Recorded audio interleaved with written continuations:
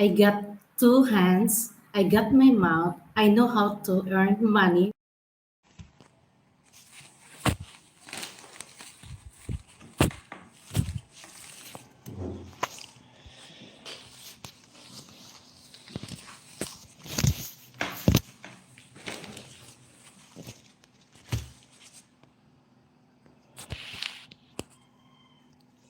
Good morning. Who's number one on here? Would that be Popeye? Who would be number one? Okay, we got two stragglers on here this morning. Welcome. Oh, it's Colin. Hey, Colin, what's going on? Oh, I'm up as early. Oh, it's my regular time. You know the routine. The lady's still asleep. I let her sleep, but I'm up. I'm not going to try to wake her up. I'll go to the other room, my dining room, where I am right now. Because once I'm up, I'm up. That's it. I can try to go back to sleep again. There's a good chance I would fall asleep again. But once I get up, you have to hit the CR, and you become active. You're up. In other words, you're up. You're up. Forget about it, as we say in New York. Forget about it. You're up. Dawn.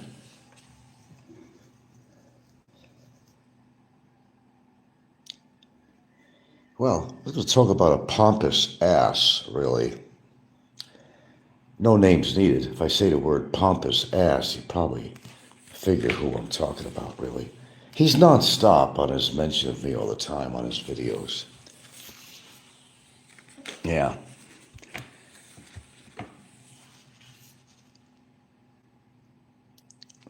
Well, you know me. There's not always one topic. I got to keep it interesting for my viewers. Yeah. I was listening to a video from somebody I call a pompous ass who likes to push his money around. He's like another Trump in a way. I don't mean rich as Trump, but as much of a pompous ass as Trump is. Someone that won't return to live in the Philippines who likes to make up excuses as to why he doesn't want to be in the Philippines, but we know why. It's a little bit too dangerous for him financially to, settle in a place that he really loves. But, as past history has proven, he's afraid to settle in the Philippines and makes excuses as to why he moved into another country. But if you've been following all this, you'll probably know who I'm talking about. Somebody that's always been or tried to be the dagger in my back because I speak the truth.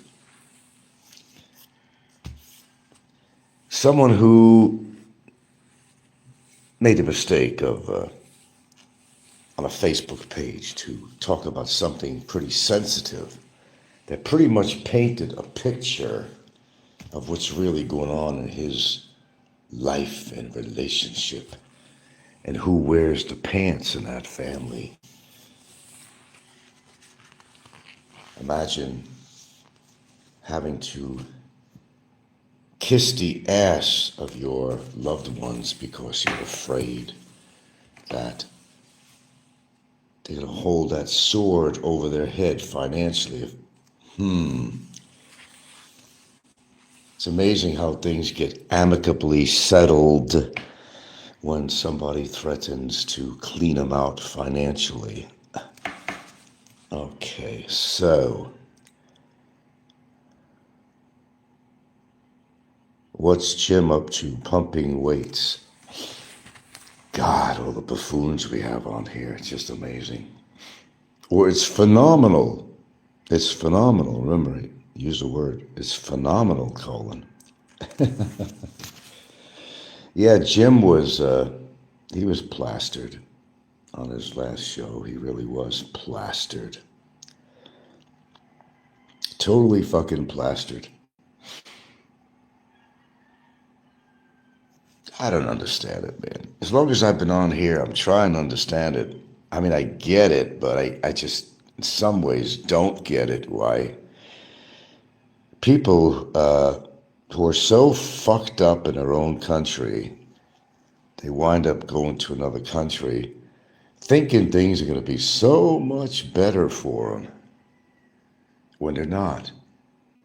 Again, at the redundancy, whatever. No matter where you go, there you are. As in Jim's case, of course, sure. Of course. That guy is, well, there's no question that he's a loser. Now, I'm not coming on here to slam. I'm coming on here to discuss. It's my observations. And I have a right to make observations.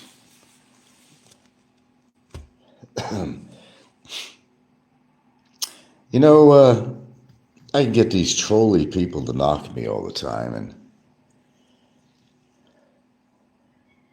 and try to dictate or try to promote their thoughts about me, saying I'm not living a good life and blah, blah, blah, blah, blah, blah, blah, blah, blah. Well, who the hell are they to determine that? I'm the one living my life. I make the determination. Let's see what a horrible life I'm living here. Got a home. A lot of these vloggers are just traveling around place to place, living in some fucking hellhole rental for a week or two here, a week or two there, not settled down. They don't even have a fucking steady woman. Jesus Christ. At least I grounded myself.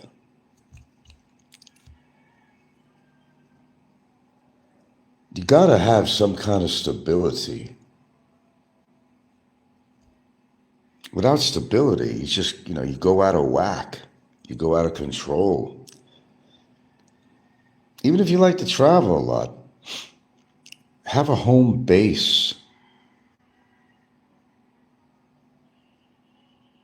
Have a home base. Just spending all this money going from one cheesy hotel room to another. And these are people that claim to have money too, some of them. Jim, oh yeah, certainly Jim. He'll rent some sleazy fucking room. But if you claim you have all that money and shit, I mean, it's the same thing as Ricky. Now, most of you are familiar with Ricky. He lives in a complex that's known for low income, and it's a really cheesy place. And this, remember, is a guy that claims how much money he makes per month. Well, the truth is, if you made that much money per month, you could afford, without blinking an eye, a decent place that you'll pay maybe 25,000 pesos a month, at least, for a half-decent place. But basically, Ricky's living in a fucking slum building. Guy who supposedly makes $8,500 per month. You buy this? I don't buy. I never did. Of course, you can always have free accommodations like Barry, who's enjoying the ambiance of his country club. Oh, he sure is. Yeah, he was making comments on whose show was on at the time? Oh, Ricky's show, yeah. Barry comes out of the woodwork like a cockroach when the lights come out. And he tries to put in a few comments here and there, trying to knock me. Now you imagine this, that Barry's calling me a loser. I responded, hey, look, who's been sitting in jail for 2 3/4 years, me or you? Now that's funny. That's funny. A loser trying to call somebody else a loser who's not in jail, who has a home in the Philippines, who has a almost 10-year relationship, and he's calling me a loser. Now that's funny, and it's rich. Now, what are you going to do? It's called mental illness.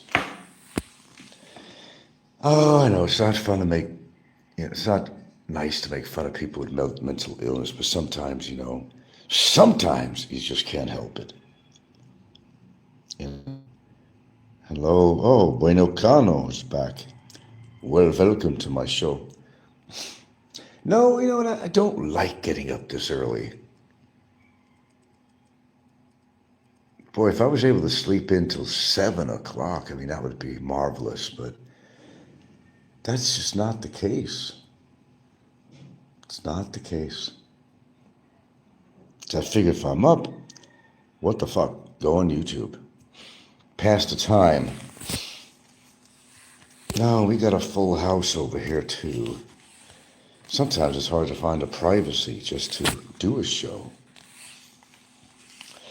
If it's early in the morning, I don't want to wake Gilda up, so I'll go in the dining room. But they're all like packed into the living room and other rooms.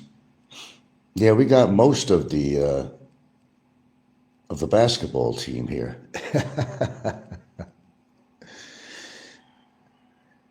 Yeah. But I'm still going to say about all these people who supposedly have money, and they act like a pompous ass, like they're better than everybody else. It reminds me of Trump. And you could bet these are Republicans too. No names mentioned, of course, on here.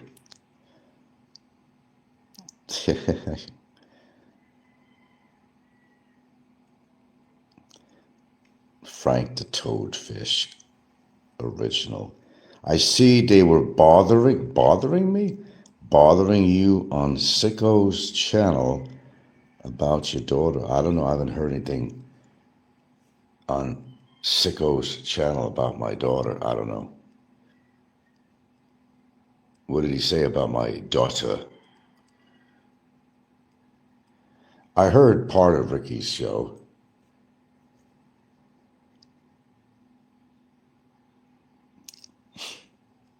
Anything coming from Ricky, you got to take him seriously, right? What does it say? The person with big money fly under the radar. They can try hiding, flying under the radar. I could tell you the big money guy does have other accounts on here. He may say he doesn't, but when does he tell the truth?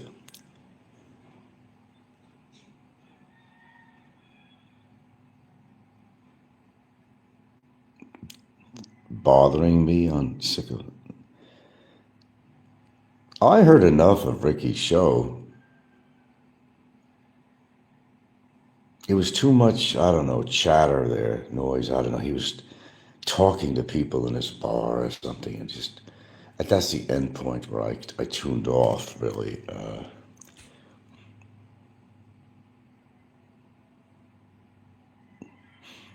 Yeah, people make a lot of excuses, why they don't live in the Philippines. You're always hearing excuses, but we know why certain people will not permanently reside in the Philippines as much as they love the Philippines. Because they don't want another incident to happen again. And some might know what I'm talking about. They'll give you all the bullshit in the world. And the other thing, why I value my life here. I'm not trying to balance a fucking harem. I'm not trying to look like Trump with his best friend Epstein. Big controversy with the Epstein guy. Now big controversy with Trump's role in friendship with Epstein. I see the same thing happening with somebody else. If you're willing to have a harem, I won't say any more than that. Well, the thing is that, historically, money has always been a tool throughout history. Of course it has. Riches have always been a tool for power. You don't see any powerful people that doesn't have money. I don't know of any throughout history really powerful people that don't have money.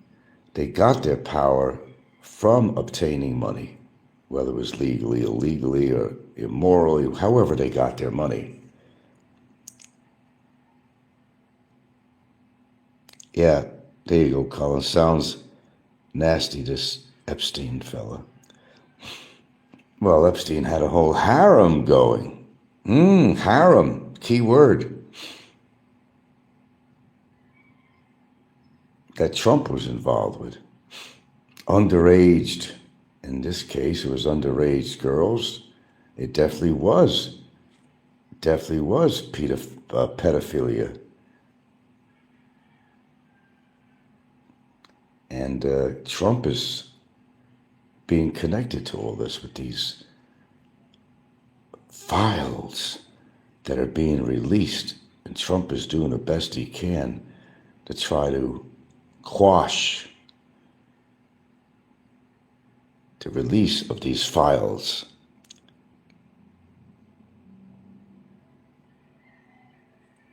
And I don't think it's going to happen.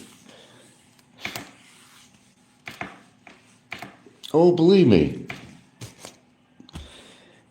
people have a little hidden life that you don't always know about. So sometimes they make a mistake and they reveal it. I can figure people out on here real easy. Being on here as long as I have and knowing the players on here, you figure them out.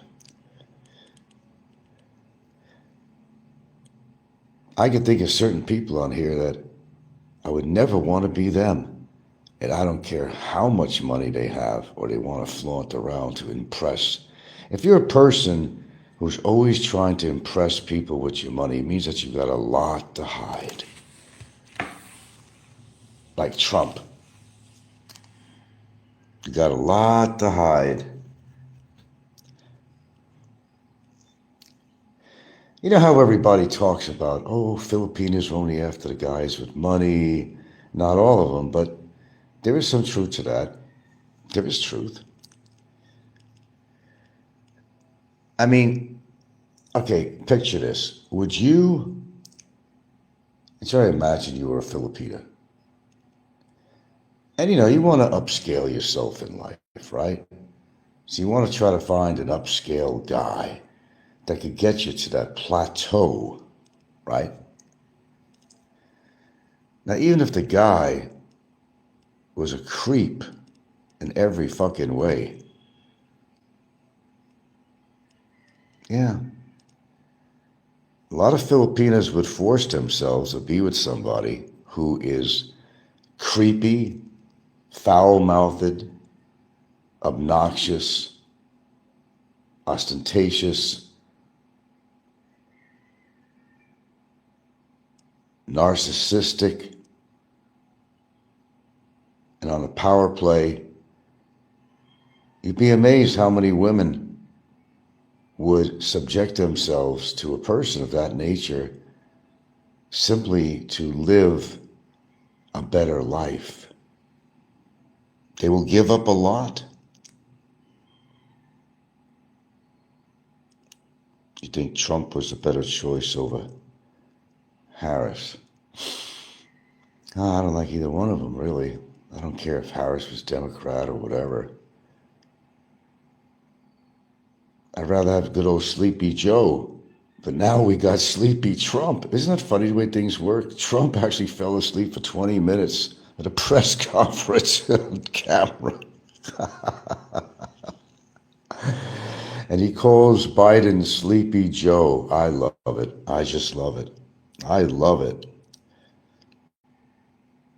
There's a lot of Republicans that are now hiding their face in shame for the candidate that they went crazy to try to vote in, and they're all hiding their faces now, all eating crow. Because the guy that they did put in office is destroying the United States in so many ways. There's so many people pissed off at him, federal workers, military workers. The average Joe, he didn't want to give them their fucking food stamps and shit. Playing with their heads, showing his power.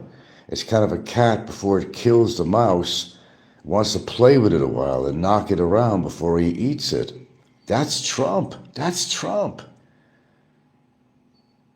Why is he different than fucking Hitler? Hitler was a dictator. Trump is a dictator. Clearly.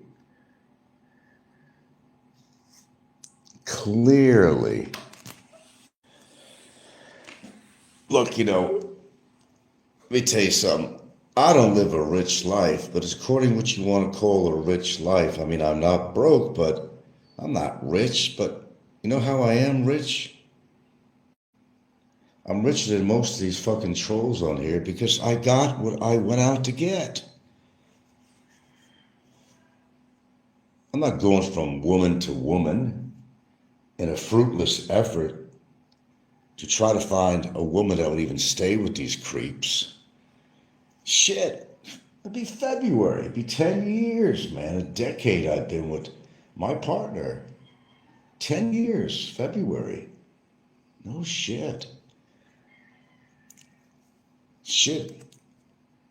I got the house. I got the relationship.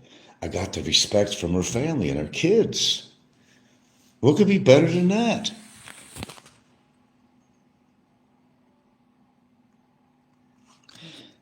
See, when someone here who's a troll makes statements like this, it's because they don't have what I have. It's easy to call somebody's girlfriend a bar girl. It's easy to call somebody anything on here. But generally, psychologically, the way it works is that these are the ones that make these statements that are actually don't have anything going on in their life. There you go. And for those that try to knock me on here, look at their background. Look at their back. That's all you got to do. Look at their background. What is their family life right now? Let me tell you something. I'd rather have a woman who truly cares and loves me to be in my life than to just go have a woman who only reason to be with me is to suck up my money. And that's the only fucking reason. Hell with that. Just to look big. Oh, I not only have one woman, I got two women and they even sleep with me. And I'm even have a baby with the mistress. Like, what the fuck? And you're going to call me fucked up? You're going to call me fucked up? Get fucking real. Get a fucking clue. That's what I say. Get a clue. And then being held hostage really on his money. That if he fucks up, one of them could get him for adultery. So that's why he ain't going back to the Philippines. That's why he's not going back there. Because if some argument happens, he knows that his, quote, wife can get him for adultery, can clean him out. Clean him out. Not only having an adulterous relationship, but having a baby with the mistress. And he's talking about me? Now that is funny. That is funny. The hypocrisy is just amazing. It's easy for somebody to talk about somebody else on here. But look at the shit they have to deal with in their life. I don't have that many complexities in my life other than, a jailbird's girlfriend putting a complaint against me, that I'm dealing with. I'm just living a simple life and it's not complex other than that kind of shit. I'm stable. I got a steady income. I bought a home. Almost a decade relationship with my partner. I mean, duh. Hello. You can't beat that with a stick. At least I'll go to my grave knowing that, hey man, I did it my way, not off to the highway. I could legitimately say, that my woman I know loves me, and it ain't for money because I'm not a rich person. And I'm not a simp because I didn't go out and buy no fucking house when I just met my girlfriend. 6 years down the line, bro. 6 years. I made sure I was checking things out before I made that big decision. Big decision to go make such an expensive purchase. But you have to have money to buy a house, and most of these clowns would not have the money from any source. Well, I at least had an investment. I had a house in Hawaii, but not only that, I had a previous home in Seattle that was sold. I never spent all the money on that either. I had other resources come in and stuff, blah, blah, blah. But nevertheless, I think it was a wise decision to buy the house. I mean, don't have to pay any rent. It's not like I wasn't thinking ahead. I certainly was and did. But you know something? They're trolls. They're always going to have something to say about somebody. What's new and different about that? They don't want to admit that somebody's living a decent life. Hey, girls, what you doing in here? What you doing? Hey, Ginger. Hello. Hey, Ginger. Those are my girls, too. My dogs, they're my girls, too. And you know, the truth is, some of these people have done some really dastardly things in their life. But yet they can come on their show and knock people, their height, for example. I don't know.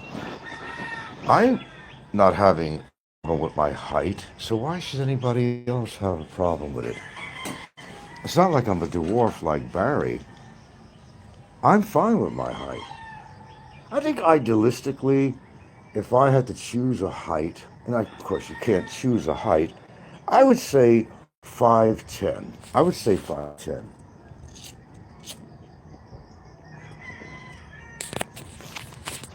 You know, I'm not, shall I call it,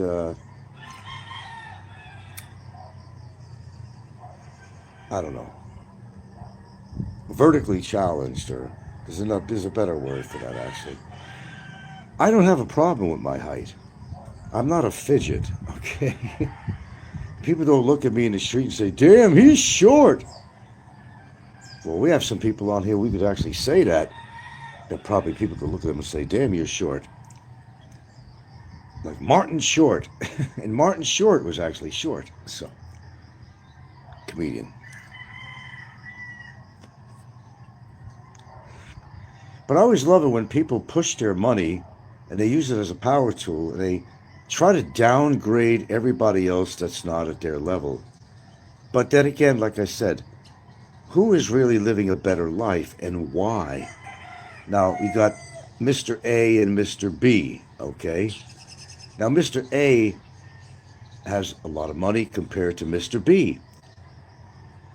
But Mr. B is living a better life in a sense that he's stable, only needs one woman, and he knows that his woman loves him and will care for him till the day he dies. And is not, drooling at the mouth, wondering when he's going to croak and collect a lot of money or something. Now, Mr. A, the guy with the money, only reason he's in any relationship with anybody interested in him at all is because he's got the money. And you think these women are with him because he's so good looking and such a wonderful person? No. Hell no. Your haters are envious of you. That's why they make hate videos about you, MLS. Hello, MLS. Well, you're absolutely correct. I cannot disagree with you on that. I know that as a fact. I've always known that. Nothing's changed. When the chips are down, I'm probably the happier person on here. I made decisions in my life and I stuck to them. I made it to my goal. I was never a rich person. Parents weren't rich. I didn't come from an expensive area in California. I didn't inherit my parents' money. Okay.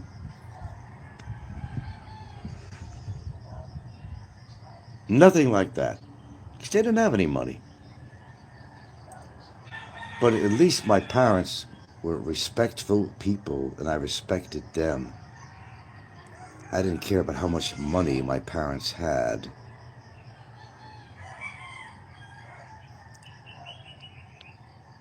Didn't care how much money they had. They took good care of us children. That's all that mattered. They had more class than some of these people that have money. Class really does not have anything to do with money. Although people try to kind of put a connection that you're a classy person if you have money. I don't know where that came up. Class has nothing to do with money. Whether you could afford some 5-star meal does not make you better than the other guy that's eating in McDonald's, who's happy with his life, is not sitting at a 5-star table in a 5-star restaurant. There you go. There you go. Now these are, I call them pompous asses. They're what you call pompous asses.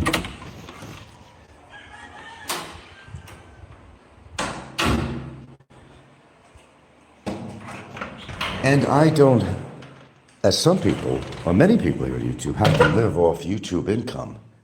And without that income, well, their life would be a whole lot different, man. A hell of a lot different.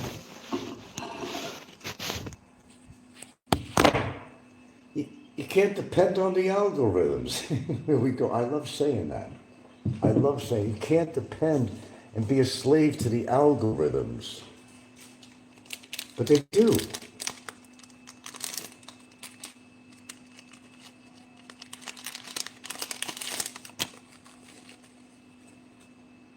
And some people make their riches off. Some people are very successful, actually. Actually, on YouTube. I always name some of them. One of them I talk about is 8 Miles from Home. A very crafty British guy. Very crafty. I'll give him credit. He's got buku, solar panels. He's got every little modern little device and tool. Makes a hefty income on his show because he knows how to do it.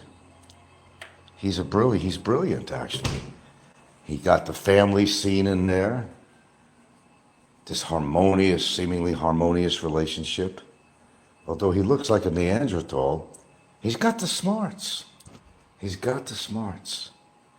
She's got legs. She knows how to use it. He's got smarts. He knows how to capture an audience. But you see, he doesn't do it with hate. This guy does not do it with hate. This guy does it quite legitimately. But he knows how to do it. He knows exactly how to do it. He knows he can play on the heartstrings of people with the family scene, you know. The baby. Well, the daughter and the new baby. So he appeals to families. He doesn't go around attacking people on there. He has a legitimate show. Sure, he uses clickbait. Sure. Sure, he's living on the riches, of his sponsors and so forth. He's not doing anything against the law at all. He's legitimately earning his money. Of course, he uses all the tricks of the trade on YouTube to get. He has sponsors galore.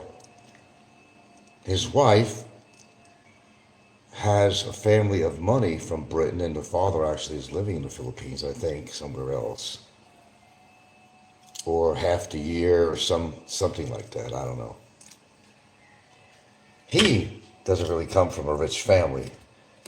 But if he needed anything, he's got his wife who has a father that adores him too and is always going to be there to help him out with money. But he created a legitimate channel, not by insulting people, not by going down to that kind of level. Free Barry J. Well, Barry ain't free, so yeah, he's been trying to free Barry J for nearly 3 years. Where is he now? Sorry, I'm making my tea here, of course. Trying to get all that lemon juice out of this lemon by hand that I can't. I got a device that'll squeeze the damn juice out of here, but it's just too goddamn lazy. Too goddamn lazy to take it out.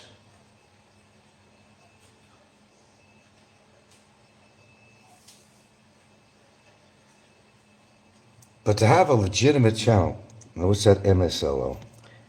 Paul in the Philippines. I haven't been watching him lately. Okay. Paul in the Philippines, old dog, new tricks can take a 1-minute story and make it a yeah, he's got that. Yeah, he does that. He does that. Everything Paul has to say could probably be said in a minute. But, you got to make material. You got to make a show. You have to make material. And the redundancy is incredible with all these shows. I mean, look.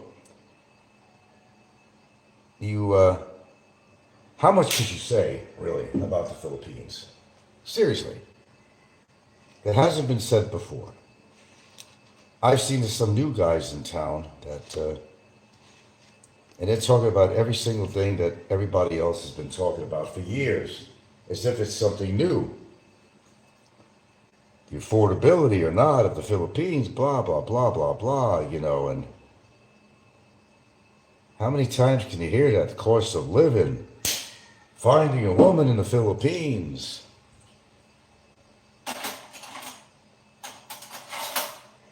If it wasn't for the redundancy, I mean, they would have absolutely nothing to talk about. I've never had that problem. Of course I talk about the Philippines, I live here, but I'm not being terribly redundant. I don't think I am. And I think it's been covered. All this shit's been covered.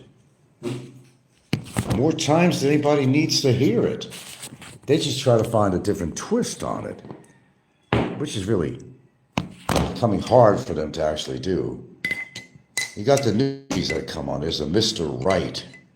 He's another one. I guess he used to be in the military or something. And he's talking so much wonderful things about the Philippines and why he moved here and it's better in the United States, but what is he doing? He's spending most of his time making YouTube shows, trying to make the money, although he's supposed to be financially stable with a good 20-year military retirement and so forth. Well, I can say the same thing to other people. Get out and go explore the Philippines. Get in the streets with your camera. Get away from your desk. Go out there and show the Philippines, which he's not doing. But now he figured, just like Paul, I could interview people. Now he started interviewing Filipinos, asking the same questions. What do you see in a guy? What do you want from a guy? From a foreigner? Blah, blah, blah, blah, blah. The same thing that Paul does. And it just so happens that this guy, this newbie, of course, lives in Dumaguete. Of course. They all gravitate to Dumaguete. Like it's some kind of like they're being drawn there by some alien force or something, Something guiding them to Dumaguete. I guess that's all they hear about is Dumaguete on here. It's supposed to be some dreamland or something. A haven, an absolute haven for foreigners. But they don't get along with each other. And there's so much gossip in Dumaguete. Then, the fact that some A lot, actually. These people come with pre-existing health conditions. I don't understand why they do that. Stay where you are if it's that bad. And they're all dropping like flies. Oh, gee, I wonder why.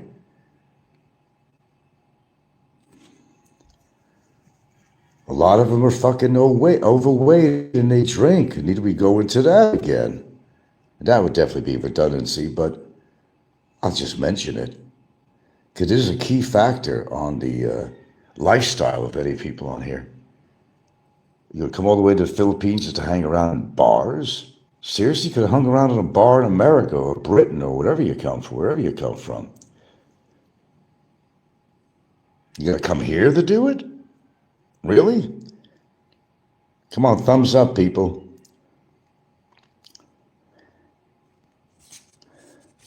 Now, people with money don't impress me, but it's how they earn their money, too. I would be more impressed if they didn't come from a rich family, and get inheritance. And you've earned all your money. My family don't come from Newport Beach, California. You know what I'm saying? Yeah.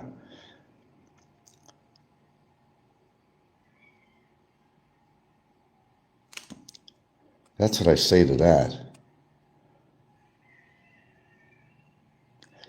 I'm proud of my background. I don't base the love of my family or my parents having to do it. Whether my father was a doctor or a lawyer or whatever the fuck he was. He was a simple guy, house painter. That's what he was. Doesn't mean he doesn't have any class. My father had more class than a lot of people that had money growing up. People respected my father. But you got to earn respect to get it back. That's the key. And a lot of these people don't earn respect. They want to buy it. Everything's with the dollar bill. They want to buy their relationships. They want to buy respect. Of course, what self-respecting Filipina is not going to want to be with a guy who is flaunting his money like a carrot in front of a donkey. He's going to attract donkeys. That's what they get, is donkeys. Going for that fucking proverbial carrot. That's all it is. And it's shallow. All the richest men in the world, sure, they got women surrounding them. It's not even because they're attracted to a person who has money. They're attracted to the money. What can you do for me? Can you take me out for 5-star dinners? Can you take me out on lots of vacations to different countries? What can you do for me? Can you buy me some nice clothes? What self-respecting poor Filipina is not going to get attracted to that? Let's be real. Am I lying? Hell no, man. It is what it is. You put lipstick on a pig and guess what? It's still a pig. Give a pig a shitload of money and it's still going to be a pig. Give an ugly man a shitload of money and he's still going to be an ugly man. That's life. You can't change who you are. Well, some people can make changes to their life. Yes, they could. But I think internally you are who you are. And some people have successfully changed their lives to be a better person, but the percentage is so few. If you're an arrogant, if you're a pompous ass, chances are you're always going to be a pompous ass. That's the way I see things. I don't know how you see things, but that is my opinion.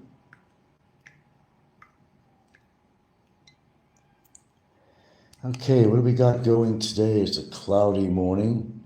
We did get a bit of rain the other day, which I needed. Excellent, excellent. Oh God, the neighbor.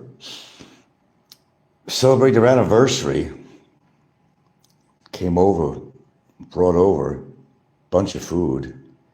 Then comes back later, 2 huge chunks of 2 different types of cakes. I said, "Oh, get that away from me." Of course, I had a piece of it. Not the chocolate one, but more that white cake, whatever it was, was really good. Temptation, temptation. Well, that's another thing, too. I don't sit there and gorge my mouth with food. Doesn't mean I don't cheat, but predominantly what I eat is considered rather healthy. Bueno cano. Poopeye, it must be miserable to sit there and recast your show. Is he doing it again this morning? Well, don't forget he's in Florida time, so it's like whatever time it is here, it's 12 hours, whatever, over there. So it's, what is it? Well, let's just say, I don't know, let's say it's 6 o'clock here, so it's 6 p.m. over there, so it's his early evening. Well, he ain't got nothing to do with your life. What are you going to do? It's sad. Especially when you got one life to live, and Popeye to live the life the way he's, he had never even legitimately bought his house. I mean, now what happened? It was a quit claim deed. Yeah. Popeye got his house on a quit claim deed. He didn't get along with his mother, but she sold out on a quit claim that Popeye got the house. She needed money real bad. He wasn't helping her out at all, but she got desperate and sold it on a quit claim. And that's how Popeye got the house. It wasn't like he was legitimately being, he was inheriting the house. He bought it on a quit claim for like X amount of dollars. Yeah, that's the story on that.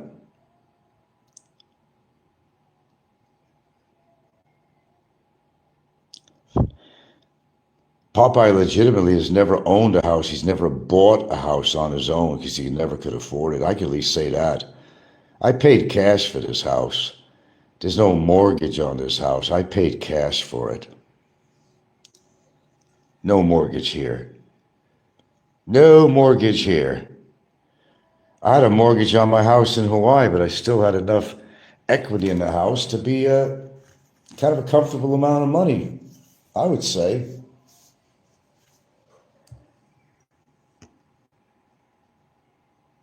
Well, let's just say it turned out okay. Timing was good. Actually, it was excellent. It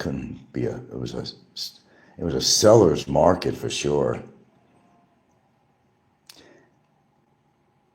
I don't really miss the house. I miss some of the memories, but I loved my lot. I had all kinds of plants and flowers and all kinds of great stuff. I have it here too, but I didn't have this house is not on a big lot. I had 2 acres in Hawaii, but a lot of it was ohia forest, which I never touched. And it's unfortunate, though. A lot of people bought these lots in Hawaii, and they stripped the land. They completely strip it of all the trees. They don't need to. It's not like they're going to have some farm animals or something. Most of them don't. They just strip the whole land.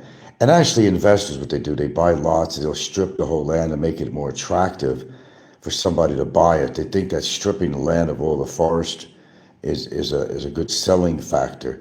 But the reason they strip it is because they want to show, oh, look how big the land is. Now, where I lived, we call them spaghetti lots because they were narrow lots. They were only about 100 feet wide, and by 100 feet wide by 868. Let's see, well, it was 2 acres. The exact dimensions, I know it was only 100 feet wide, but the 2 acres was extended out in length rather than width. Okay. Yeah, it was only 100 feet wide. It wasn't a really wide lot. It wasn't like your typical rectangular lot.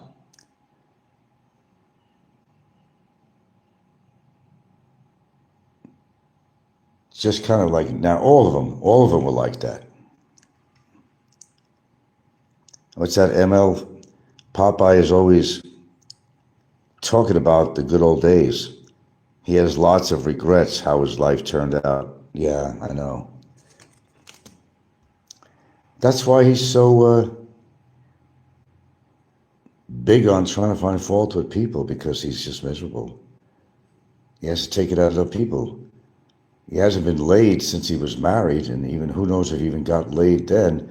Well, he had to get laid some point because he has a daughter, you know.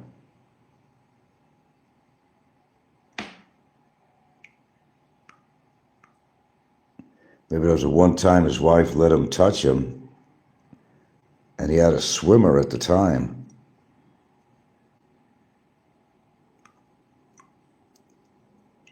But it's real easy, anyone, to get behind a computer and just, you know, throw out a bunch of insults to somebody else. How is that going to fix their life, though? I don't understand that. I never did. How does this fix your life if you're not miserable and you have to take it out on other people because you just can't have their life? Like I said, I'm not wealthy, but I am wealthy. You put money to the side. Wealth does not always have to do with money. You could be rich and not have a lot of money. Wealth is not always something you acquire through family inheritance and so forth. Wealth is gold, but not in metal form. Wealth is having a great relationship and being happy where you are, being settled where you are, where a lot of people on here are not. That's where I'm wealthy. That's where I'm wealthy. If I didn't have a good relationship, well, hell, it's been almost 10 years. We'd be split up by now. I got a legitimate relationship as far as trust, as far as love, stability. You can't buy that. You can't buy that. You can't buy love. Like the Beatles said, money can't buy you love. Well, there's truth to that. Money cannot buy you love. It could buy you companionship, but it ain't going to buy you love. Optimus Prime. Please describe the function of a quitclaim deed. I don't think you understand. Well, in a sense that somebody wants out of the property. And they want out really fast. It's almost like they're giving the property to somebody else for a few bucks. They don't care about the property, or they have other things going on. They're ill, they're going to die, whatever. They just want to, yeah. Go to ChatGPT, they could better explain what that is. What is a quick claim in regards to real estate? A quit claim. I'm trying to define it as best as I can, but it's when somebody wants out of a property, basically. They're not looking to get all this big money and all this shit. It's going to go in somebody else's hands for a couple of bucks, actually. Literally, for the paperwork. A quit claim deed. A deed is turned over to somebody else. And like the word says, quit claim. They're quitting their claim on the house and putting the deed in somebody else's name. Maybe a couple of bucks is involved with it, but that's it. It's not, yeah, something to that degree. Good morning, Expat Forever. But look it up on ChatGPT. Could certainly better explain it than I can. That's how he got his mother's house. It wasn't exactly an inheritance for Popeye. It was a quit claim deed. His real estate, his portfolio, it was all, you know, people showing the paperwork. I think I even did on that house in Florida. Popeye never legitimately had money to ever buy a house. He could never afford to buy a house. But he did get it through his mother on a quick claim deed.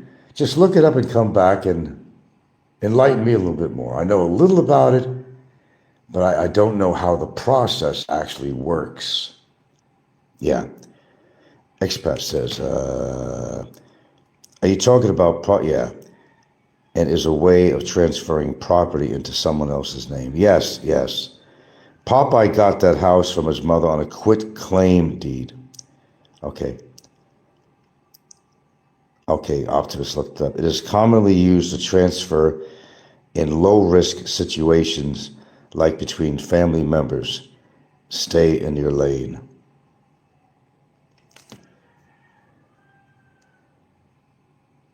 And, somebody could be having a financial problem. They just want to get out of the property, too much taxes, things are not going good for them. They'll relinquish the property to somebody else, do the paperwork and whatnot, let them just deal with it, just to get out of the situation, I guess. I think that's probably proper to say.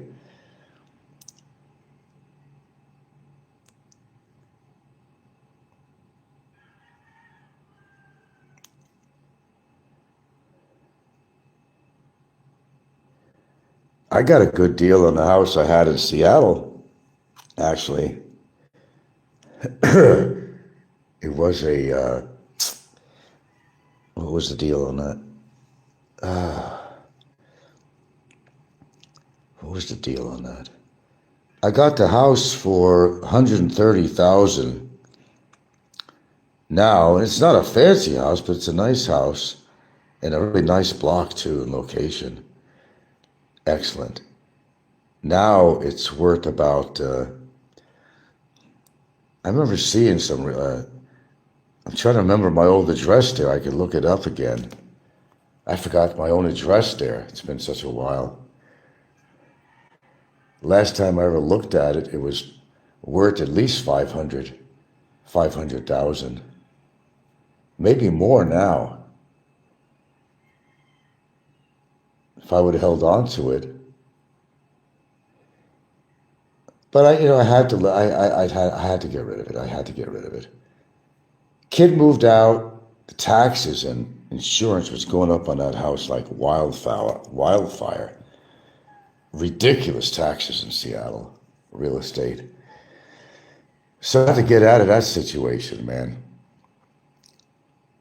That was around the time I was had to land in Hawaii, and all that thoughts about moving to Hawaii was going through my head.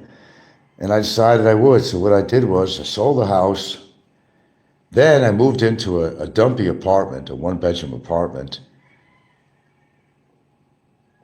a little bit further north, not much, about 5 miles or so from where I had my house, in an older building, a multiplex, whose owners were actually related or friends with the Norwegian girl that I used to date and knows the family very well. In fact, this guy is the guy who sold the Norwegian restaurant they had in Ballard to them.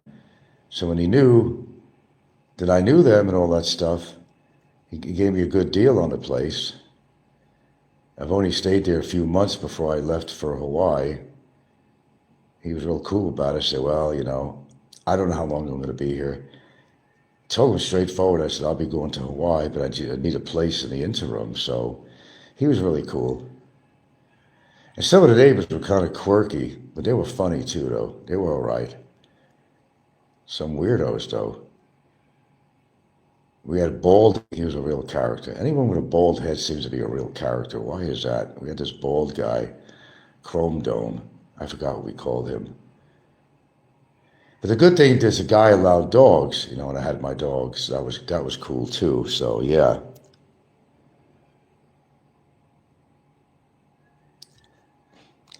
So that's where I stayed. On Ballinger Road.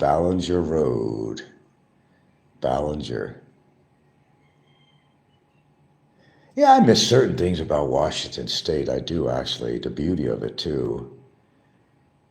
But then you have to deal with the urban areas, which are just out of control. And even the area I used to live in now is a league of all nations now. It's just, I don't know, went to shit. And holy crap, the rents went up like crazy. The house prices went up like crazy.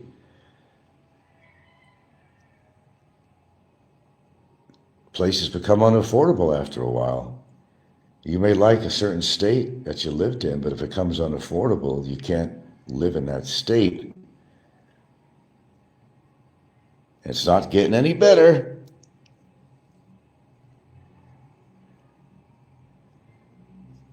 How many people want to make bets that Jim over in Cambodia is going to be leaving anytime soon?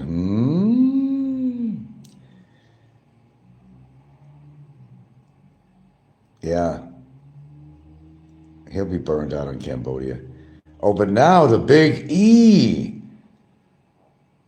wants to make a trip. I think tomorrow he's going to Cambodia, Phnom Penh,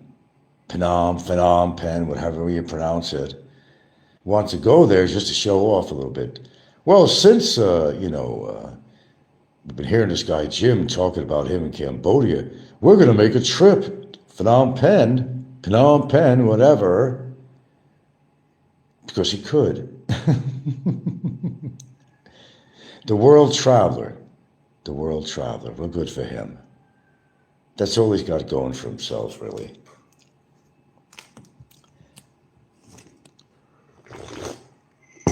Like I always say, sure, I love to travel like that. I don't have that kind of money to travel all over the place.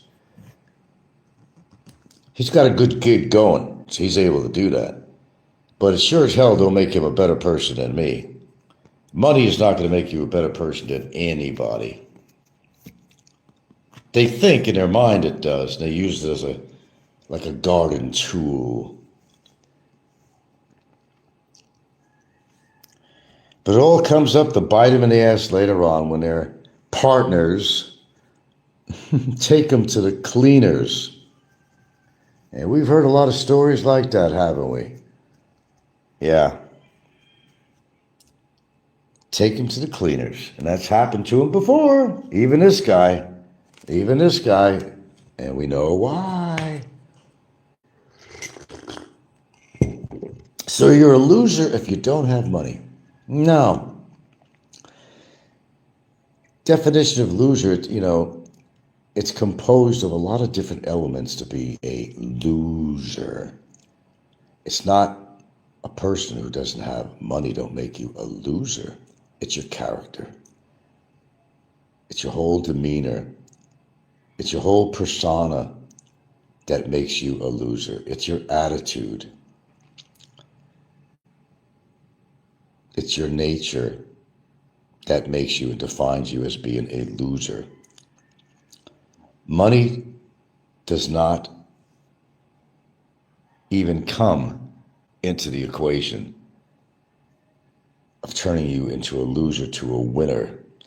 Everybody thinks it's revolved around money when it's not. It's character.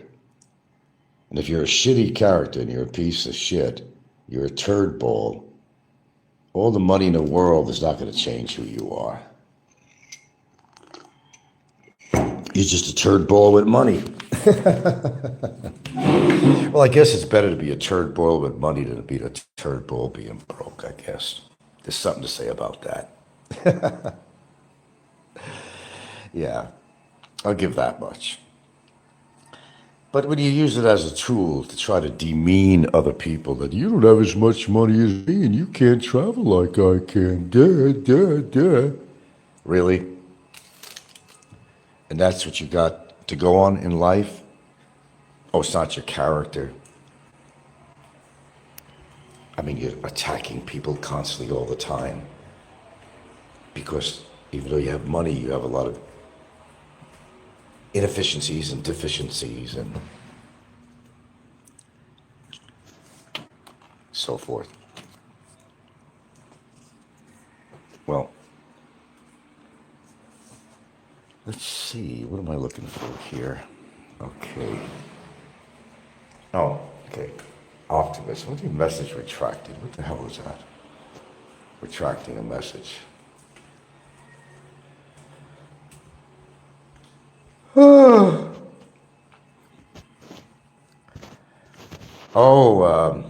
what was I going to say? It was about Barry. I'm looking for something here. Hold on, guys.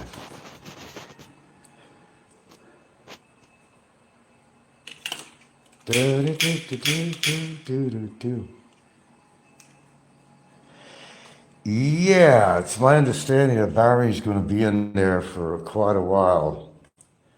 I have actually spoken, which I haven't actually for a while, to my attorney. And the information I got is the system is not going to budge with him.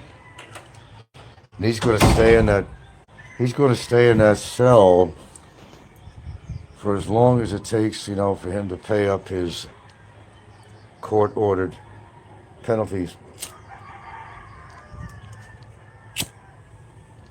I thought there was this thing with the subsidiary situation where they can't keep you in there.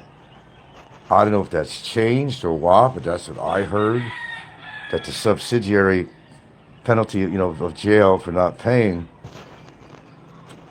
I thought there was a there, but the court can choose to keep you in there as long as they want. Because I discussed that, and apparently,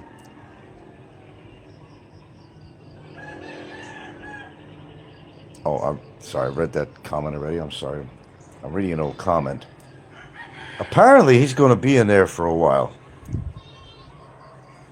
Well, hope he's happy where he is. No rent involved in that situation, huh? But as he says, you pay, you pay. And Barry is paying in his own way. Is he not?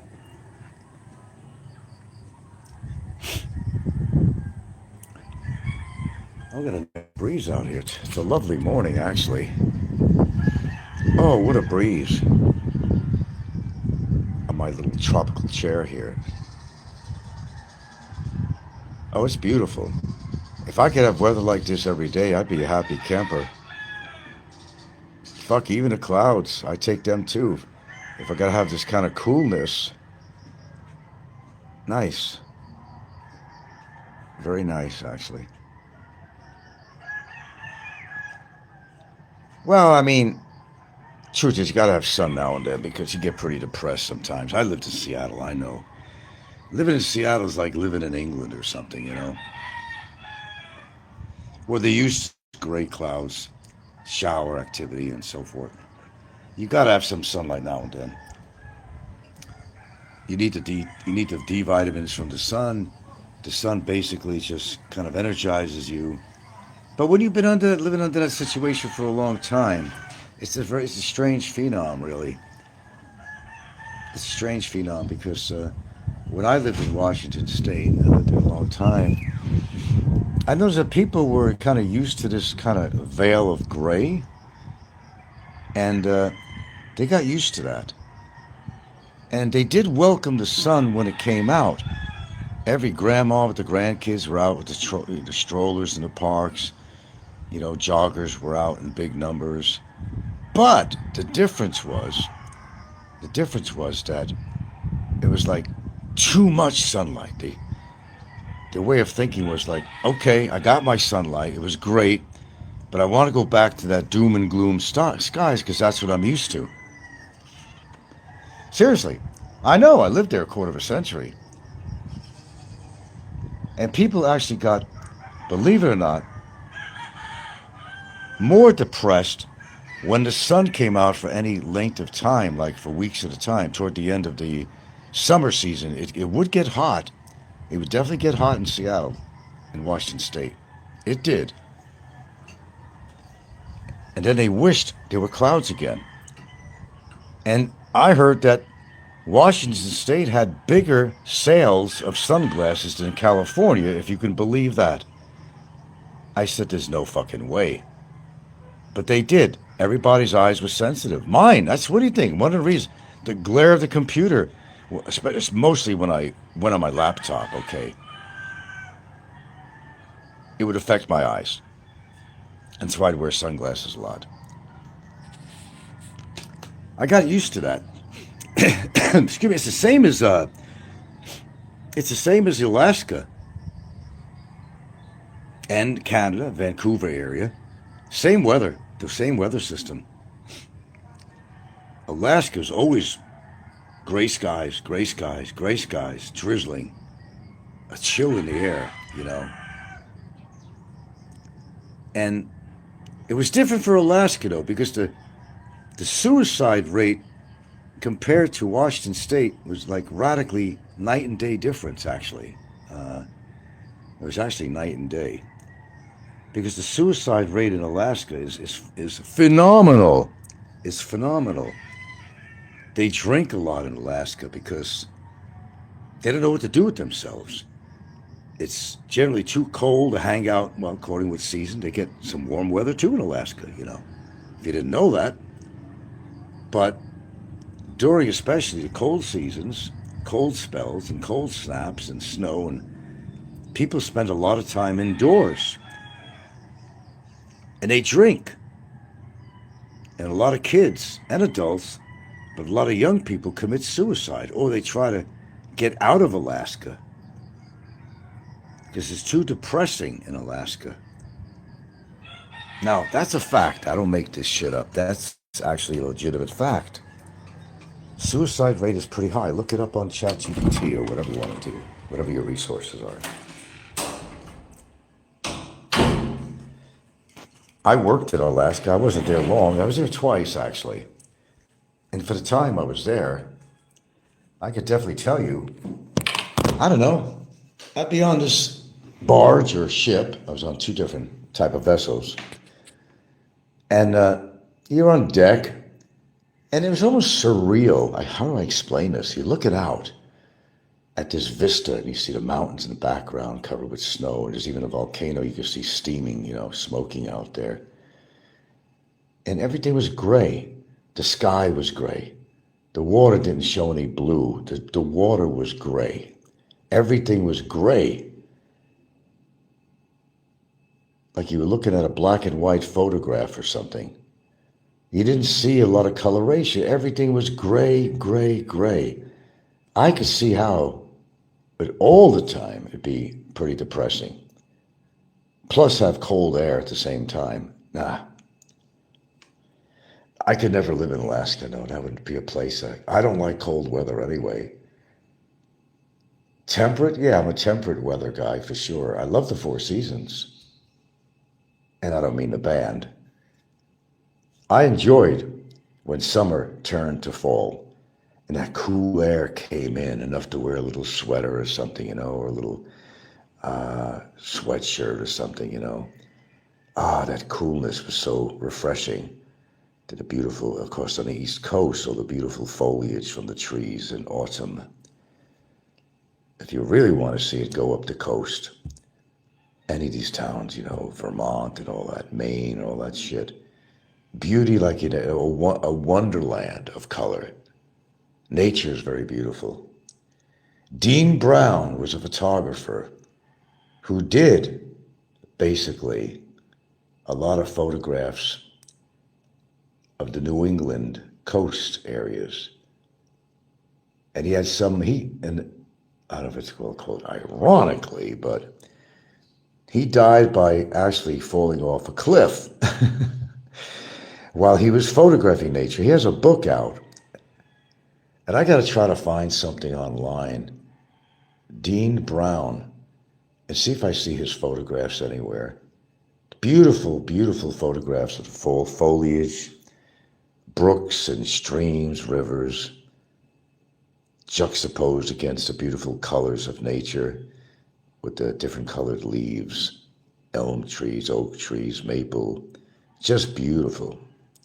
Just beautiful. There's something to say about the New England coast, the New England areas that held such beauty. I used to love the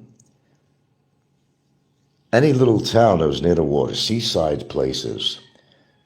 Loved seaside places, that kind of maritime, kind of nautical thing, you know.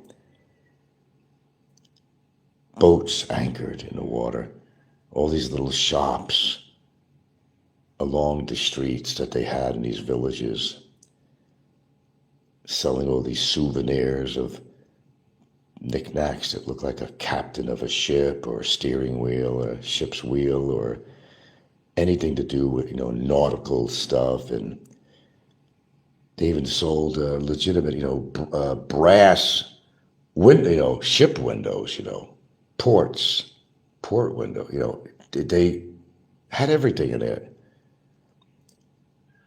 Then, of course, they had all the fish and chips shops around there, which were excellent. I'm not a big fish person, but I could eat cod, the really legitimate fish and chips. I could eat cod if it's breaded and fried. That and tuna fish, the only fish I really eat, other than, I could eat shrimp, prawns, partial to that. But there was something about the atmosphere of New England coast. New York wasn't really considered New England, but it sort of was. It really started with Rhode Island, really, and then upward north. But New York was still kind of on the list as New England. I mean, it was just at that borderline of being able to call New York New England.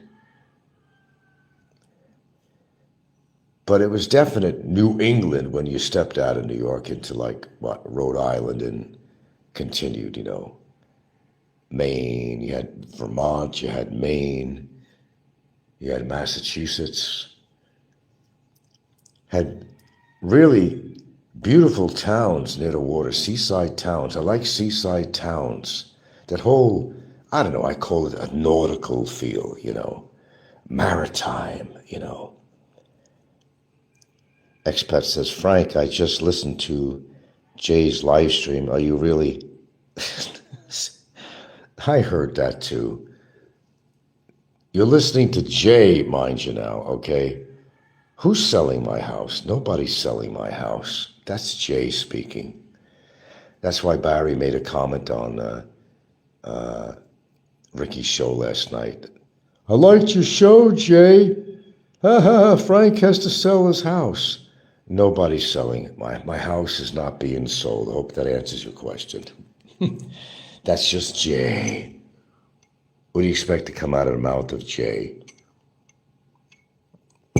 No, nobody's selling a house. My house ain't going anywhere for no reason. It ain't going anywhere. Whether I died, whether I was in jail, whether I was deported or whatever, no, the house is not going anywhere. It's her house. It's always going to be. It's her future. She ain't going nowhere. As far as I know, I ain't going nowhere either. But no, to answer your question, no, nobody's selling my house. My house is not being sold. That's just Jay's bullshit. Just like Jay has a legitimate paperwork on me, right?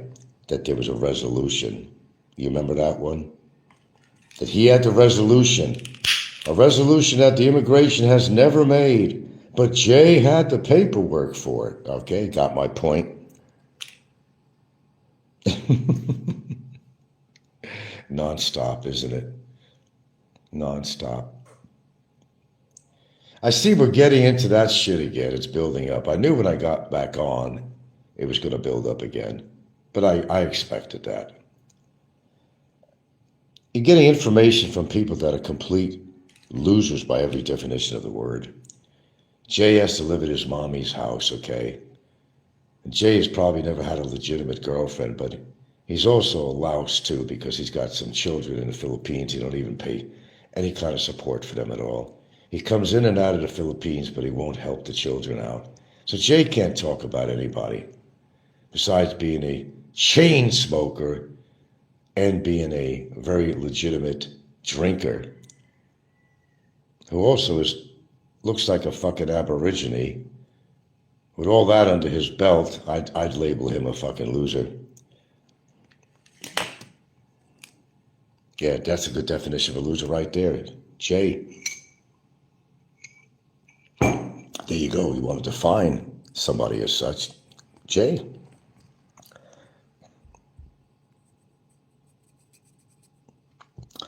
Some people will never change, though. They want to prey on other people, and they get off on that, preying on other people behind the camera. There's a lot of people that wanted to meet Jay and kick his ass, and Jay would always find a way out of it. And when things were not going great and people were really attacking, Jay would remove his channel. How many times has he done that? Or he'd come on his channel. This is more typical for Jay. Jay would say a lot of shit on his show that he would take every single video off. There'll be no content. Take every single video. That's after he's been attacked by people. When the heat was on him and people were getting really pissed at him, he'd retreat and take every single show off there. Everything. He still does that. He still does that. He's like what I call I think I labeled him the hit and run guy. Because he'll come out with a lot of juicy shit against people, some bullshit, attacking people. But then he'll go into retreat. You may not hear from him for months and months and months. And he'll take every single shorts, anything he put on there, he'll take everything off. Everything. That's Jay.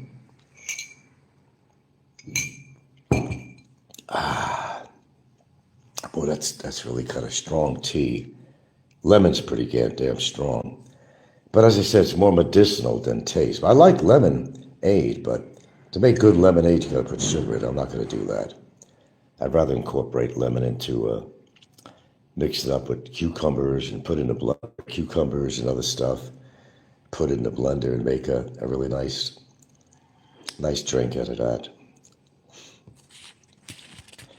Okay, so what else is going on? What's going on Discord? I haven't heard anybody talk about Discord.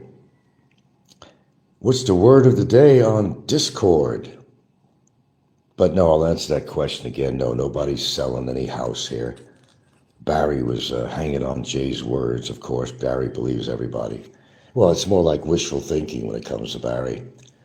He's wishing that would happen. No, my relationship is solid. The house is not going anywhere. Nobody has any intent to sell the house. So I hope that answers your question.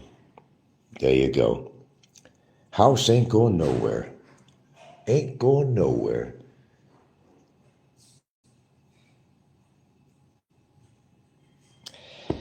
So if you have any questions about anything that you need to bring forward or get straightened out, just ask me. I'm the one that you have to ask when you hear a lot of scuttlebutt. Ask me. If it was about me, why not ask me about it? Not going by some hearsay or some bogus source of information, you know. If you want a legitimate answer, you just ask me. That's it.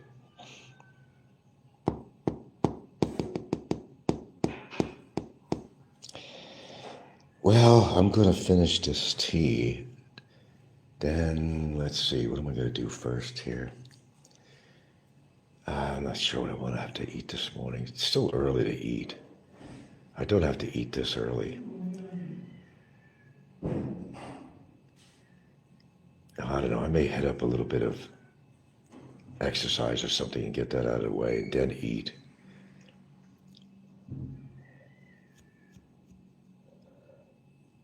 Let's see, what was on my agenda today? I knew I had to do something today, and I'm trying to think. Oh, well, it might be a good day. Might be a good day to paint the entryway inside the house here, because it's pretty damn cool. It feels good. It's not that hot. I was also thinking of taking the old air conditioner and putting that in the dining room. That may not happen for a while. I gotta find a coil for this and somebody to put it in. It needs a copper coil. This was a Samsung, and the bad thing about the Samsung split air, just to save you some money, if you're considering buying a Samsung, generally Samsung is not a bad brand, but in regards to their air conditioners, they don't use a copper coil in there. I forgot what it's made of. And it doesn't last. And you're always going to have trouble with the coil leaks or something in there. Yeah. So we still got the air conditioner. It's in good shape other than the coil. I just got to find a place to get the coil because we could put that puppy right in the dining room. We don't really need an air conditioner here, but it'd be nice to use it sometime just for dinner. I got this wall-mounted fan, but we got this nice Westinghouse here stand, which is really very powerful, actually. What did we pay for that? It wasn't even that terribly expensive. We paid, I don't know, what was it, 7,000 pesos for this fan? Well worth it. Though it did break down on us, though, but we actually found somebody that legitimately knew how to fix it. It stopped working. All you'd hear is a hum, and the blades barely wanted to turn. So one guy came over and he had it temporarily fixed and it went right back to where it was. But we found one guy that was really very talented with electrical work, and he got this puppy running like new. So that's what we use here. It's got really good power. Gil don't want me to use it on number 3. Too cold or too powerful. She'd rather put it on low. I mean, I don't need an air conditioner in my dining room, but I'm saying since I have one, and it would cost relatively, not a big amount of money to get it running. Of course, to get it mounted in here and all that stuff, they got to go through the top wall of the door. The only place I can see is above the door. And one other place. No, it would be, my side door. Yeah, it would be awfully nice to be able to sit for dinner and have it nice and cool in here. But it's not that it gets that hot in my dining room during dinner. But, you're only in the dining room to eat, mostly, and a fan is quite adequate, actually. I'm just saying that since I have the air conditioner, I like to put it to use. Yeah, it's a split air, yeah. That's what we have in here. I got 2 split airs. I got a 1 horsepower, which one did I have in my room? I think I got a 2 horse and a 1 horse, or it's a 1.5 and a 1. I forgot which room had the. You definitely don't need a 2 horsepower in this house, though. You don't need a 2 horse, although that's probably pretty good to get if you're going to get an air conditioner. If you want more coverage than an air conditioner, these rooms that it's in, it's not made for a 2 horse. It's ridiculous to have a 2 horsepower. Because you don't need a 2 horsepower in these rooms. You just want to freeze your ass. You don't need that power, that cooling power. As I said, I don't even turn my air conditioner on when I go to sleep anymore. I cool down the room, as I used to do at the other house. I cool down the room and just turn on the fan. We got a ceiling fan, a nice one. That's all we need for the rest of the night. Cool the room down. That's all you got to do. It saves electricity and wear and tear on the air conditioner too. Which reminds me, yes, I got to clean the filters off here. And brought to my attention that I want to buy a HEPA filter. Now, of course, Big E would know all about this. But you want to get, for household, you want to get a rating of HEPA 13. Am I wrong, Big E? Yeah, HEPA 13. And just measure the size of your room to get the appropriate air purifier. But make it a HEPA 13. Find a good model. And there are some good brands if you want to buy a HEPA 13. But if you could find, that's the problem. Find one that, a lot of these HEPA 13 filters you have to replace. And I want something, I guess it would exist, something you could clean off, you could wash off. Yeah. I have, it's HEPA on my air conditioners. The screens that are on it, those are HEPA filters on these particular air conditioners we have here. And all we do is slide them out of there, take it under some soapy water and scrub all the shit off. You'll see how much dust comes off there, how many allergens. Yeah, if you want to, since we all have allergies around here and shit, we have dogs and blah, blah, blah. It's a good idea. I don't know why I didn't buy one a long time ago. I really don't know. I guess because I couldn't find one that I thought was efficient enough to actually work. Because I never trusted these household air purifiers, these stand-up air purifiers you plug in. Unless you want to have a good HVAC job, you want to have a floor-mounted grill. My house in Seattle, yeah, we had these grills, vents on the floor in every room of the house. And this had some good filters. We had a furnace, which was under the house. You go in the garage, and there was a doorway underneath there. You could get into there. And we had a really good system. It was a heater, but it was also it filtered the house. Dog dander. Oh, God, one day I made a mistake. I made a big mistake. What a cleaning job that was. I had oak floors in the house, right? And I know how to finish floors. I decided to rent a drum sander, a big-ass drum sander. And, of course, I wore a mask. But let me tell you, man, the mistake I made, I figured, well, turn on the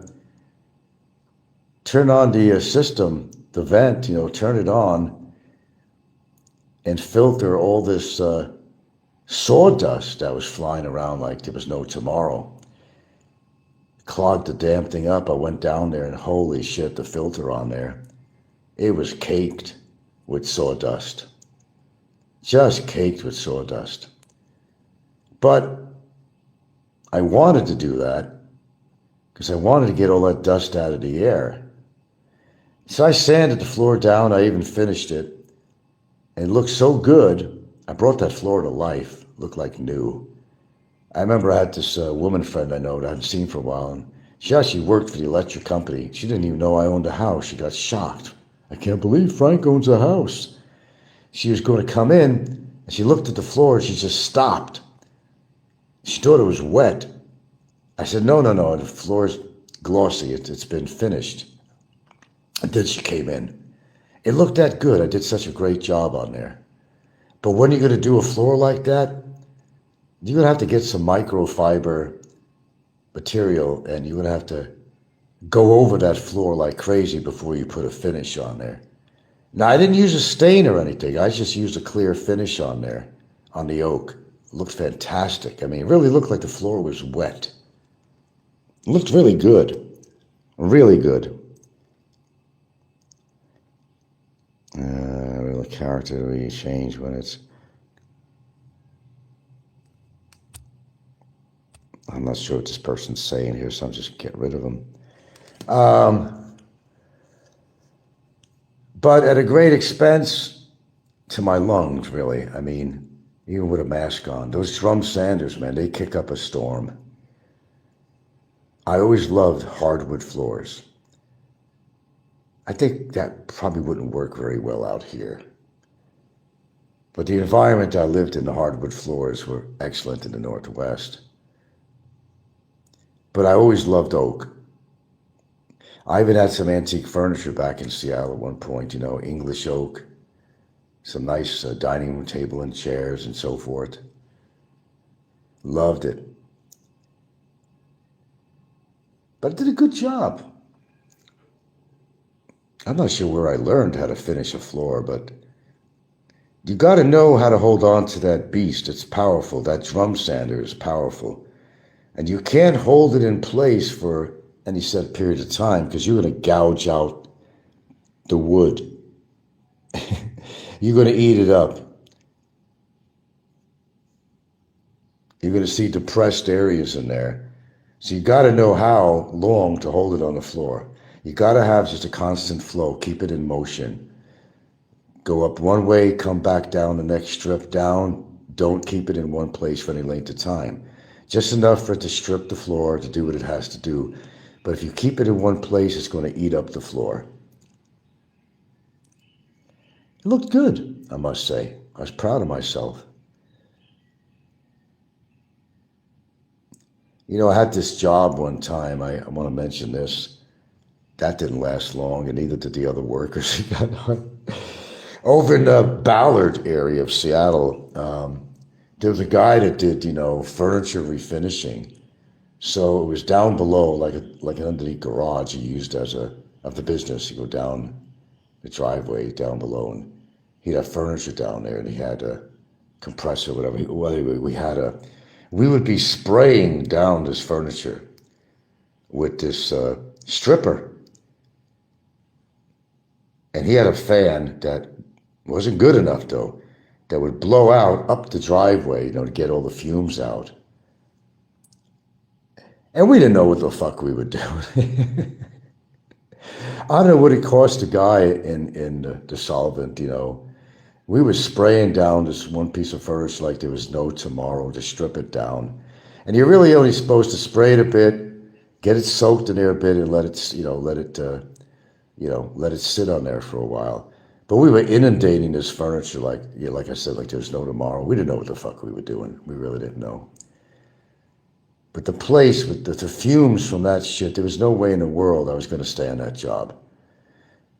I like, furniture restoration. That's kind of cool to see the end product of your work. I love that. But some pretty powerful stuff he was using as a stripper. And there was no way in the world, a cloth mask was not going to do the job. You really had to find appropriate masks that had to do with like gases and so forth, Barry's lawyer. Popeye's one Gilda's boyfriend sanded the floor down. This is what you do with your time, really. All right, I've been on here for a while. I got to get something to eat or something, I guess. Thanks for tuning in, my boys. It's been a phenomenal show. Thanks for the dialogue. Am I coming to that point of no return? It's kind of getting to that point here. The vortex is spinning around again.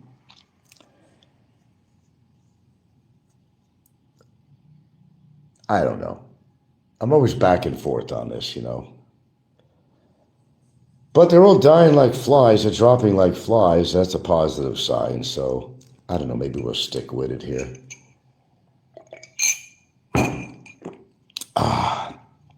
And I get a chuckle out of some of these comments, too, and who it's coming from. That's the best part. You can make a statement about somebody, but let's examine the source of that statement. That's all you got to do. And you can have a good chuckle over who it's coming from and why. And why. Is Popeye simulcasting me again? Popeye, I'll even try to help you. I don't know. What can I do for you? You got to do things for yourself. I can't find you a woman. I can't change your life. You got to want to change your own life. Nobody could do that for you but yourself. God, find some old hag somewhere. At least you have some company, man. You don't have to take out your frustrations online and take it out on me. Go get laid. Imagine what that could do for you. Feel alive again, man. Feel alive. Get laid. Go find some blue-haired lady that'll take you. Even for the night. I think it'll do your ass.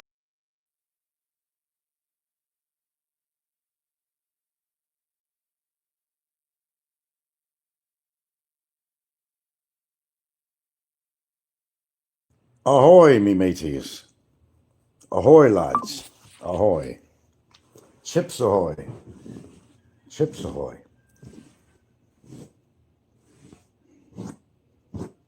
Okay. I got my phone on the charger. I didn't realize I'm in a red zone on here. So I have to quickly put this damn thing on the charger. Well, ahoy, everybody. Ahoy. I say that because I've been not following the troll channels, but actually I've been watching this guy's journey across the Pacific and circumnavigating. He's just leaving the Solomons now and going to go to Papua New Guinea. And he's got a nice little boat. He's got a nice little boat, sailboat, but he's got no wind right now. He's just on motor. Him and his wife, his little corky dog or whatever, and that. He's got a water desalinization unit on there. He seems to know his stuff. He's originally from Florida, actually from Pennsylvania, then Florida.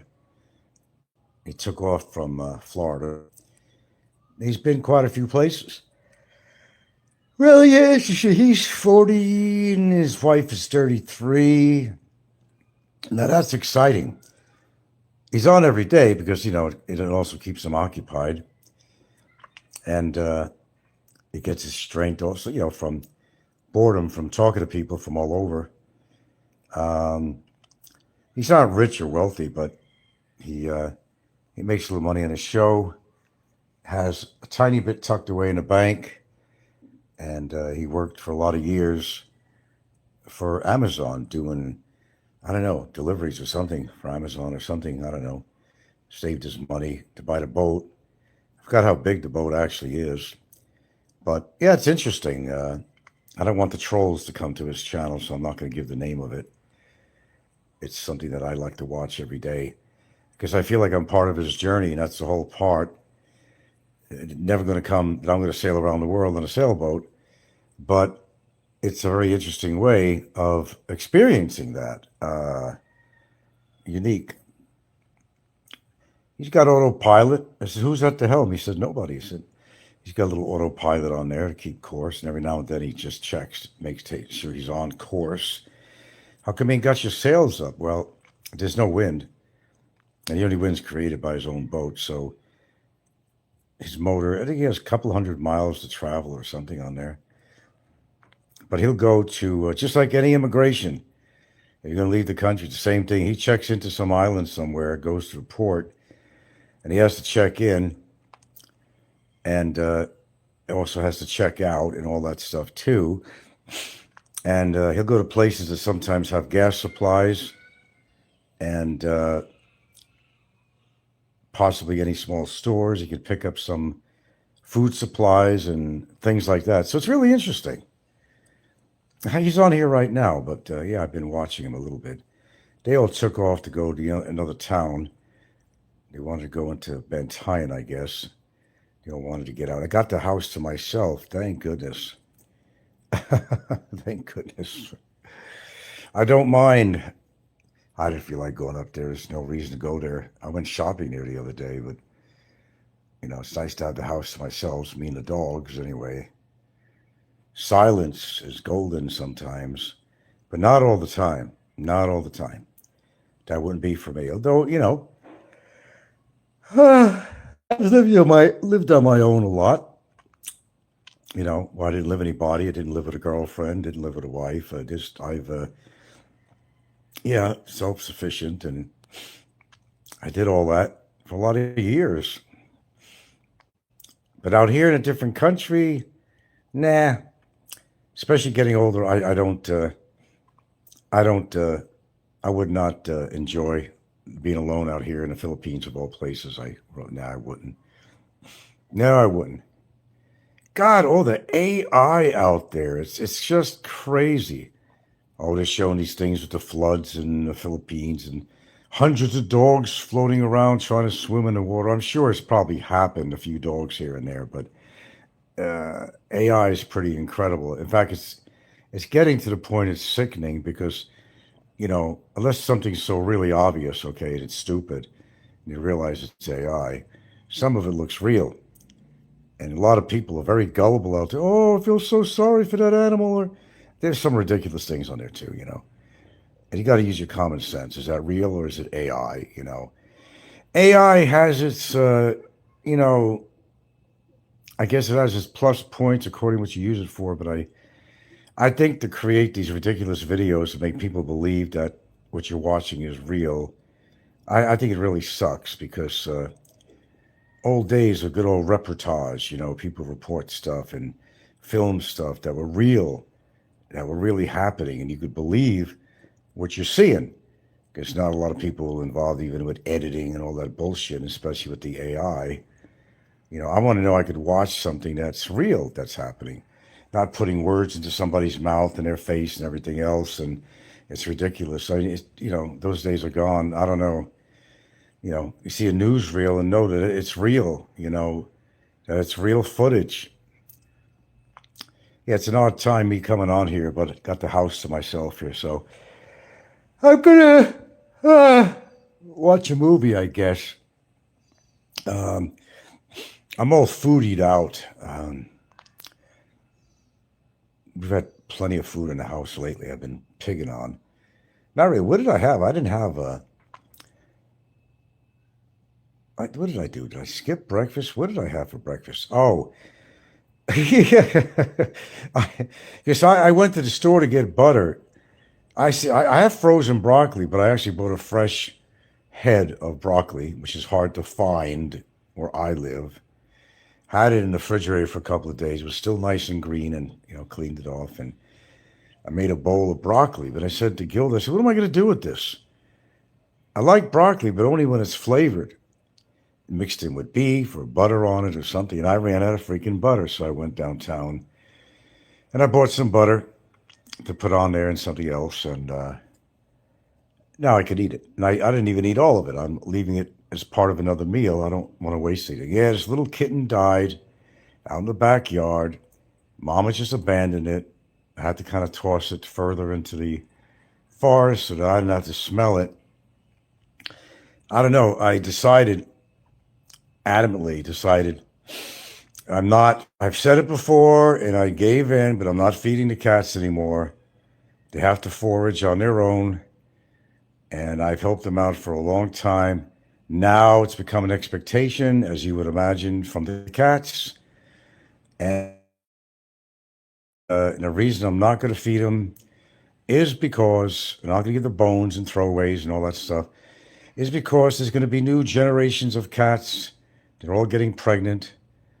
And there'll be new generations of cats being dependent on us feeding them and not foraging for their food like they should be naturally. God, I felt sorry for a dog down the block here that's always down the block. It's got all this, all red irritations. This big old black dog is just nailing that dog in the street. And I hate to see that dog get pregnant because she's not in good shape. And man, I'm just seeing more and more dogs in town. It's out of control. I mean, it's out of control. They're not doing anything about it. I mean, there's a shelter here. She's overwhelmed. She's way overwhelmed with dogs and reaching out for money. I don't even know how you control all those dogs. You got males and females. And she's not spaying and neutering all the dogs. Occasionally somebody volunteers. A veterinarian may come over and do these services, but how do you prevent these? I mean, it's just creating more dogs by having all these dogs together. They're just going to screw each other all the time. And more babies and more dogs and more to take care of and more money needed for food. But yeah, the streets, it's everywhere. I mean, it's not just here, but I'm just saying I'm taking notice over here all the time that there is so many dogs here. It's just amazing, man. Hello, IKEA. Welcome back to my boat. Yeah, I can't sail around the world, but it's interesting watching this guy going from place to place. It doesn't even make you want to look at anything on YouTube anymore, really, because there's nothing interesting on. You want to listen to Jim and all his bullshit. You want to listen to fucked up people like Ricky, and you want to listen to screwballs and losers like Popeye and shit like that. Fuck, I had enough of that. Had enough of that. I mean, I seriously had enough of that. I don't even go there now. No, I haven't been to gyms. I haven't been anywhere. I'm just concentrating on my show when I do it and just kind of following this guy's journey, actually, because it's quite interesting, actually.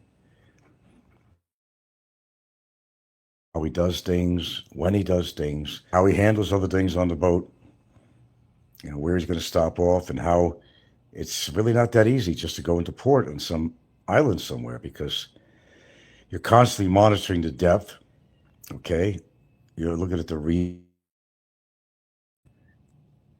and tides, everything. I mean, it's not as simple. Like you're not going to pull up with a sailboat. You have a dinghy to do that. You're not going to take a chance with your boat. It's very expensive to go to land. I mean, shallow water, reefs, blah blah blah. So you got to take the dinghy to land. Real deal. Did you hear his shit yesterday? Oh, I heard about it. That's a lot of bullshit. You're talking about drunkard Jay. Yeah. He says a lot of shit about me. What's new about that? Nothing new about that. You're right. Did you hear his shit? Shit is exactly right. There you go. I've heard Nico's shit. I've heard his shit. I heard everybody's shit. Now I just don't go there anymore. No, seriously. I know you don't believe me, but it's okay. I don't go to these places. If I'm going to do any shows on here, I'm doing my show. And I'm not concentrating. I don't care what Jim has to say. I'm sure my viewers will pretty much tell me that, yeah, Jim left Cambodia or something, or he got in trouble with the law out there or something, or got his ass beat up or something. I don't know. Yeah, he does spew a lot of crap.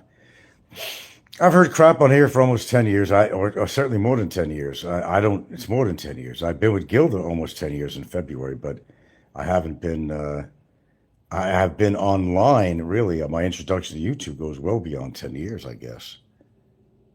No, it's not worth the time, man. You know, if you want to come to a good channel, you come here because you hear a little bit of everything, pretty much.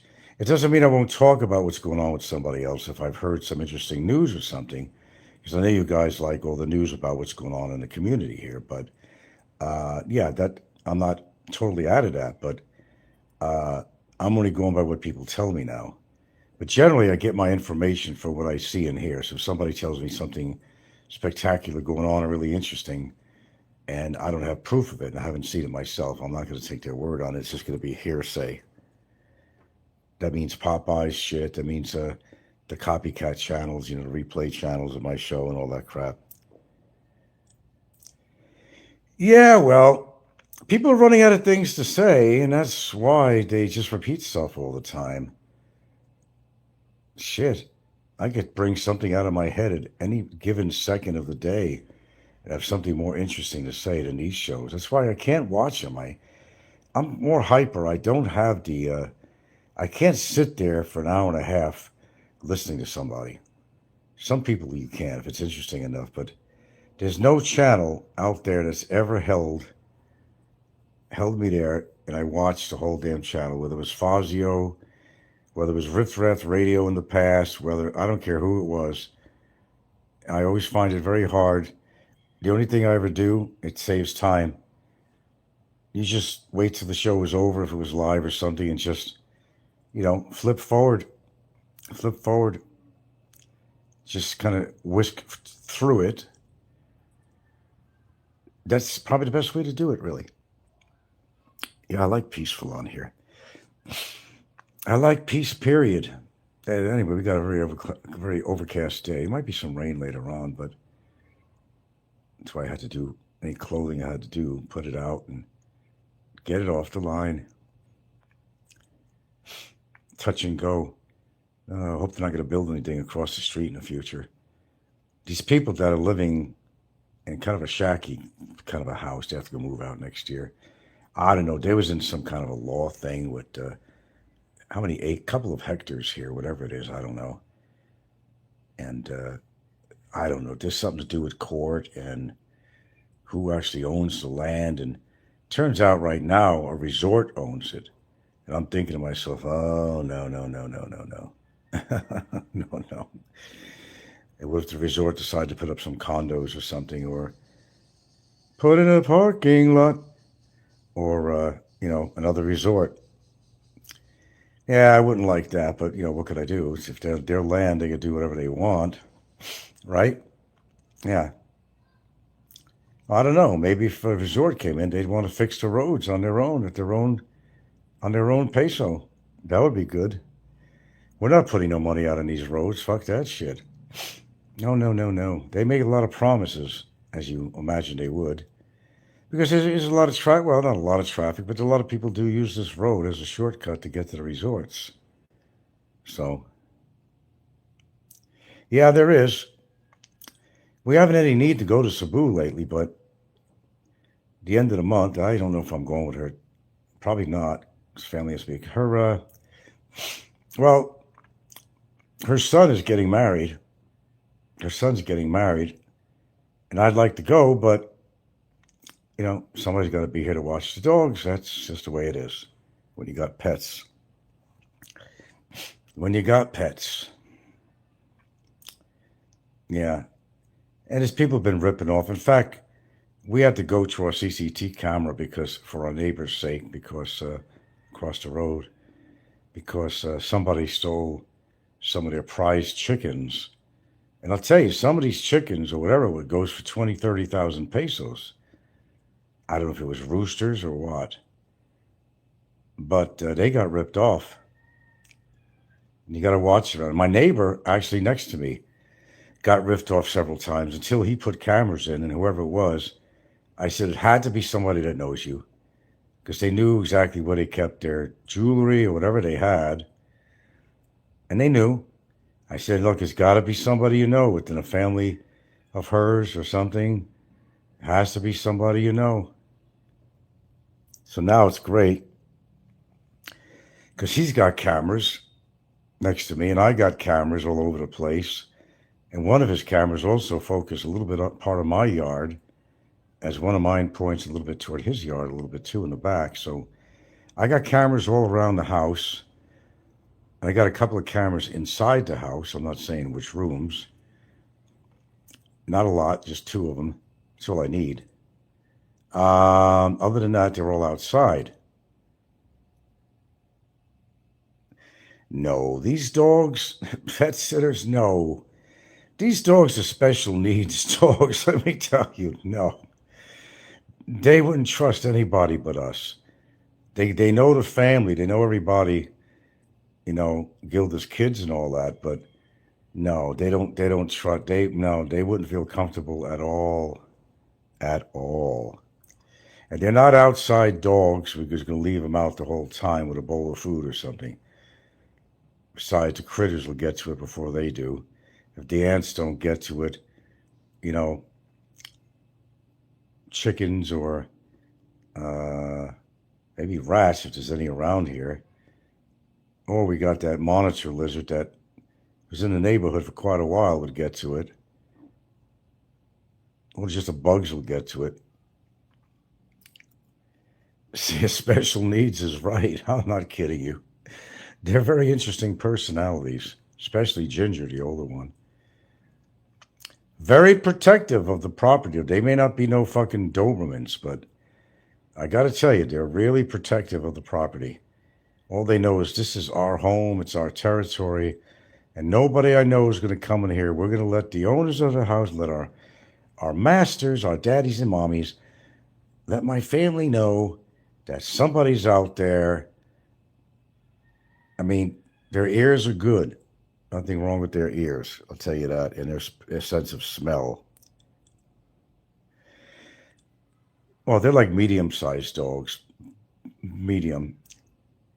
So they're small, extra, extra small, small, medium, medium, large, large, extra large, extremely large. God, I was looking at a video. This lady had an Afghan dog, the long flowing hair down to the paw. I couldn't believe it. God, there's one species or type of dogs, the biggest fucking dogs on the planet. I don't know if the Chinese and Russians, they have them a lot. I forgot the name of them, but these things are huge and no AI. These things are huge. They take down a fucking lion or something. Yeah, little dogs have quite a temper, like Barry. If you're small like him, he's got to have a big mouth or a weapon. Yeah, and dogs are like that too. Small dogs have the biggest yap. They're yapping all the time. They don't shut up. And I could even recognize my dog's barks because he barked differently too. Yeah, it's the little ones that are going to nip at your ankles. I went to pick up my daughter one time when she was really young. So I had to go to work, and I would normally bring her to the YMCA, but they don't open up till a certain time. So I had to have this lady that didn't live far from there to watch her for an hour in the morning. And I remember bringing her over there in the morning, and they open the door. They don't even stop the dog. It's one little knee biters. I don't know what the hell it was. Fucking biting at my not knee bite ankle biters, biting at my ankle. The lady ain't even stopping it. So what the fuck? Really? Get your dog. But I will tell you, after these two dogs, I'm still alive. By the time they go, no more dogs. I'm not taking in no strays, nothing like that. And I think Gilda would be wise to do that also, with no guarantee. I think I'm a lot more closer to the dogs than she is, really. Hell, I kind of tuck them in at night in a way. She don't do that. Before I go to bed, I have a ritual. I come up to both of them, say, good night, girls. You get some sleep, you get some rest. I got to pet them or rub their belly. And they expect that from me. I'm not shitting you, man. She don't even, my girlfriend don't even rub my belly before I go to bed. New hobby. Rehab center. Oh yeah, mosquitoes love your ankles, don't they? New hobby for animals. Yeah. Oh, I love dogs and all that, but it's a crying shame what I witness. Of course, you've been in Cebu City, you see that all the time, but all the provinces you see that over here on the island provinces, all that. It's disheartening. I mean, it's just really there's really nothing you can do. This cat, this little kitten I had to let die because there's nothing. He's too far gone, so he died. He was moving around. I thought he was dead already. What the hell's this kitten doing? Where's his mom taking care of the kittens? So I made up my mind. And I know Gilda laughs too, and our kids laugh. Oh, you know you're going to feed them. You always do. No. I took some bone, a chicken bone, whatever I had, which I shouldn't really, but my neighbor next door, it's not his dogs, but the lot way in back of him, one of them originally belonged, or both of them originally belonged to the owner. They moved out of town because they owed a lot of money to an Indian or something. I don't know what the fuck was. But they didn't take care of them to begin with. So they hang around my neighbor's house, the Australian guy, and always hanging around there for shelter and all that stuff underneath this awning. And I myself go there when I have something extra, food, I give them it. They're both in bad shape. One is real old. It's got a limp because my neighbor actually ran over his leg one time with his electric bike. He got pus in his eyes. The other dog, kind of a tan dog, whitish tan, got pus in his eyes, and he's got a neurological condition. So I think the owners of that dog bashed him over the head and, hurt his brain neurologically because the dog, sometimes he'll have to tilt his head all the way to the side, a neurological condition, but he's still alive. Good appetite, everything else, but he's got pus in his eyes too. So they're not in good shape. One's older and one's... But that's all you see, man. That's all you see out here. Then I had these kids come up here, a bunch of kids. I don't know, I guess because it's Christmas time. I said I didn't have any change. I didn't have any candies. I didn't have any change on hand. No pesos or nothing on hand to give them. And they just come up and say, oh, we're hungry. Well, they didn't look starving to me. They were looking for money, They were looking for money. But I'm going to treat them like cats now because these kids were very well fed. They're looking for money. But, if I had candies and treats, for Christmas, I would give them it. I don't give out money anymore to nobody. If they're hungry, I'll be glad to feed somebody that's hungry. I don't have any problem with that at all. But I'm not gonna give out any money to, because sometimes the parents send them out. Yes, these kids over there, they're all playing on the, they're all playing out there. Jay would love that. Yeah.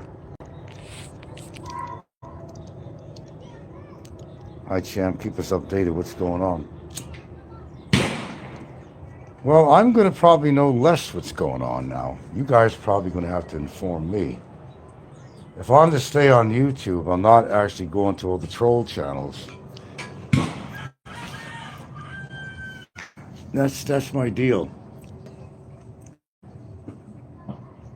I'm not giving them the pleasure of my appearance or reading the comments on their show. So it makes it not very worthwhile for them to put it on because I'm not there to see it. It was also an unspoken deal, kind of an unspoken deal between me and Gilda. She don't mind me being on. Do your show, whatever you have to do, but don't even go to those channels, okay? I won't. So it's my decision and hers. More of a suggestion from her. Yeah. Well, there's always going to be trolls out there. That's the way it is. We had somebody come over here to fix the brakes on the electric bike. So I didn't want the kids to be riding that. They weren't really, totally operational. Something was going on with them. I don't know what. But I get they had it fixed. A little quiet until dickheads like Real Deal come up.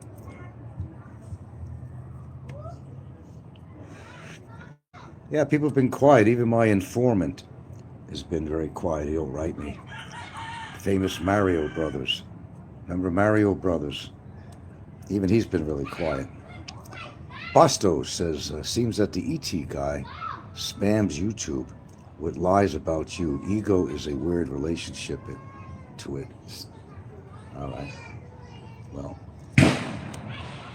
ET guy don't even live in the Philippines. What's his? It's just like Don Cheadle. I don't know what their interest in the Philippines is. I have no clue. It's kind of bizarre, don't you think? They're shooting off these little caps. They put a little gasoline on something. I don't know how they do it. I've never seen them do it. That's these explosions that you're hearing in the background.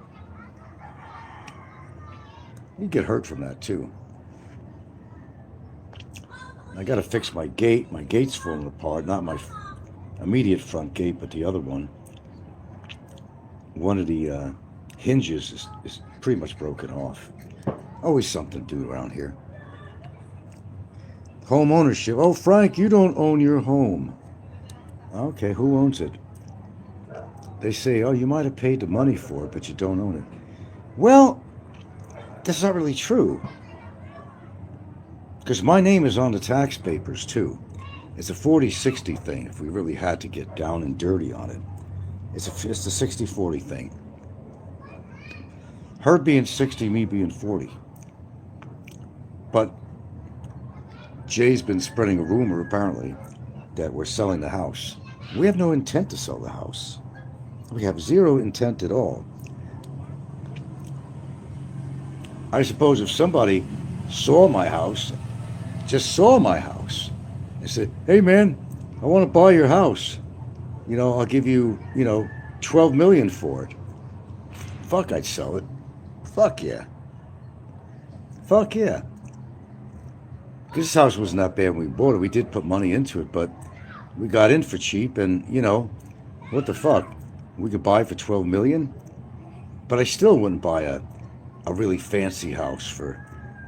If I was going to buy a house for $12 million, I still wouldn't buy it. I'd buy a nice place. I'd like to be still a certain proximity to the ocean, but a careful proximity. It would have to be a neighborhood that I felt safe in. I'd have to do exploring, like, neighbors, where they do karaoke, go there on an evening, go there on a weekend, see what you hear. Unfortunately, a lot of people make that mistake and they rent or buy, they got a lease or whatever they got, property that they find out later on that they made a big mistake. What car? I don't have a car. What car? All we got is an electric bike. I don't even use it. Neither does Gilda. Got it really for the kids. Used to get to school and so forth and so on, That was the whole idea. We didn't want to depend totally on my driver, but we tend to use my driver more than the kids because either one of them ain't here in school or whatever he is, and the other one's sleeping or can't get him up. So we wind up calling our driver, Mike Kaysen. Indeed, I remember him. They really tore him apart, didn't they? Made fun of his Of his death? Yeah. How could I forget that? Got some nice people on here, you know. Horrible. Let me go plug this. Well, let's see.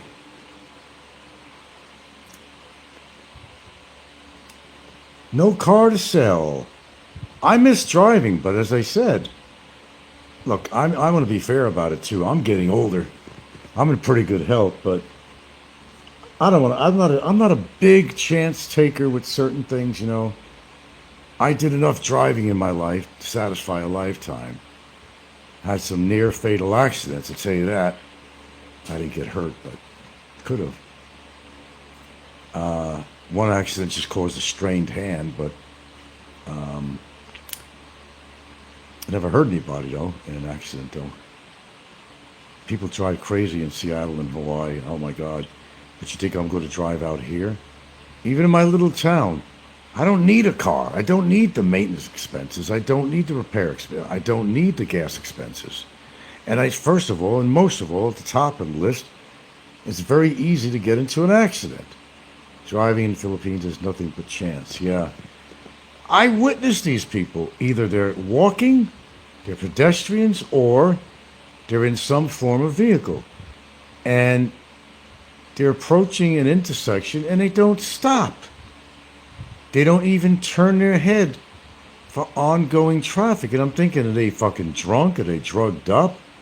Can't be, because so many of them do it. They can't all be drunk and drugged up. I've never witnessed anything like this in my entire life.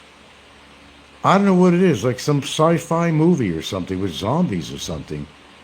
And I'm not exaggerating. I'm really not. I see this every single day that I'm downtown or anywhere.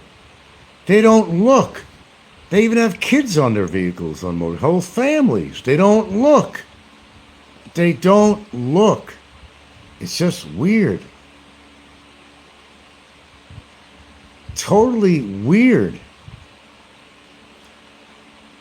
And that's how they get into accidents. There's always accidents here. There's always motorcycle or accidents or something. A lot of times they're drunk.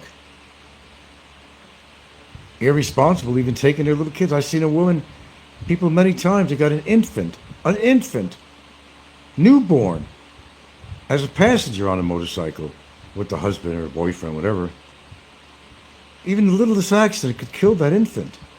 An infant should not be on a motorcycle, period. A motor scooter. Period. No question. Not have to think about it. But they do what they got to do to survive. They do what they got to do to get around. That's just it. Subsistence living, whatever works for them works. Doesn't mean that they make the best choices. But what are you going to say? You're going to come up to everybody and say, oh, you shouldn't have your baby on there. Yeah, then get knifed or shot or something, right? I was witnessing a domestic dispute when I first came to the Philippines over in Tiza, Lubangon. I couldn't get involved with it.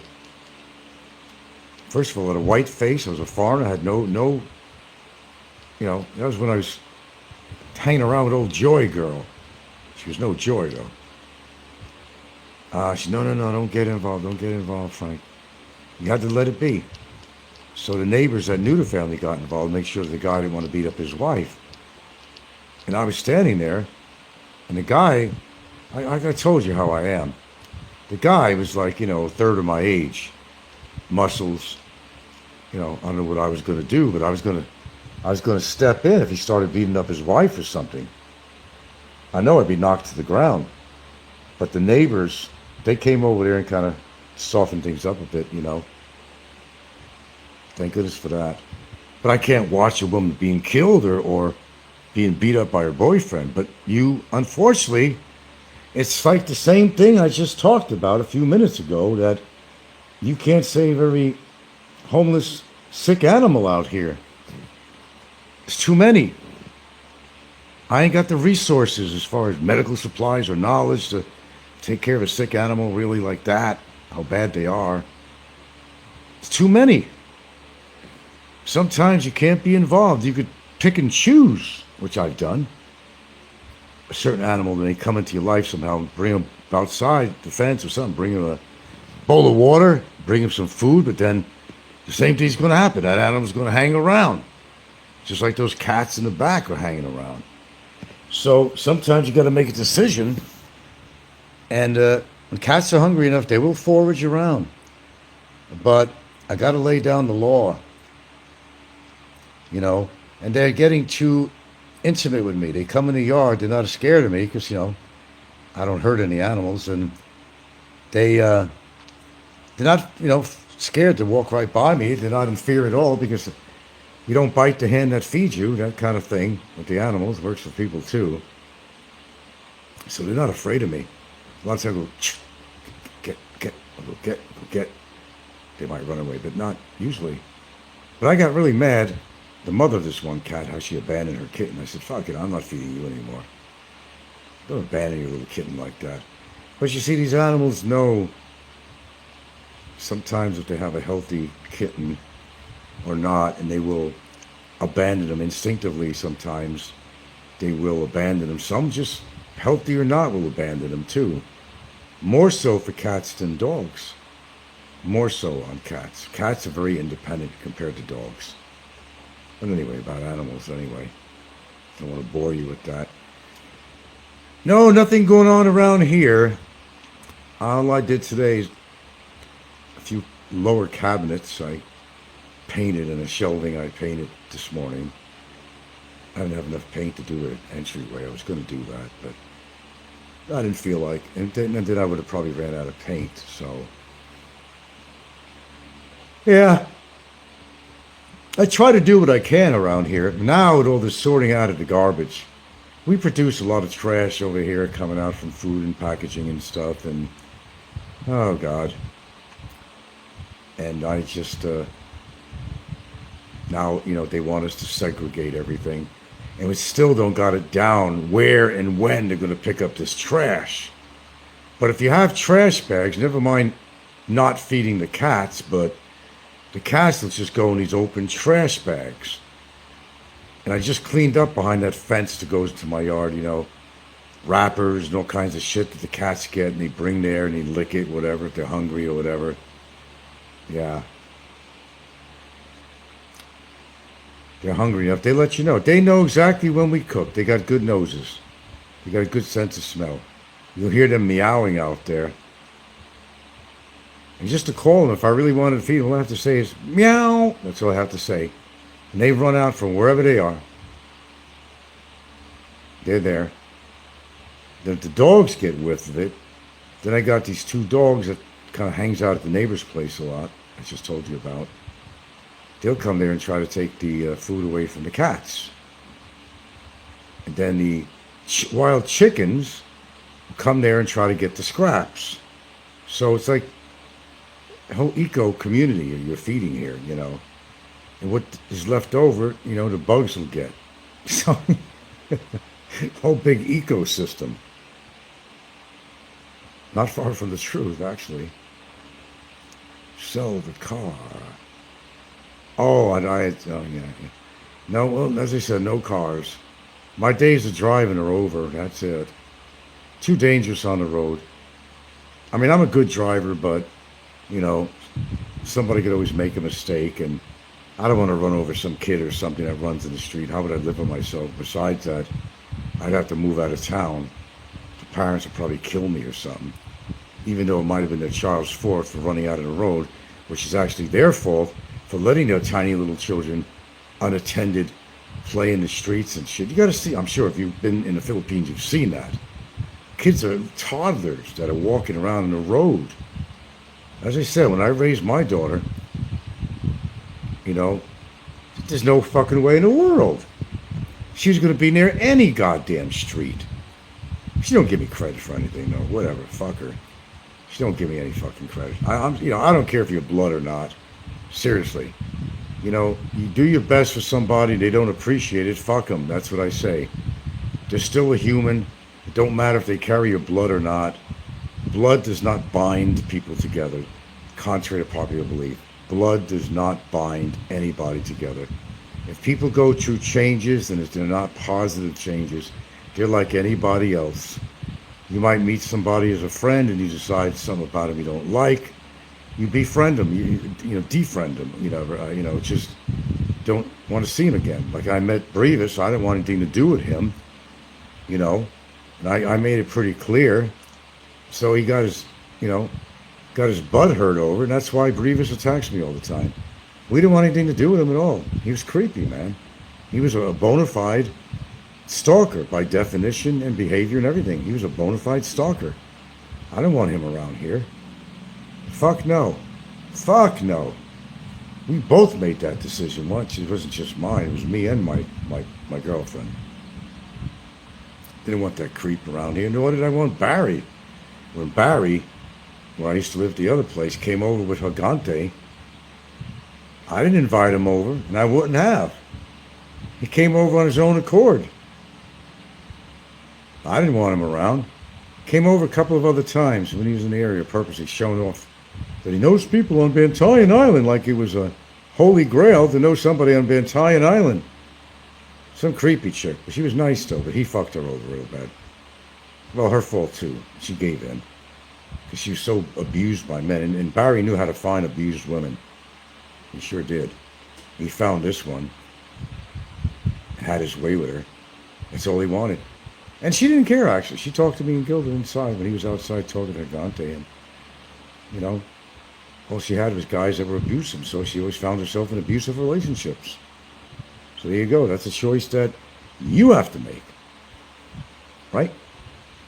That's your life. You pick and choose. Don't always pick right. Some women, they just want somebody to be with because everybody else rejected them. So, well, that's how it comes in with Barry.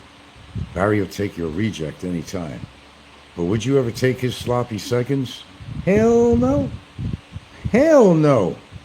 I'd never take Barry's sloppy seconds. That's for damn sure. Can't even think about it. That would be pretty gross. Anything that Barry was in, I ain't going there, man. Anywhere he stuck his pecker, that's no man's land. Oh, I imagine he is and always has been. Barry hardly ever showered, if you knew that. Prior to being in jail. They don't call it jail, though. He hardly ever showered. We know that because when he did, that's when he would announce it. It's like, you know, something special is happening. He would actually tell people that he's going to take a shower. In between, he never say nothing. When it came time to take a shower, he would always mention it, which means that's the only time he took his shower. Pretty gross, huh? I wouldn't be surprised if he's got some venereal diseases or something, some STDs. He has to. He's been in places where no man should ever be. Especially being in jail now. Damn. Wonder if anybody ripped him another asshole in there yet. Gross. Gross. Gross. Okay, what else is going down in Funky Town? Not too much that I want to talk about on here. Or too personal. Nothing that's worth talking about, really. I got tired of watching Jim. But please tell me if when Jim crashes and burns, I want to know about that. Well, shit. Unfortunately, they pop out on my phone when they go live. I must have added them or something. So they pop out on there. So I know if they're doing a live or something. I have to change that. That had to mean I subscribed, didn't it? Yeah, I'd have to unsubscribe or something. Speaking of ankles, I'm getting itchy on my ankle. Just talking about it. But see, I can't put myself around people like that. You know, that's just me. I'm very picky who I want to be around. I'd rather be totally alone than to be with anybody, woman, man, whatever, that I feel uncomfortable with. What do you want to do? You want in and out all the time, don't you? If I open the door, you're going to look out, then you're going to want to... See? I open the door, Ginger don't even want to go out. She'll just go lay down. She has enough air conditioning in the room, so I open the door. She wants out. I think she wants outside, but she don't want to go. She's comfortable in the house. She's getting old. This is her comfort zone, her protective zone. She's a protector. You know, she's watching out for the house. Oh, they had a couple of coconuts today, I've seen. A little coconut water. I think they drank it all. I would have liked some of that. I wish they would have told me. A lot of good electrolytes in there. I don't know. I'll tell you one thing, and I'm getting so tired of eating chicken. Neighbors had given us stuff. We had a roasted chicken yesterday with potatoes I ate. And I'm like, I'm at the point where I am just chickened out. And it gets to a point that, I'll be honest with you, man, I don't even know what to eat anymore.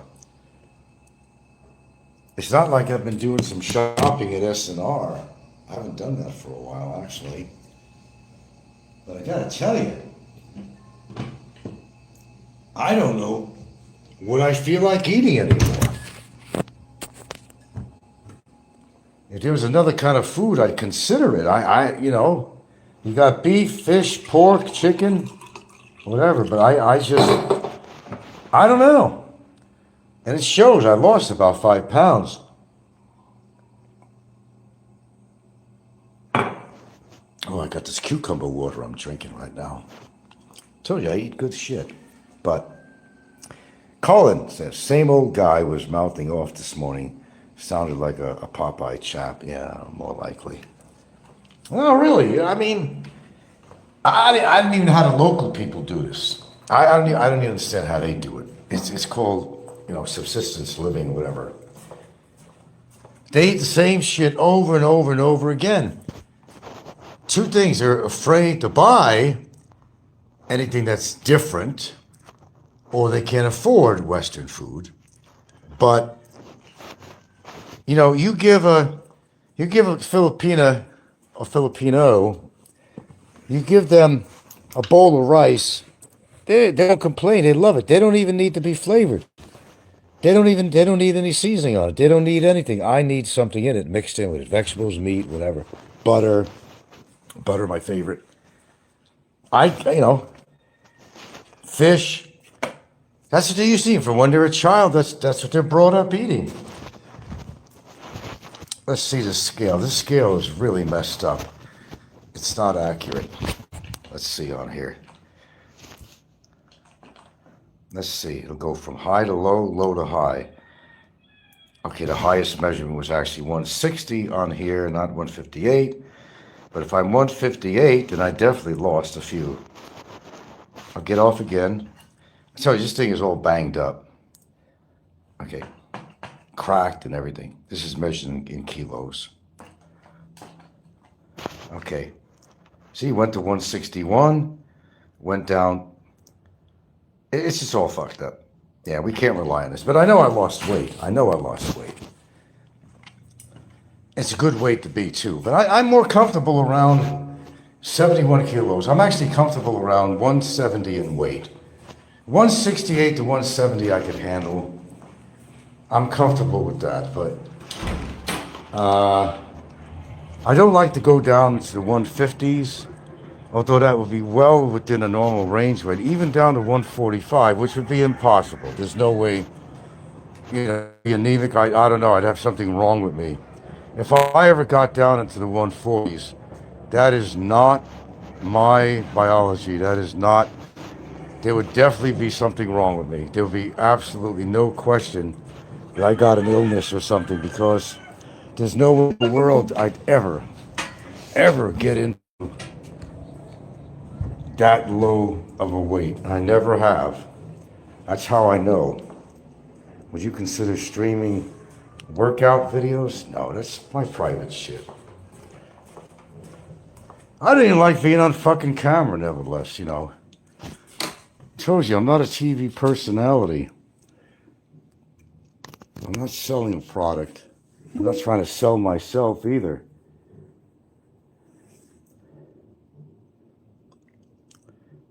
I'm not too bad a shape, I must say.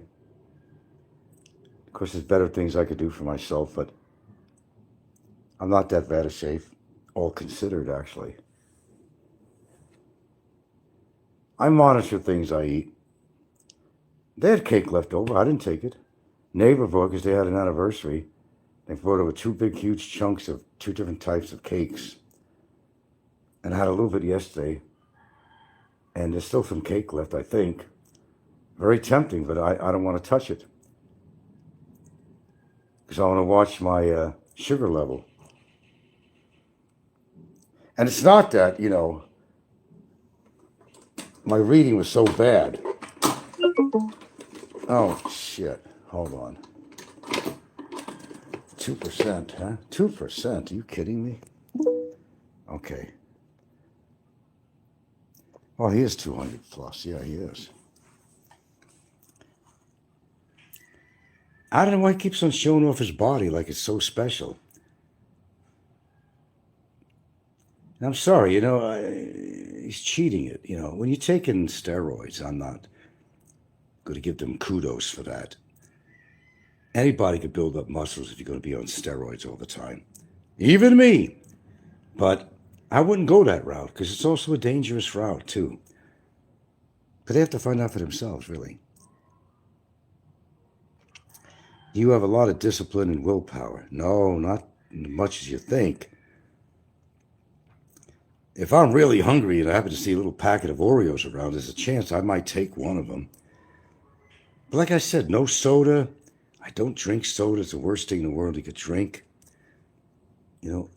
Hell, I'll eat broccoli for breakfast. I'll eat kidney beans for breakfast. According to what I have. I always have oatmeal. If not every day, every other day, I might eat a bowl of kidney beans. I might have a salad in the morning. You don't need to have eggs and all that kind of crap in the morning. I don't eat sausages. I got scarred last time. Ricky came over and ate all our Hungarian sausage. He scarred us. Absolutely scarred us. When he scarfed it down. Even notice my neighbor's got a big-ass Santa Claus belly, man. But you can't tell, when you got all that visceral fat underneath there, man, that's the dangerous shit. But what are you going to do? You can't tell your neighbor what to do. Nobody's going to listen to you. They're going to do whatever they want to do. It's like, you have no right to tell them, hey, you know what? I notice you got a big-ass belly there. You can't say that. You can make suggestions to people about this and that, but you can't tell them what to do, man. I can't even tell my girlfriend what to do.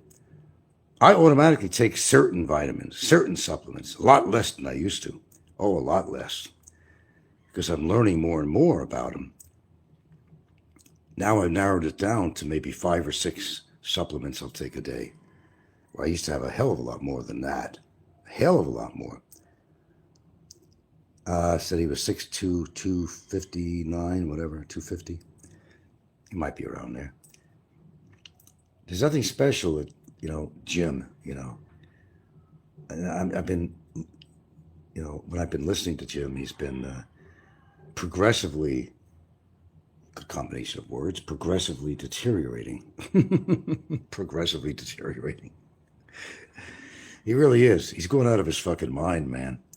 He can't shut up about his wife, Dexel, because probably has a warrant out for his arrest for number 1, adultery. Number 2, which is really number 1, is he had a case going in court with some Filipinos, an incident that happened, blah, blah, blah, blah, blah, blah, blah, blah. He's afraid to go there because he'll get killed. But he's been knocking the Philippines left and right. He says, oh no, I still love the Philippines. But there's so many problems there, and it's crappy for this, crappy for that. I love Cambodia now until something happens in Cambodia. Then he'll move it on. He'll move on. Herb Ever Smells. How interesting is that? You had to retract your message, Chiboon. You want anybody to know that I gave you, that you were asking about Jim's channel? Why is that? What are you worried about? Got 15 strong, 6 thumbs up. You're being generous today, huh? I wish his phone was charged up because I hate sitting in one place. I told you I'm pretty hyper. That's why you'll know when I tell you that I don't watch somebody's show all the way. I don't. I don't have the patience to go to somebody who I just whiz through it. Generally afterwards, mostly. And listen to what I want to hear. I just zip through it. If there's anything interesting to listen to, I'll listen to it. But right now, I haven't been doing much of that. I've selected channels that I'll go to now. But mostly, as I said, I've been spending a lot of time watching this guy kind of travel the Pacific and circumnavigate the world. Bastards Cult is back. He can't stop talking about Dexel, all the money he lost in his head. His parents gave him the money. Yeah, I know. He's got some apparently well-to-do parents. Apparently so. Apparently so, get it? Yeah. He claims he got stocks and this and that. He's got 401ks, had a big construction company, had GT500 cars, he had Corvettes, he had everything. Had all this women, had this, had that, had this, had that. I don't know. They're overcompensating for what they don't have. Over-exaggerating things in their life to make themselves feel and look important. I heard the way he talks in front of her. And look the way he was talking about this little 16-year-old he's hanging around with, right? Yeah. He's talking to her like that's his future girlfriend. All she wants from him is for him to take her around. Buy her a meal, but he won't even go to an expensive place. He'll buy her a piece of chicken and some rice or something. He doesn't spend his money. That's why I know him God, and that's why he's always pushing for that buy me a coffee thing on YouTube. He gets mad when people don't want to buy him a coffee. And he drinks coffee like a motherfucker too, though. So he's all spazzed out on the shit that he does take, his testosterone and roids, and now he's on Valiums to sleep, and probably takes it with alcohol too, which is something you don't do, but he has no fucking brains. He's got some brawn, but he doesn't have any brains. Pastor says his mom lets him live in the guest quarters. The father wants Jim gone. I've gathered that. Well, look. Let's look at it this way. We don't have to have responsibility of Jim, do we? We don't have to send him money. We don't have to take care of him. We don't have to live with him. So, if you're a voyeur of these type of channels, sometimes it's fun. Barry was a total train wreck. Fozzie was a total train wreck. Just watch these train wrecks go off the track. There's more fun in doing that. Jim is hoping he can live in $100 a month and room from YouTube donations. Jim ain't going to rent anything expensive because he has a limited amount of money he lives on, and he has no source of money. So it has to be coming from his parents. This is a 54-year-old man depending on his parents for money and depending on revenue from his show. That's pretty sad when it has to come down to that. That's really sad. Really sad. Unplug this for a minute. What you doing there, ginger girl? What you doing here? She likes to be near daddy. Yeah, in a little bit, I'm going to try to find some movie to watch in peace without anybody here. Well, I hear music in the background, a band. Same drum beat. They're teaching the same trombone and drum beat and that you will hear in every parade. No variety. They just teach them one thing. One thing. And they're setting off those little blaster caps, whatever the hell it is. You hear that in the background. And now I'm hearing the trumpets going off. Listen, wait.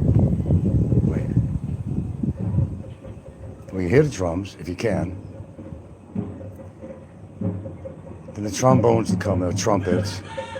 It'll go like, and every event that ever had marching bands or something, they play the same damn thing. Go to another province in another state or whatever in the Philippines, you're going to hear the same thing. It's almost universal here. Is that uncanny or not? Is that like weird? Not weird? Well, I don't generally watch any movies during the day. Toward late afternoon, I do, like around this time. Well, her older daughter is here, and she works online a lot. So you hear that? Now you hear the drums too. Same thing they play. Same damn thing. So, you know, out of respect, I kind of let her do her thing. But when you got the whole basketball team here, Papa likes to hear that. When you got practically the whole basketball team here, watch a movie because they're all in the living room mostly. Every one of them has got their laptop or cell phone on. Every single one of them. It's amazing I get any signal at all. Have a break, Frank. Have a Kit Kat. I love Kit Kats. If I had a Kit Kat around here right now, I'm on it. So I gotta watch it. I don't have diabetes, but according to, as I explained, if you ever went for an A1C, it's not totally accurate because it's really according to what you were doing during that 3 months. If you went prior to those 3 months, if they went back 6 months, not 3, because the way their tests work is that their test could actually account for approximately 2 to 3 months back, if you didn't know that. Well, now you know it. During that period of time, yeah, there were events, this and that. There was ice cream around, home-baked cookies that someone made or a store made, things like that.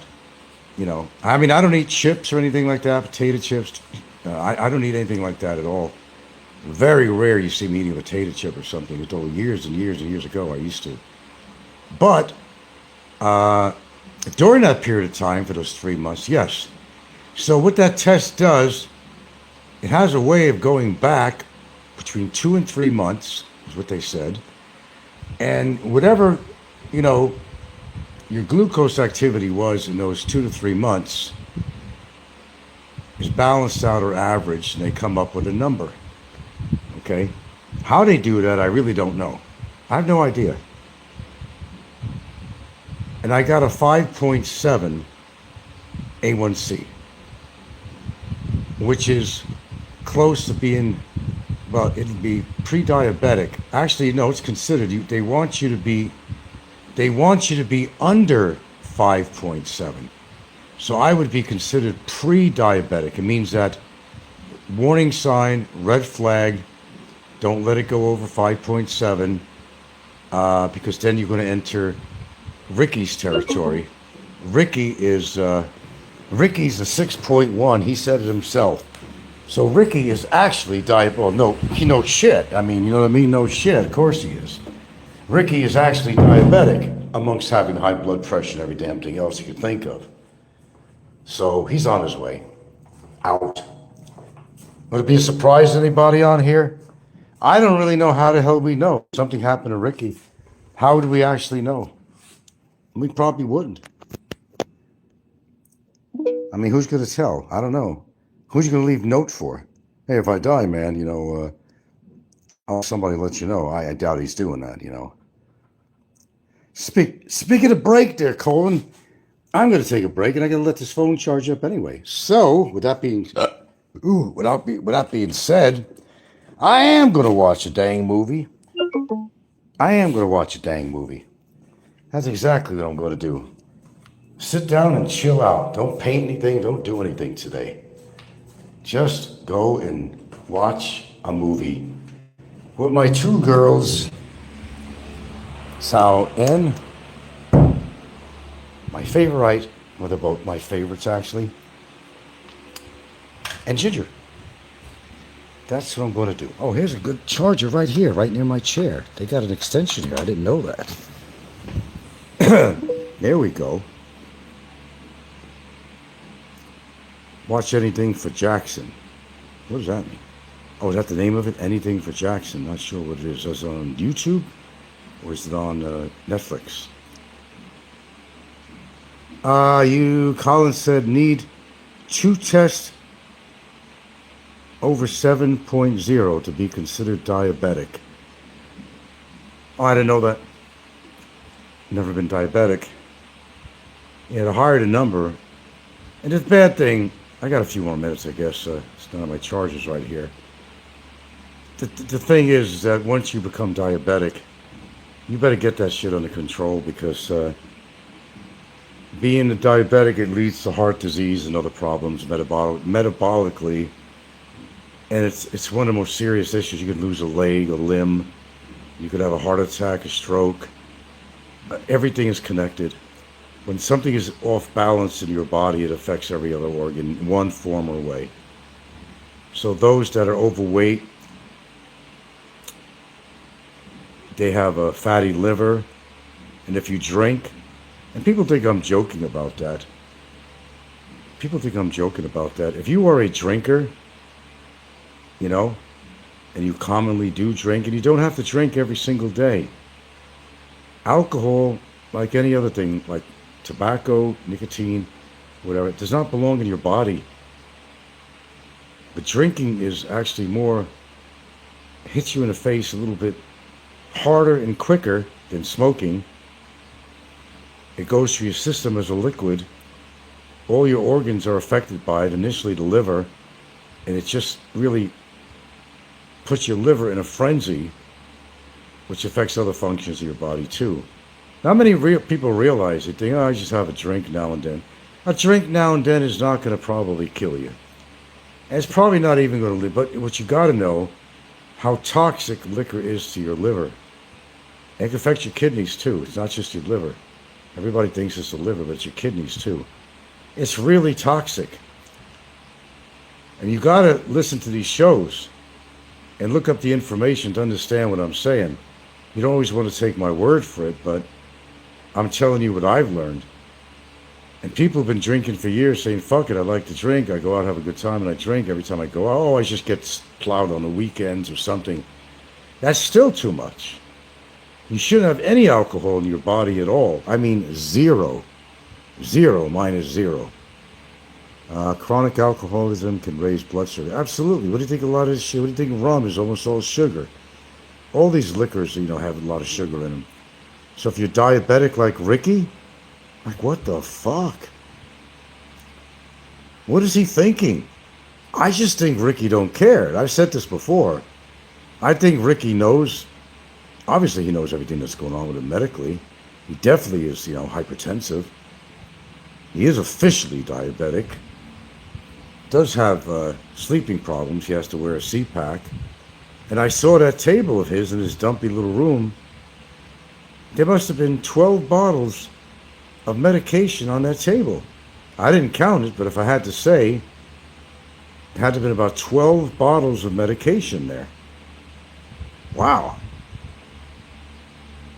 You are a big fan of Bang the Doc. Berg, Eric Bergman. Well, my friend, sorry I had to bring him up. Eric Bergman is a big fucking fraud. First of all, Eric Bergman is not a doctor. He's a fucking chiropractic, number one. Number two, Eric puts on this show not to help people, but he is sponsoring and has his own product line that he's pushing on his show. It's all about making money. It's all about his products he's pushing. He's even giving misinformation out about a lot of medical things that he's been proven wrong, and people have attacked him for it. Eric Berg reads. I want you to understand what he does. Like I could read something and I could tell you something, right?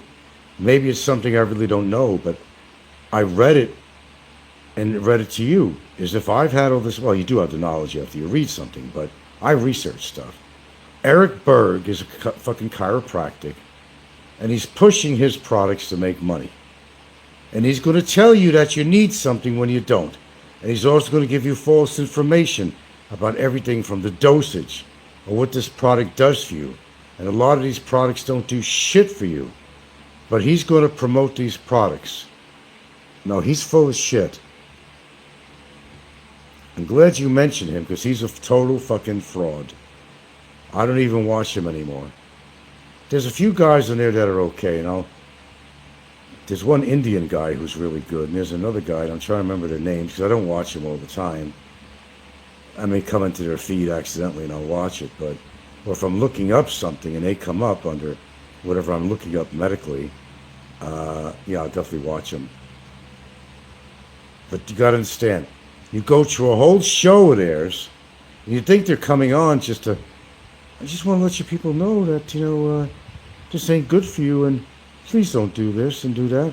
But I'll tell you what, I got a product, though, that'll cure your snake salesman. I got a product that'll cure your ailment. And they turn everything to their advantage on there.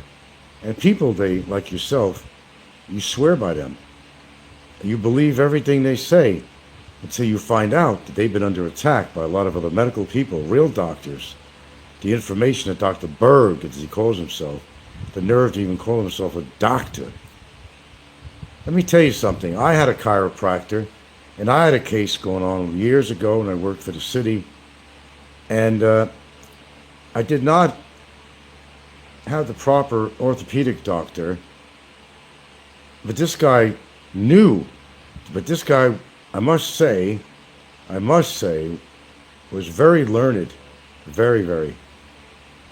Tried to use him as a medical witness, and they wouldn't take it because he wasn't a real doctor. They may call themselves doctors because it gives them status. What do you do for a living? Oh, I'm a doctor. But then they don't tell them they're a chiropractor. And since I'm talking about a chiropractor,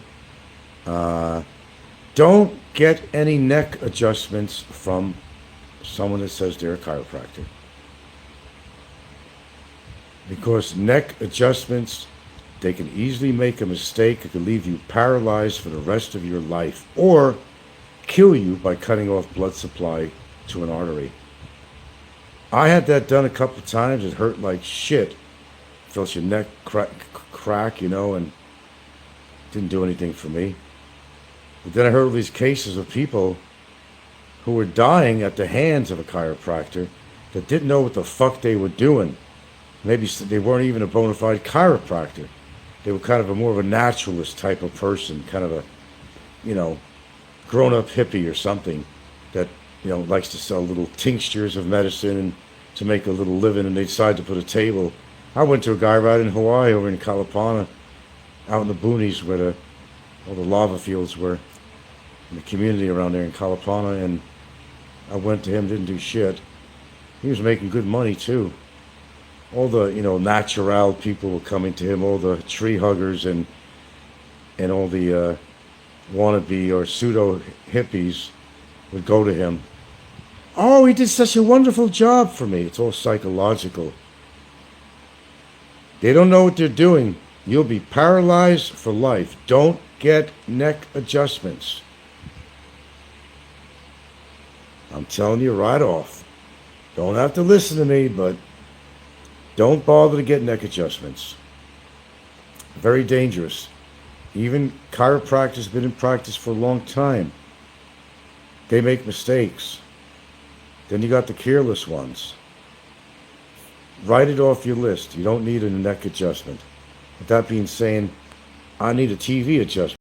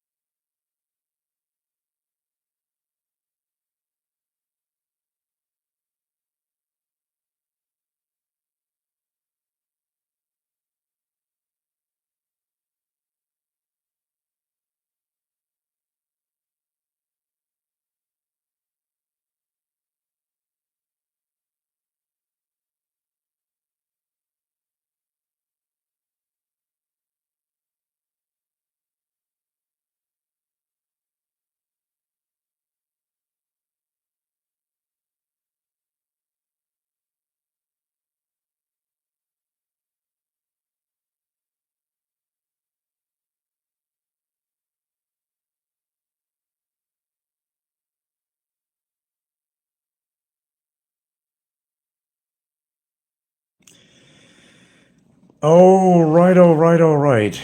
Welcome, welcome, welcome, welcome. Well, it seems that the cockroach, word up, has been trying to get his deportation going on a medical. And he's tried this over and over again. And he gets told the same thing. You have nothing serious wrong with you that you need to be deported to get to a medical facility.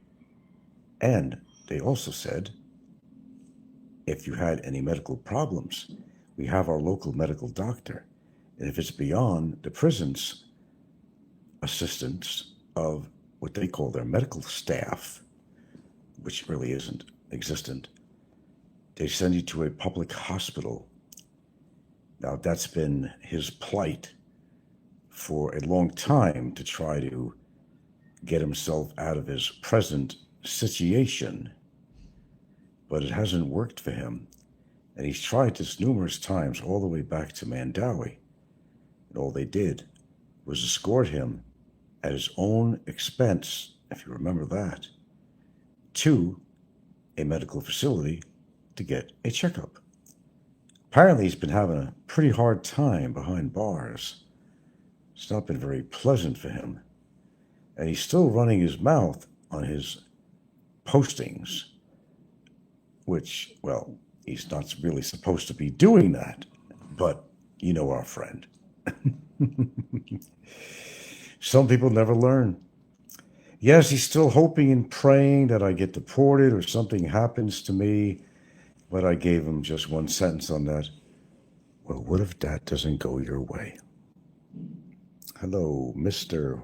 Bill. Mr. Bill, there you go. I said, well, what if that doesn't happen? What now? You're still going to be behind bars. That's just the way it is. And as long as he doesn't pay, he's going to have to, guess what? Stay. Ah, cockroach. Said hi. Hello, Ramadan, whatever. Sorry, I was watching a movie. Actually, it's called Detention with Dolph Lundgren. It has to do with a school, really, but it's crazy. Okay. Yeah. So he's got kind of a crazy situation going there for him.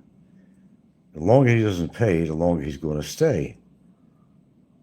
And I'll guarantee he's not having a pleasant time over there, but he really hopes that I wind up in there with him. What if I don't? And he's hoping I get deported. What if I don't, Barry? What now? What are you going to do? Mr. Bill says he's made for prison. I'm sure he's fine. Well, you know, Chinese, they are not afraid of much. Barry can't run his mouth in there. And I guess if he did, well, let me tell you something about, like anywhere in prison, you get certain groups that stay together. You know, in a lot of American prisons, you have a black population, you even have a Puerto Rican population, and so on and so forth and all that. Well, I see no reason why that doesn't apply here in the Philippines. Birds of a feather kind of stick together, you know what I mean? So if he pisses off one Chinese guy, it's going to be like a game of dominoes. Well, they're going to get pissed off. No, I don't think he's having a pleasant time in there. You don't mess with the Chinese. Not in that situation, especially. I'm sure he's had some ragtag times in there. And more to come. Because he's going to be staying in there for a while. And he's laughing at me. I don't know. He found, yeah, it's like the old Barry. It's the old Barry. Same shit. Same shit. Oh, you lost money on this, or you did that. He's trying to find and dig into his little magic bag of insults to say things he's been saying for years, but more current or something. He's spreading a rumor that, oh, I'm selling my house and all that stuff. Well, as I told him, you and Jay never had your own house. You never will be in a position where either one of you will ever own your own house. So these insults just, they don't stick. You're throwing something against the wall like spaghetti and hope that it sticks. I mean, it's just not. There you go. Mr. Bill says the irony lives in the Philippines 20 years. The irony lives in the Philippines 20 years and leaves speaking Mandarin. He's going to have to learn Mandarin. Yeah. Oh, he said he built up his biceps too. I got to see that. Please put a picture on there, Barry. No IAI. Let's see how you build. I said, I hope you're doing something in there. Something, anything to occupy your time besides put occasional postings and listening to other people's shows and commenting on them. You're in no position of any negotiation. You're in no position of leaving there. You're in no position under any circumstance of going anywhere. Not for a long period of time. So enjoy the holidays. I have reasonable belief that I will be here for Christmas and New Year's. But I have no reasonable belief that you will be freed. A court order is a court order. Is a court order is a court order. Bottom line. Don't pay the fees. Don't pay the fines. You ain't going nowhere. And I mean nowhere. Enjoy the lovely ambiance of your 5-star lifestyle. Which, by the way, actually, if you think about it, folks, historically, it probably is a 5-star lifestyle compared to the shitholes he's ever lived in the Philippines. And he doesn't have to pay for the basic meals they serve. If he wants anything other than that, I don't know if they allow you to order. I don't think they do. You could have a friend bring food over. But I'm not even sure about that. They may only allow family members there, proven family members, wives, mother, father, brother, sisters. I'm not even sure they allow that. They might, and that might be a way of getting some food, but not on a regular basis. I don't think anybody's going to come there on a regular basis and feed him some of his favorite meals, like brisket. Think about that, Barry. Brisket. Oh, melt in your mouth. Brisket, right? If it's soft enough, you don't have to chew, and you don't have any teeth to chew, so it's got to be really tender. Brisket sounds good to me too. Brisket, Barry. Brisket, Barry. Brisket. Think about it. Smell it. Watch the juices flow off that meat. Once you cut through it, it's so tender, so succulent. Succulent, I tell you, Barry. Succulent. No, never legally got married. No, not to his girlfriend. She's not with him anymore. She said herself, single again. So believe what you want to believe. Another one of their roosts, another one of their little games. I don't really know. He claims that they're tight. Yeah, well, if she had any brains at all, she'd move on with her life. I heard she did. I heard that some Canadian guy was in communication with her. Yeah, heard that once or twice. Yeah, they just had a ceremony, didn't they? They didn't have anything. I don't think they had anything. Well, come on. How long is a girl going to wait? Yeah. Letty Cham up. Letty Cham on. What the hell is that? Got some real weird names that come in here every now and then. Folks, I may not be on here for a while. This might be my last show for a while. Making me hungry thinking about that brisket, Barry. That brisket. That brisket. Yeah. Dude, is Dolph Lundgren. Can I expand this? I don't know. No, apparently not. Okay. Brisket. Delicious. Melts in your mouth. Melts in your mouth. How about a McDonald's hamburger? You see, you could pay the guards to do certain things for you there. If you got the money. Question is, where's he getting the money? That'd be a good question. I really don't think anybody's exactly coming over there to visit him, unless he's still technically has any sort of relationship with his lovely, repeat, lovely woman. And I'm kind of doubting that. I mean, come on, you can only wait so long. Life has to go on. And consider the very fact, Barry, that once you're gone, you'll never be able to come back in this country. Permanent deportation, because you're a felon now. I'm no felon. Even if the hopeful things that you hope to happen to me happen, I'm not a felon. Do you realize, folks, that this is more, and Barry, this is more of a civil matter than it is anything else. It's not criminal. Didn't commit any crimes. It's more of a civil matter. And that's what the immigration has to understand. It's civil, and it should have been civil if she really felt she had a problem with me.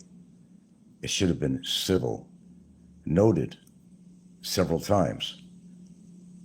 Civil. But he thought he had one on me, and it's not over till it's over. No guarantee of anything either way. But I posed a question to him. What if things just doesn't go your way? What if? Let's see, Letty Chamon. What the fuck is that? It's a troll, I'm sure. How long have you been waiting? You're on hold. You can't leave the Philippines. That's probably Barry himself.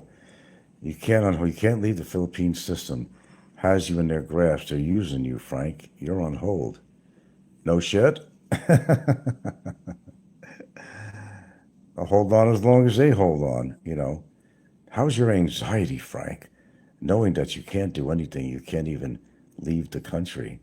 Well, I had no plans on going vacation to leave the country, so what's your point? Okay. There's no point. Did I have plans of leaving the country? Did I have a vacation planned? No, not that I'm aware of. So I hope I answered your question on that. Just another day for me here. I wouldn't know where to go anyway if I wanted to leave the country on vacation, being I could. If I could, no. I don't really have any destination in mind. I haven't even explored a whole load of the Philippines yet. I can go anywhere in the Philippines. Lots of places to go and explore if I want. But no, I haven't thought of any particular country I'd like to vacation with Gilda in that she's able to go to on her passport. Oh, and by the way, Barry, I got a brand new passport. 10 years. 10 years, brand new passport. Brand new. Yours expired a long time ago.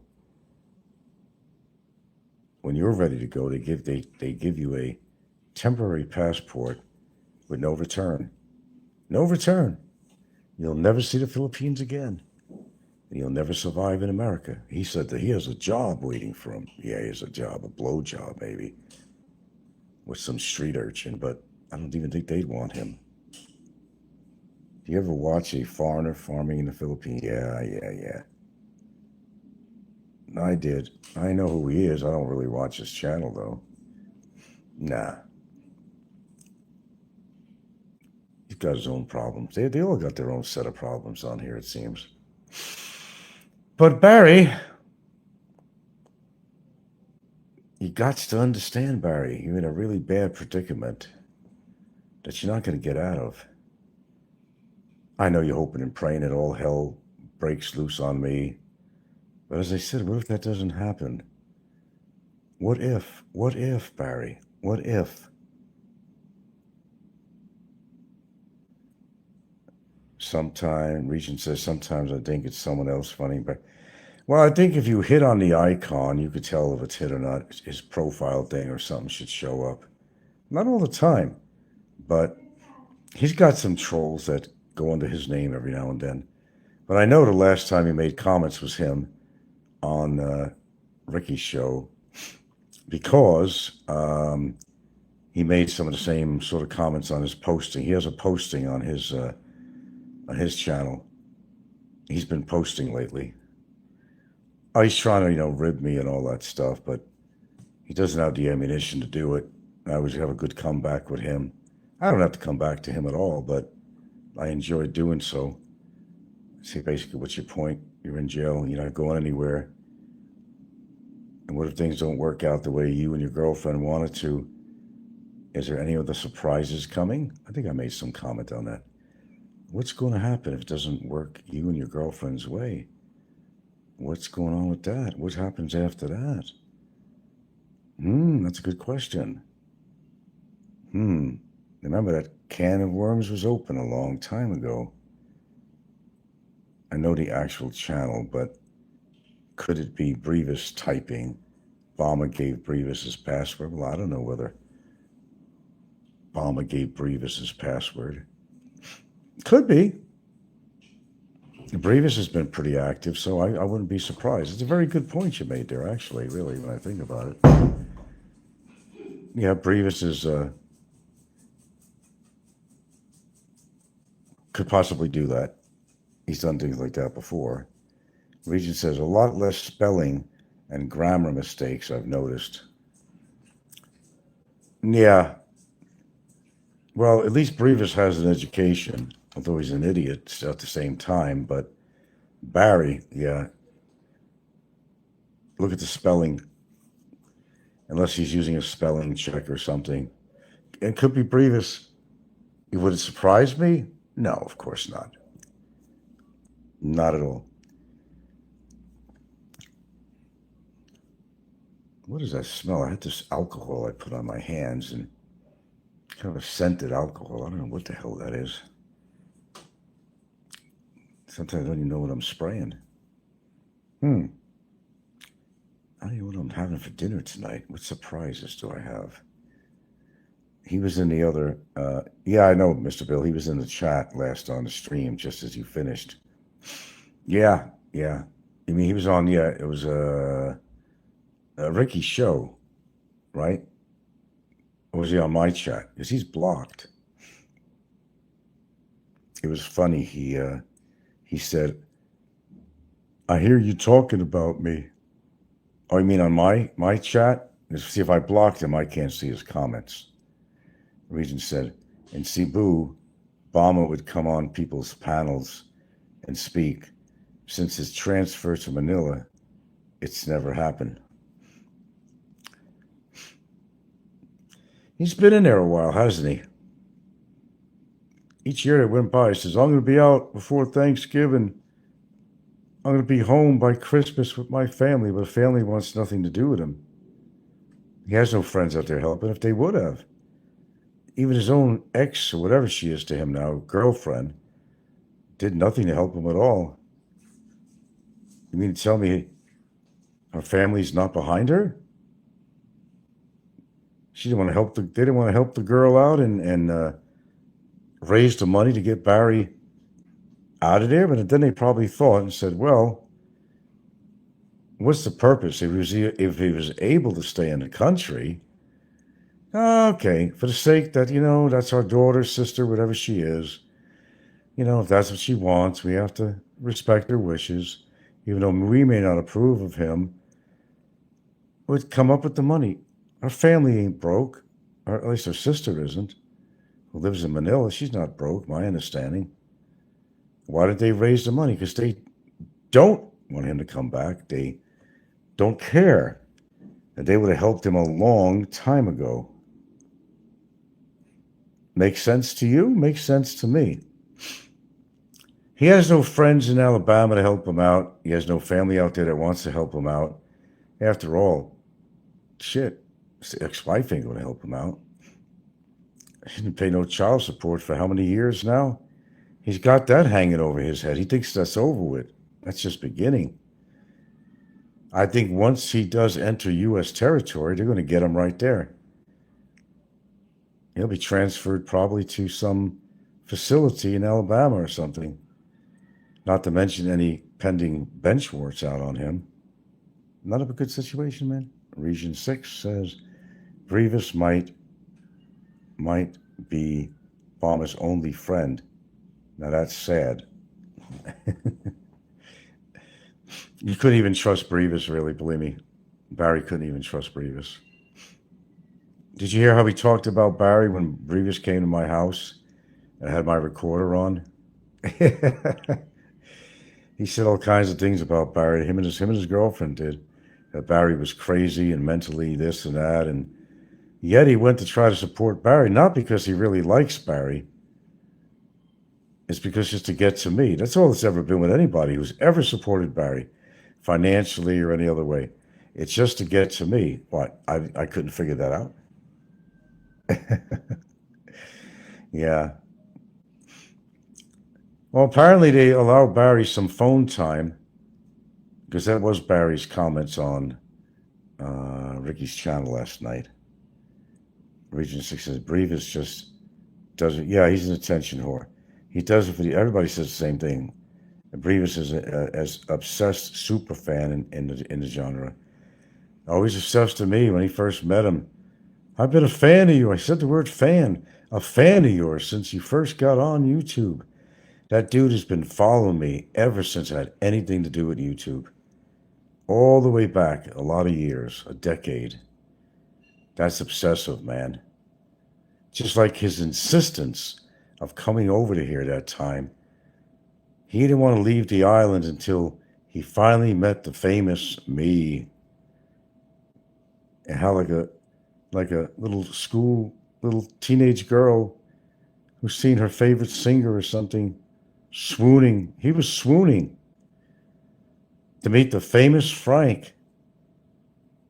But that's what he does. He had to go over to see Fazio because Fazio was controversial. He had to go over to see me because I was controversial. He had to go over to see Jerry the Fairy because Jerry was controversial. That's what he does. That's what he did. Yeah, he does do it for the attention. I don't know. He likes a lot of attention. I don't know what his upbringing was like. Maybe he didn't get the attention he wanted to. I don't know. Comes out as an adult.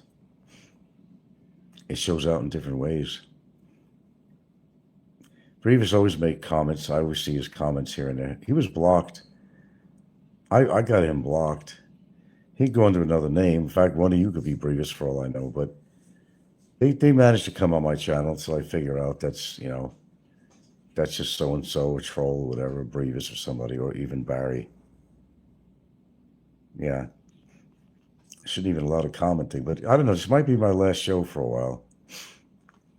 I got better things to do with my life lately. There's a lot of projects I have over here. And I'm not getting anything out of it. Same as usual. I'm just not getting anything out of it. Like I said many times in the past, I'm not monetized. I'm not making buku money. I'm not making any money on here. If I was, it might be worthwhile. Ah, Judge Reingold. I haven't seen you for a while. Frank, don't you realize he's got to make a nice troll comment? Frank, don't you realize you're a coward going after a mentally challenged man? Well, you're right about that part on him being mentally challenged. That's why he was on disability. Is that all you can do? Do you feel empowered? You're a weak little man. Well, I got the power to get you off here, and I just did. Well, sometimes there's things in life that you have to do, Judge Reingold or whatever. There's sometimes things you have to do, and you just do it. I got my satisfaction already. I've already been rewarded. Whatever happens to me, I got the job done already on him. Touche, I guess, 2 3/4 years locked up abroad. If he had kids, it might be something to tell story to his kids or grandkids. Write a book. That's right, he's illiterate, so he couldn't write a book. Sorry, dumb statement, right? Yeah. Oh, well, it's his mouth that got him into trouble, and it's his mouth that continues to get him into trouble. But it's not over for him yet. He may just have another surprise. Maybe. We'll see. He might have one more surprise coming. And I'm not going to tell you what it is. Don't want to spoil the gravy. It's not necessarily over for Barry, or over with me and Barry. Let's just put it that way. Time will tell. Time will tell. Anyway, what did you make, dear? Hold on. Oh, I like that. It's like meat, potatoes, and vegetables. Oh my goodness. And what are you eating tonight? Same. Oh, okay. I just wait for the kids. The kids. Oh, they're still, where are they now? Still Town. not even town here? Kota. Oh. They probably ate already. No. We do swimming earlier after that one. Swimming. All right, good that they're doing activities. Got the brakes fixed on the electric bike and You feel around 12 months siguro to or earthquake again? earthquake. Yeah. Where? When I go there in Bantayan. You felt an earthquake in Bantayan? Yeah. I didn't feel anything over I here. didn't feel it. No, I didn't feel anything over here. Was there an earthquake I heard possibly in Thailand? No. That was old info. No. Oh, it's hot. Yeah, it's hot. A nice hot meal, Barry. Had a nice hot meal. A really yumminkin meal here. Don't worry, you'll be out one day. You'll be out. Maybe you could work for the food bank in Alabama or something. Maybe you could take home a little bit of the food. Or get your job back at the pancake house. Would they take felons from another country, though? I don't know. It do be a terrible situation for them. Anyway, I gotta go. I gotta eat. I gotta watch a movie or finish a movie with Dolph Lundgren. Thank you very much for the dialogue, folks. And we may.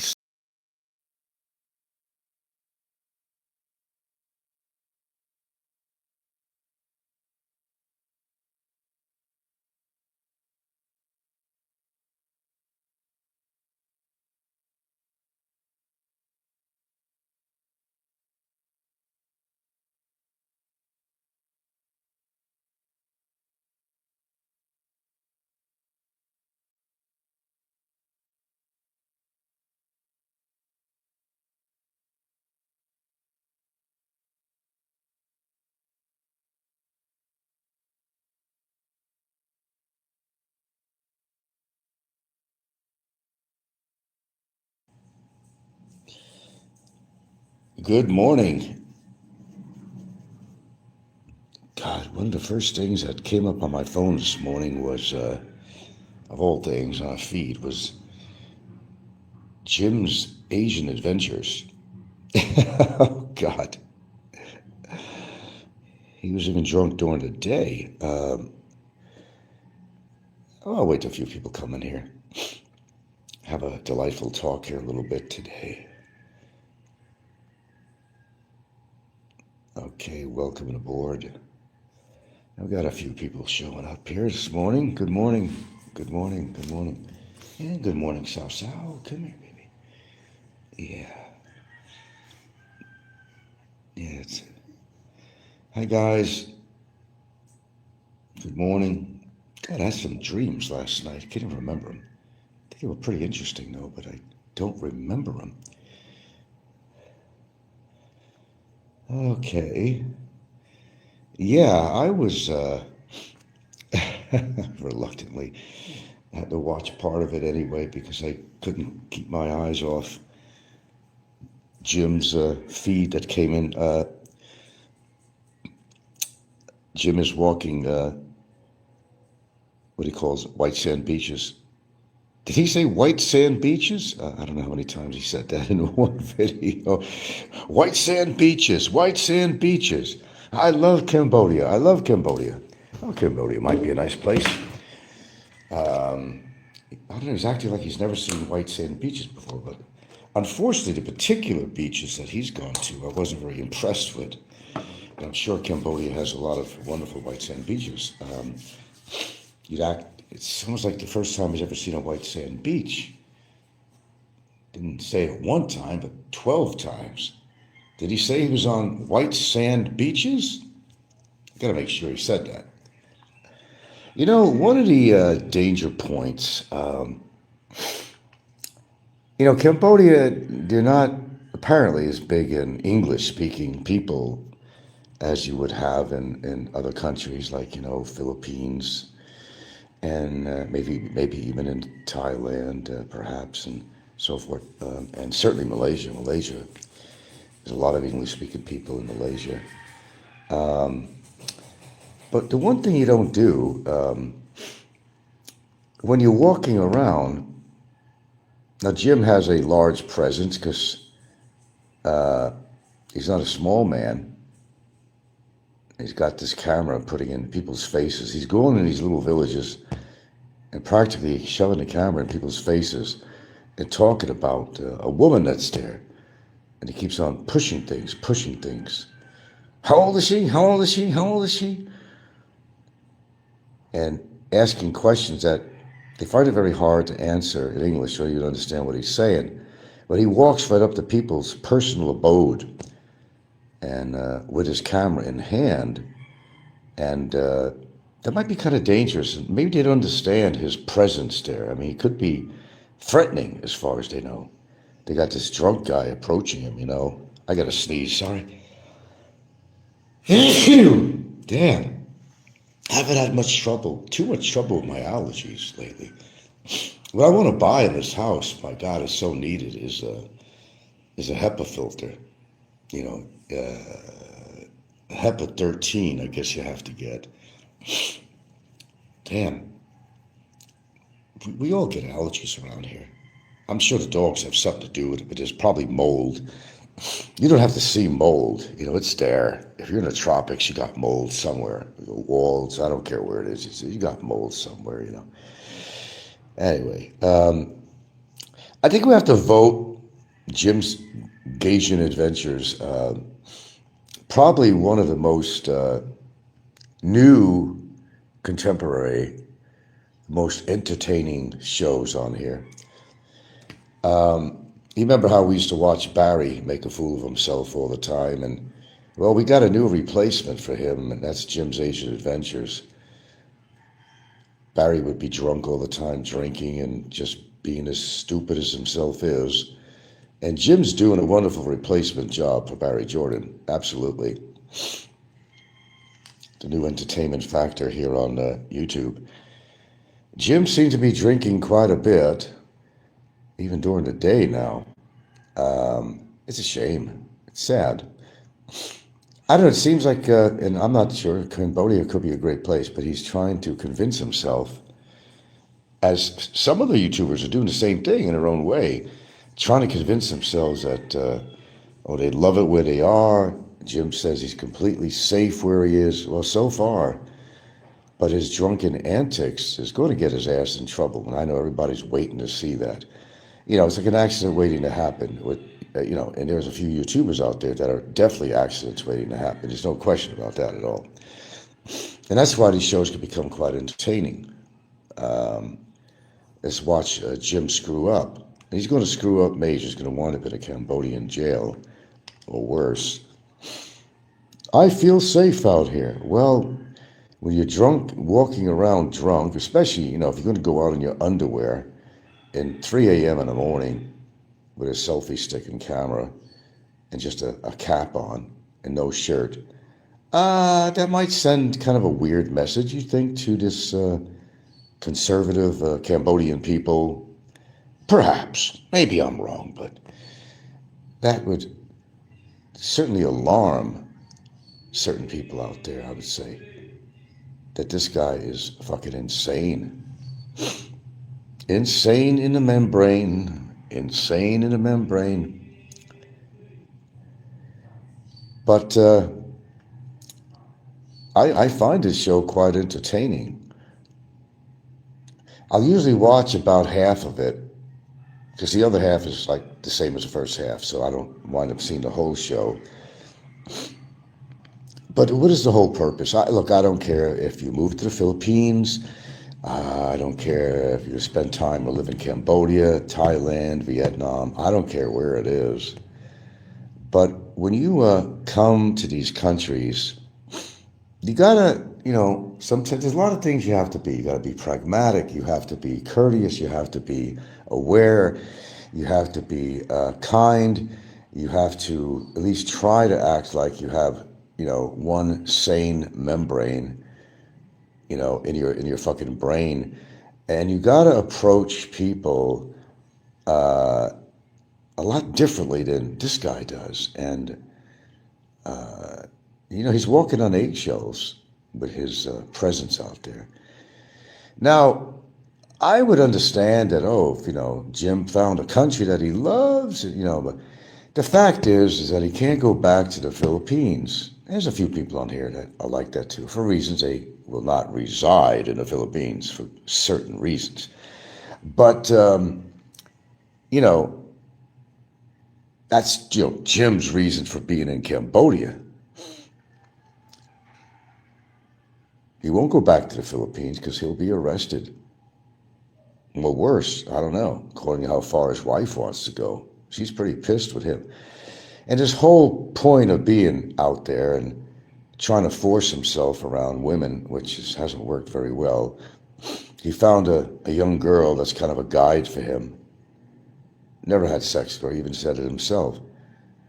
I don't think she's interested in that part of him, but she makes a couple of coins. I guess they use dollars out there and whatever native money that they use over there, I don't know.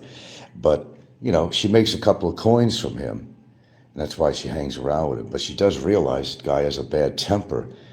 We've seen it live on there when he had this young girl with him, and he was cursing away every word in the book, and he was being aggressive. He was obviously just drinking. And, a sweet little Cambodian girl like that is not going to want to have anything to do, too personal with a guy like Jim, She might even find him entertaining, but as far as being in a relationship with him, which would be ridiculous because, she's like 16 years old, although he's claiming that she's 30 years old. I don't know. Some Asians look awfully, my own girlfriend's daughter, she's 30 years old. You'd swear she was 16. So yeah, that is possible. A lot of Asians, they look a whole lot younger than their actual age. Yeah, I know for sure. But I don't know. Sometimes you're pushing the button. Sometimes that nuclear button with some of the things you do when you're in a foreign country that you don't or shouldn't do, and especially maybe Cambodia, which has always been somewhat of a war-torn country in the past, and well, they still are. Aren't they still fighting with Vietnam over something? I don't know. I don't keep track of this shit, But, people from different cultures, they're not used to kind of like in-your-face approaches from a stranger, You gently approach, say hello, very kindly, don't yell, hey, hello, who are you? Who's that beautiful young girl? Hey, what age are you? What age are you? Damn. That's not really, a good approach. Then keep on asking questions. They don't understand them.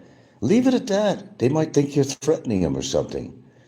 You got this big ugly galoot there who is approaching people at warp speed, not giving them a chance to acclimate that the stranger is approaching him and what does he want from us? A guy may pull out a knife or something. Jim will find out eventually, That's where the adventure continues. The name is titled, is probably Jim's Asian Adventures, because it's definitely going to turn into an adventure for this guy. Now, of course, we don't want people to get hurt and stuff, we don't want that. But, like they say, hard handicapped, they're fun to watch. Well, I didn't make up that quote. An old roommate of mine did. It was a very rude statement. But that kind of applies to Jim. He's definitely handicapped in the brain. There's no That's what makes it interesting. How he approaches people, how he approaches life. A day's going to come where he's going to get tired of Cambodia and find an excuse. Well, I decided I want to explore different places, but he swears up and down that this is his country. He loves it here. It's the best place he's ever been. And did I mention the white sand beaches? I think his last broadcast, he must have mentioned it 12 times. And the white sand beaches. It's actually, he's never seen a white sand beach. Apparently he hasn't been around Asia too much. Fuck, 8-minute walk. I'm on white sand beaches practically in my backyard. And they're real white sand beaches. I was questioning the beaches he was showing. Those particular beaches didn't look impressive to me. Nothing to wail about and say, oh my God, these beautiful white sand beaches. Well, I wasn't impressed. I'm sure Cambodia has some wonderful white sand beaches. I'm sure it does. Most of these Asian countries have some beautiful beaches. Never been there, but, I wasn't impressed with the beaches he was showing. But, of course, Jim had to over-exemplify and overstate some of these so-called white sand beaches that he approached. I wasn't impressed with the whole ambiance of the areas that he's gone to in there. It sounds like a Jim show this morning, doesn't it? Only because it's fresh off the press. That's the first thing I saw this morning, actually, that showed up on my feed. Okay, I saw he had done a show. Well, let me go check it out. Let me check it out. Was that even the title of his show? I don't know. White Sand Beach. I don't even know if he had that in the title of his show, actually. About white sand beaches. I don't know. Boy, I guess I'm not really paying attention to my white sand beaches over here. I got to go more often. My gosh, he's treating these beaches like, he found utopia or something, or, the golden chalice or something. I should go back. I should go to the white sand beaches near me more often. Because I do have white sand powdery beaches within, 8-minute walk. I'm not doing it enough. Okay. Maybe I should and appreciate what I got here. Or maybe even today, yeah.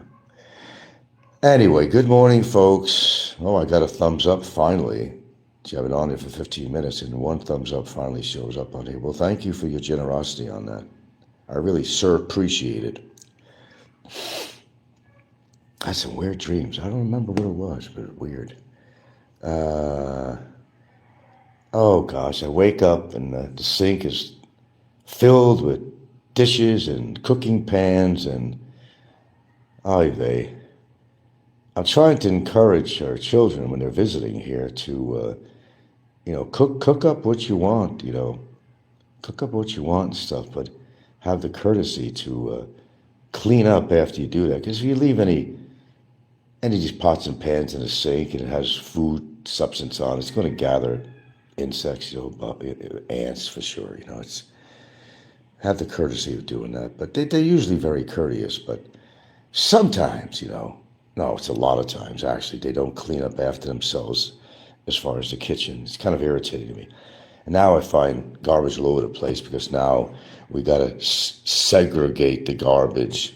Well, I've always had like a little garbage can in a small pail in the kitchen with a plastic bag to throw some, crap from the sink in a drain, strainer that builds up in there, or some packaged material, whatever it is, throw it in there. But now it's like, don't have it in the kitchen. Every little thing, if it's a piece of plastic or if it's food, you got to go outside, find the right segregation bags, and some of them look alike to each other because maybe they're killing Gilda's whole project there of segregating stuff by just going out there and whatever bag is open, we'll just throw our shit in there. Yeah, well, what are you going to do? Wow. Been following my new buddy out there who's circumnavigating the world, I tell you. His destination is right now on his way to Papua New Guinea. Yeah. Interesting. I find it interesting. That's what I'm mostly watching on here. I'm one of his, among some other, his prime viewers. it's like going on that trip, you know. It's like living vicariously. Oh, we know that about on here. But it's like living vicariously through his trip, which I'm never going to be making a trip around the world on a sailboat. So yes, I will be living my life vicariously through his trips, through his adventure. But at least it's interesting shit, you know. You know, the guy's not getting drunk on camera and, you know, not doing stupid things. You know, do stupid things, win a stupid prize, whatever. It's some serious shit. It's real life shit. Sailboat in the middle of the fucking ocean, man, and everything they got to come across. You know, so many things you have to learn about sailing that can save your life. So many features on the sailboat you have to have that'll save your life. So much equipment on there. He's got like one of these autopilot things going on. But that's not always accurate, but that's why I don't think you can just go to sleep at night with the autopilot, because who knows, there might be a ship in your lane coming your way. It's happened before, but I think you still have to be aware. These autopilot things, you know, set the course, he knows how to do that. That's cool, you know. Gee, the old mariners would have loved to have had this kind of stuff. Man, fiberglass hull and, you know, navigation, electronic navigation equipment. I mean, oh, they would have just loved that, you know. But they didn't have that. I mean, you know, it's challenging to do what the guy's doing, but it's not as challenging. You see what they used to do, the old mariners back in the old days with wooden hulls and everything, you know. They used to take some hemp rope, if you didn't notice, and they would set their own course, and they go by the stars and all kinds of different stuff. They would set their course by tying some hemp rope on the wheel, right? But that sometimes didn't hold, and they wind up going off course. But that's how they did it. They had hemp rope tied from one place to another, to the wheel and to something else, to the mast pole or something, you know. So you got to know what you're doing. You know, you want to go on a trip with your wife and your dog and your cat, you know, and take that kind of chance, you know. And the thing is, he's a very well of bad weather, too. He's got all the equipment to tell him where there's wind even 100 miles away, and he'll set his course differently, or he'll set anchor somewhere just to make sure that he doesn't sail into that particular area until things calm down. So there's a lot of thinking, a lot of cerebral stuff that goes into sailing. It's not just getting a sailboat and putting the sails up. Unless you have at least 8 knots or 10 knots of wind, it's worthless to put up your sails. Totally worthless. And that's why he's got motor. And he always fills up with enough gas to carry him until he gets to the next port, where he gets supplies and more fuel and stuff like that. So yeah, he's got it down. Interesting, very interesting to watch. Sorry, I can't give you the name of the channel. He's just going to come on there as trolls, and I want to save the guy that much, you know, dealing with that kind of shit. So I will not name the channel unless you find it accidentally. Look up Who's Sailing the World or something. I don't know. Could be anybody. There's a lot of people out, believe it or not, there's actually a lot of people out there on open seas doing that kind of shit. It's more common than you think.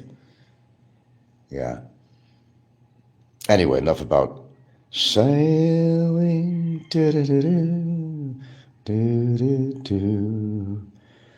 I'm probably sure he probably plays that song. But I tell you what, you know, you get sea legs and hard to go on land again. You see in life from a different perspective from a sailboat. If you've been out there a long time, they go on land, of course. They have to. They go to ports and they stock up and they get more gas and all. And they got to have a, you know, kind of a visa thing stamped too. They got to find a local office that does that. This way they're free and clear when they go to the next. It tells their destination on their journey. So when he goes to the next port, they're going to check his passport and whatever, you know. They do that too when you're on sea. So yeah, they actually do that. All right, where is everybody this morning? They don't want to hear about sailing. Okay. All right, let's talk about Jimbo then. Oh my gosh. What did oh, there was some nasty words or comments from Jay and who else? And Nico, I guess. The Bobbsey twins. Got a lot in common, actually. Anyway, come one, come all, the band's hired. You know where I live. Come one, come all. But there's not going to be any Hungarian sausage for you like I did for Riggy.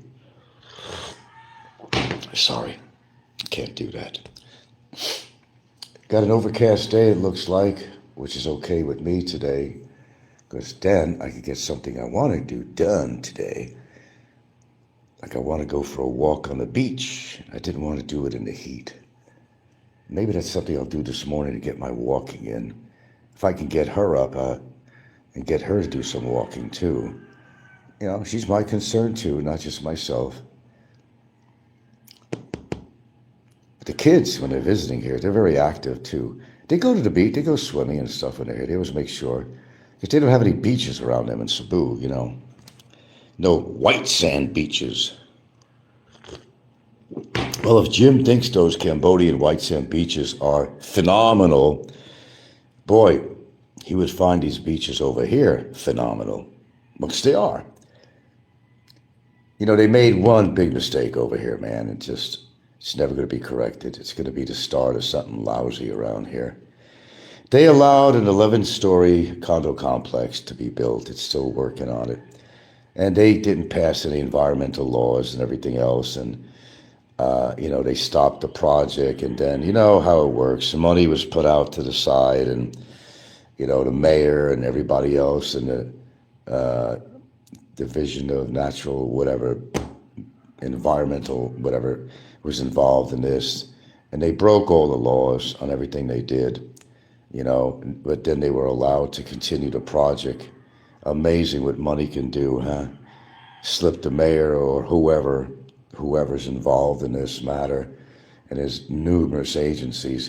And it just so happens that, believe it or not, I think some kind of investment of some sort was made by, I think, Sarah Duterte, believe it or not, of some sort on this, I heard. Some official was involved in this, so there you go. You know, I wasn't sure it was her, but there was somebody in the upper that was involved in this project. Yeah, it's a big place. It's 11 stories. And it's right across from this fucking schools, too. Yeah. And, you know, Santa Fe has always prided itself as being, you know, more of a community with a natural environment and nothing that was going to encroach on any environmental laws in which this place is. And when you're coming in with the ferry now, normally when you come in with the ferry, you see this beautiful white sand island. White sand, Jim, white sands. Beautiful. Just a beautiful scene when you're coming in. You know you're home when you see that turquoise water and the white sand beaches as the ferry comes into port, right? Now, one of the things you see even 8 miles out, whatever, is, you know, you'll see this building. It sticks out like a sore thumb. And as you get closer, you'll see what a freaking eyesore this is. Now, if they got away with all these environmental laws, and see, there's supposed to be a limit on how tall of a structure you could build in this town, because nothing is over like 3 stories or something, or whatever, whether it's private houses or whatever. You know, this is 11 stories. Now, it sets a precedence now, unfortunately. You know, somebody else is going to decide, well, you know, they were allowed to build an 11-story condo complex and tried to develop the place. Well, this gives me poetic license to do so myself, and they'll argue it in court. The next thing you know, Santa Fe is going to be all built up, and it's going to look ugly. Ah, man, what money does, right? Right, it gets the women, it gets projects doing. Good morning, my sweet flower. How are you this morning? Did you get good sleep? Yeah. All right, I think you were out of it. I think that Benadryl helped, didn't it? I think so. She gets allergies too. Yeah. Okay. I tried to let them out. Did you want to go out, girls? You got to go pee pee. No, they just like being in here. They don't want to be in the hallway all night because the kids took over the living room. They have the air conditioner on. They can't keep on getting up to open the door because the dogs like to go in and out. So just kept the door locked. So the dogs had, well, they had the hallway, they had the kitchen, they had the dining room, they had all that. So they were kept in a cage or something. But they sooner would rather be with us in the bedroom because, well, they like being around us. They don't want to be alone. They're good dogs, good doggies, good doggies. Okay, yeah, camera on. You got some. It's kind of overcast out here. That it is. It is. It is. It is. But it's cool. See that field across the street here? How many? I don't know how many hectares this thing is. There's also could be a sad future in that too. Yeah. I don't know. The land finally is wound up in somebody's hand. There's a lot of court stuff over having to do a lot of complications with ownership, family, and stuff with this land, as there always is when it comes to land in the Philippines. People are right about that. The one thing the Filipinos do fight over is land and stuff like money and land, and it can get awfully ugly, awfully ugly. So I don't know. I think a resort owner, one of the resorts we're familiar with, actually is the new owner or whatever of this land. I don't know all the details. Still very sketchy from what Gilda discussed with me, but I don't know. Resort owner, a couple of hectares of land or whatever it is here. I don't know.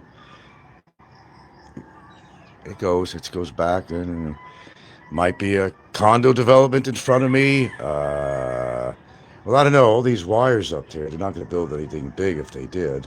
So many wires that are going across this land. They might build another resort here, right in front of my house. I don't fucking know.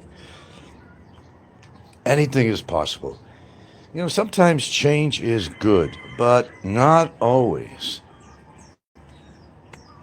Like Jim could run over to Cambodia. I think change is good, but clearly Cambodia is not the country for him. In fact, no Southeast Asia country is for this guy. He should just be home in Michigan, where he should be with his mommy, his rich mommy and daddy that supports him. All right, I won't make this all about Jim. It's getting kind of old anyway. Just like everybody else on here got pretty fucking old. Just watch the shows and, hello, Jackdo. Just watch the show and, get entertained, because there's really not much out there. I mean, if you want to stay within the Philippines genre, there's not much going out. There's the same shit with 8 Miles from Home. Overstay Road has gotten boring. I try to watch some of his stuff, but he's not the old Overstay Road that a lot of people enjoyed because of his character, the king, I don't know. It's changed, but everybody goes through changes. What you might have found really interesting shows in the past are now boring as holy hell, That's kind of what I'm finding. So you got to go out there if you really like YouTube and you really like to be entertained and you want to watch something interesting. There is stuff out there. There is. You just gotta, look around and get away from the nonsense here in more of the local scene. What are you gonna see? Ricky going in bars, getting stupid drunk and doing stupid things and making stupid sounds and stupid faces and embarrassing himself. We've seen years of that. That gets old too, Him attacking people. Same old shit. Popeye comes on when I'm doing shows and simulcast me. It's the same fucking can of cream corn, Hyundai, I remember that name. Hey Frank, tell us why your daughter doesn't talk to you. What did you do? That's a troll. Oh, I know the name Hyundai. Yeah, this guy's a troll. Yeah, I've seen his name before. Well, I'm not going to qualify a statement to answer you on that. Because now you're gone. It could have been nice and said, well, tell us, well, there's nothing to tell or worthwhile telling that I haven't talked about before. That's your answer.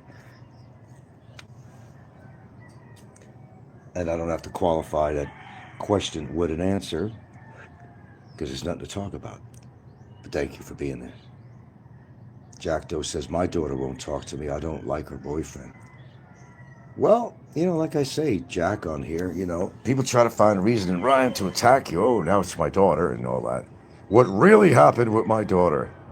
Well, she went her way, I went mine. I don't know what else to say. People change.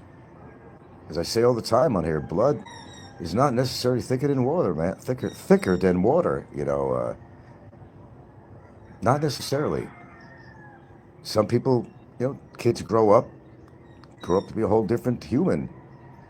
Different politics, different philosophy, different psychology, or different factors in their life, environmental and personal factors in their life change them and they become bitter and, there's 1,000 reasons. So what do? You don't want to beg your child to be in your life. They want to be estranged. I like that word, estranged. They want to be estranged from you. What are you going to do? You go on with your life. That's all. Not everybody gets along with all their family members, whether it's their children, whether it's their parents, cousins, friends, neighbors, whatever. Everybody's got a gripe about something. That's the best way I could answer that guy's question. Who was a troll, of course, but yeah. It is what it is. That's all I can really say on it. It is what it is. My life, the world does not stop revolving. My life does not stop going because someone who just happens to have my DNA has some issues and tissues. It's her problems that she's got to resolve. I'm taking care of my own. Okay? Yeah, so blood is not thicker than water. That's for damn sure. I discovered that. And I'm sure a lot of you have always had relatives or family or friends that, for one reason or another, the tide turned and you guys don't get along anymore, for whatever reason. It's nothing new. It's nothing unusual. In fact, it's pretty common. And sometimes there's nothing you can do about it. And that's the best way I could answer that question. Okay. The tea. Oh, okay. I'm just waiting for it to cool. No, there's nothing in there but green tea. I'm just too lazy to put anything in this puppy. I don't feel like squeezing out lemons. I don't even know if I even have a lemon to squeeze out. What is all this shit with Taylor Swift? She's like, the bubblegum music. Remember we used to call bubblegum music? And all the teenagers just love her. She is talented, though. She is talented. She's got the looks and all that stuff. Her mommy and daddy, they follow. They were rich people to begin with. The mommy and daddy follow her everywhere. Everywhere she goes to concert, they're cheering her on like proud parents they are. And why not? They should be proud. Should be proud. Daughter has success. She's like a billionaire. I mean, what the fuck, right? Give the girl credit. She started off on one of these talent shows on TV, didn't she? I think that's where she started off or something. I don't know. My God, now I'm talking about Taylor Swift. But my ex poisoned her mind. Your ex poisoned her mind. How did she poison her own mind? I'm not following. That's a little bit cryptic. How did she poison her own mind? Do tell. So Frank the House Rat's on. It says, you caused her to have issues. No, people have their own issues. You can't always blame on somebody else. Wrong choices of boyfriends, of husbands, all kinds of reasons they go wackadoodle. I'm not in control of that. The bums that she had as boyfriends or that she married, I have nothing to do with that. Sorry, can't take responsibility on that. Oh, I gotcha. You said your ex poisoned her mind. Oh, your ex poisoned your daughter. Well, my daughter did that too with my grandchildren. Good kids. I've been in their lives a short while, but I have been. I certainly have. We've gone out for dinners. I've been over the house lots of times, blah, blah, blah, when I was there. Even visiting from Hawaii. No problems with the kids. Yeah, it's always the mother or parent that's going to poison children's mind. And I think that's wrong. Let children make up their own minds as to who they want to associate with. Don't poison their minds saying, this is a bad guy because I'm having problems with him. Let them have that freedom, as I call poetic license, to make the choice in their life who they want to communicate with. That wasn't right. So I'm void my grandchildren. So that's cool, right? It's not cool. But, sometimes there's something you could do about things, and sometimes there's not. I'm not even sure she's still even living in Washington State. Probably is, but I don't know.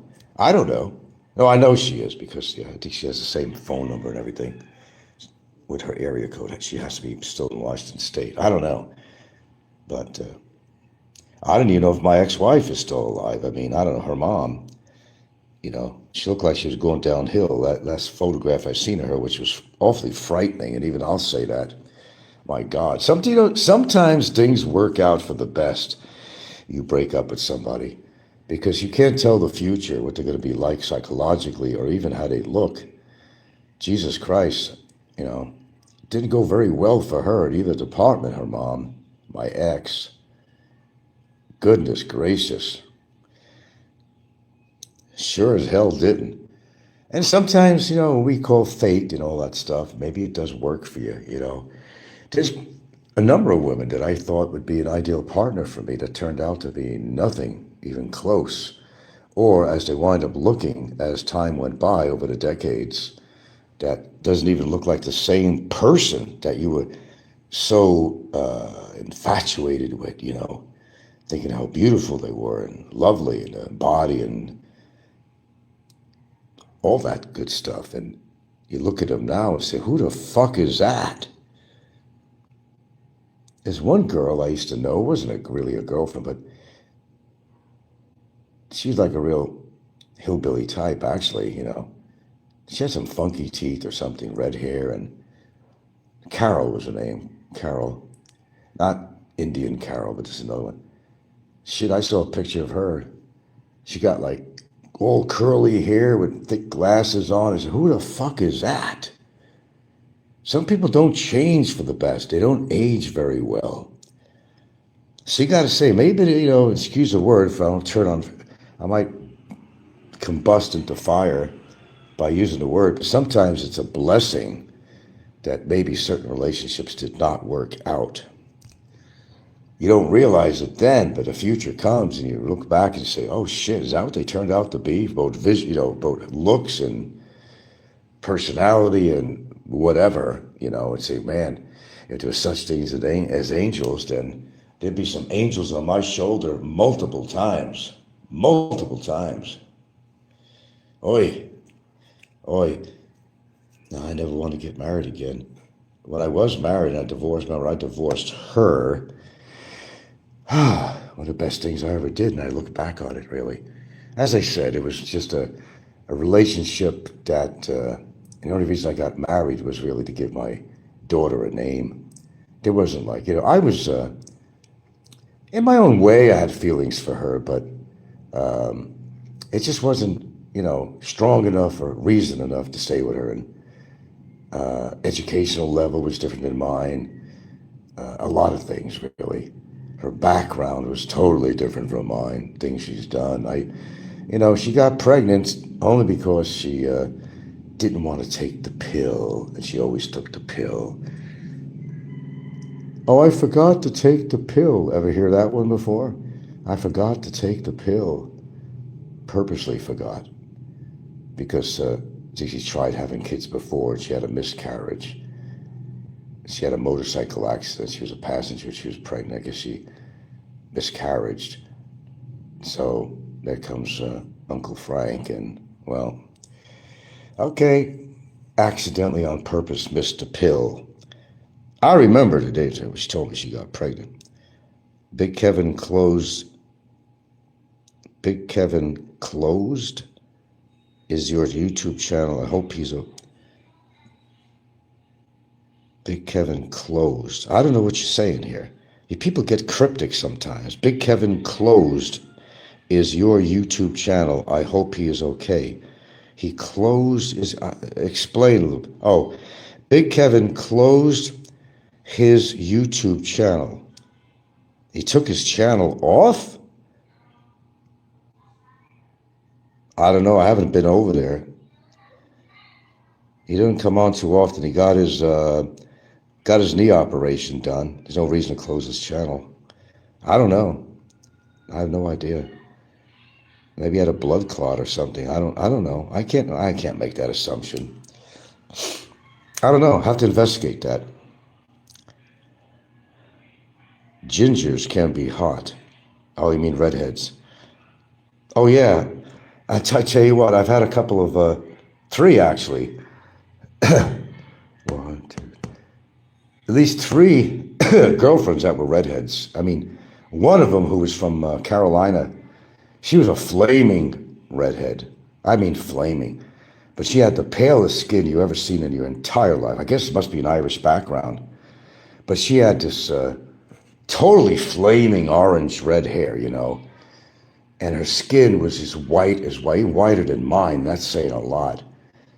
And even down below, her carpet was like fucking red, flaming red too. But something about these girls with the red hair, they just orgasm like fucking crazy. This is not a show for kids, by the way, here. God, I did have sex with her, and, you know, it was just business as usual, having sex, but she couldn't get over the fact that I was the only guy that was able to give her multiple orgasms. And she told me that. But then I go to this bar that, you know, I go hang out on every couple of weeks and meet up with people. And her friend was a bartender there. And in fact, it's her roomie, actually. And she comes up to me smiling. So I know you're in the, because she was in the other room while we were having a little playtime there.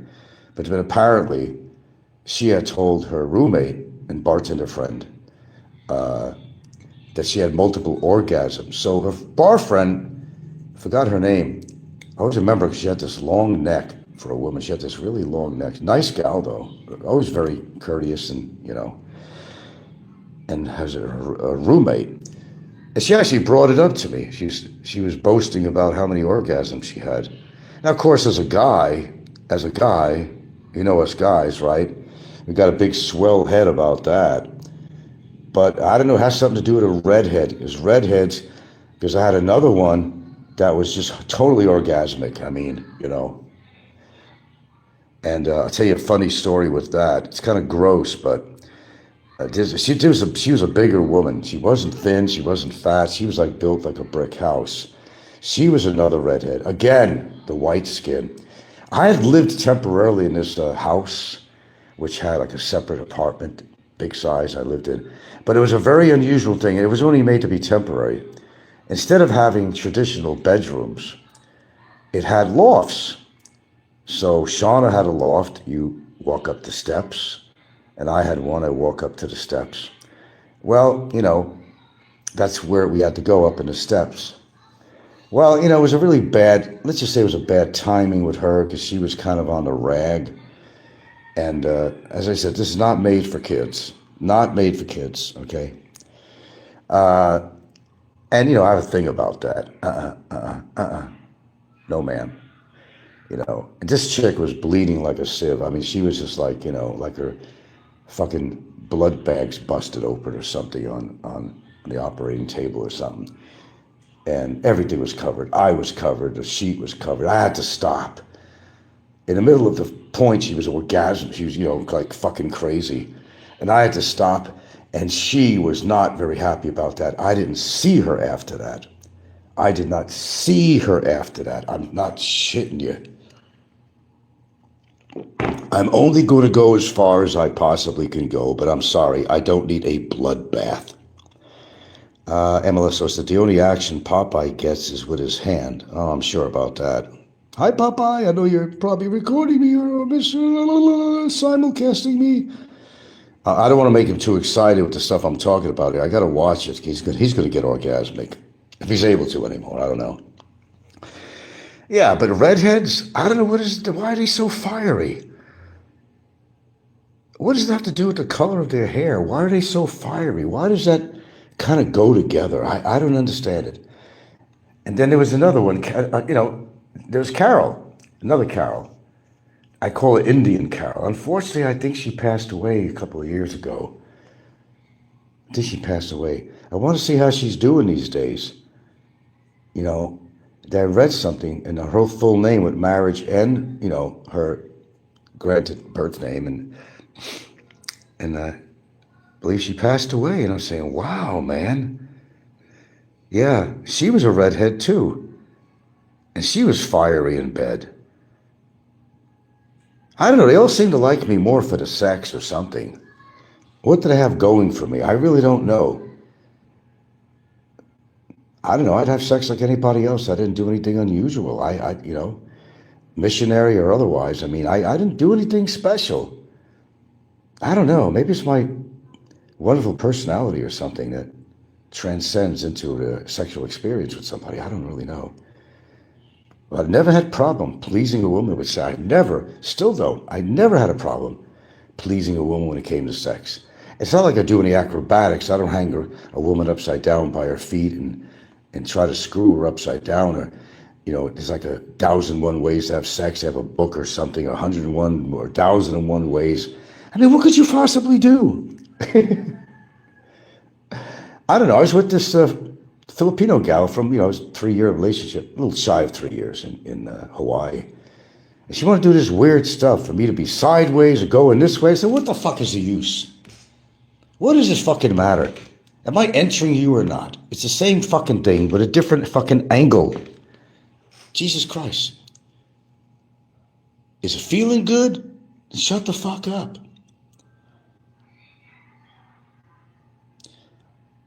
Oh, believe me, I've been with a lot of women.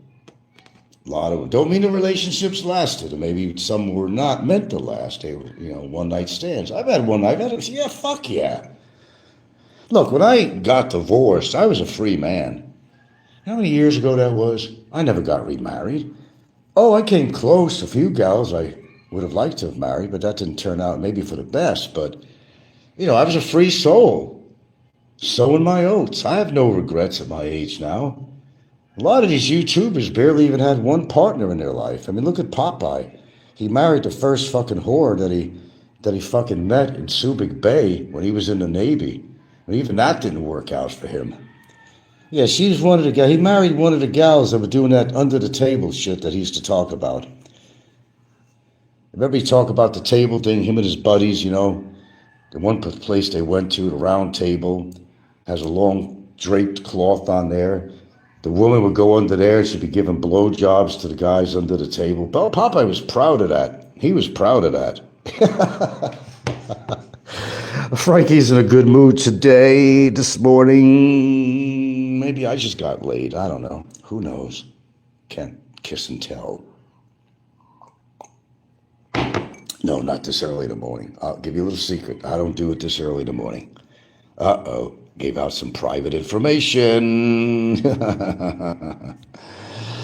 Oh, man. But, I was... one thing I could say, I could look back on my life and say that, I never had trouble getting women. I don't know why. Of course, I was better looking than I am now. I guess, without, me sounding very vain, because I was never... Let me tell you something. To this day, I've never been vain, ever. Never been vain. I never thought I was good looking at all. I don't know why, but a lot of women thought I was. Of course, I've had different looks through the years, different hairstyles, different lengths. I've been through different stages of life, some changes in me, but I've never, ever, ever had a problem pleasing a woman or getting a woman, especially my days in Washington State. That was the key state that I lived in, where I saw more action than I ever thought I would ever get in my life. Now you got all these floor pounders there now. McDonald's and shit has caught up with them. The earth shakes. It's not necessarily an earthquake in Washington State. It's these women with all this poundage going on. Man, places go through changes, don't they? Popeye lives in the past. He certainly does. Let's all say hello to Popeyes. Bobby simulcast me. Hey, Poops. How's it shaking? Don't forget to wash your hands afterwards, though, Pops.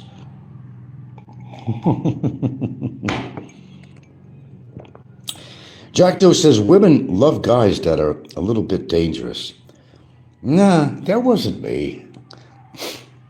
That wasn't like that.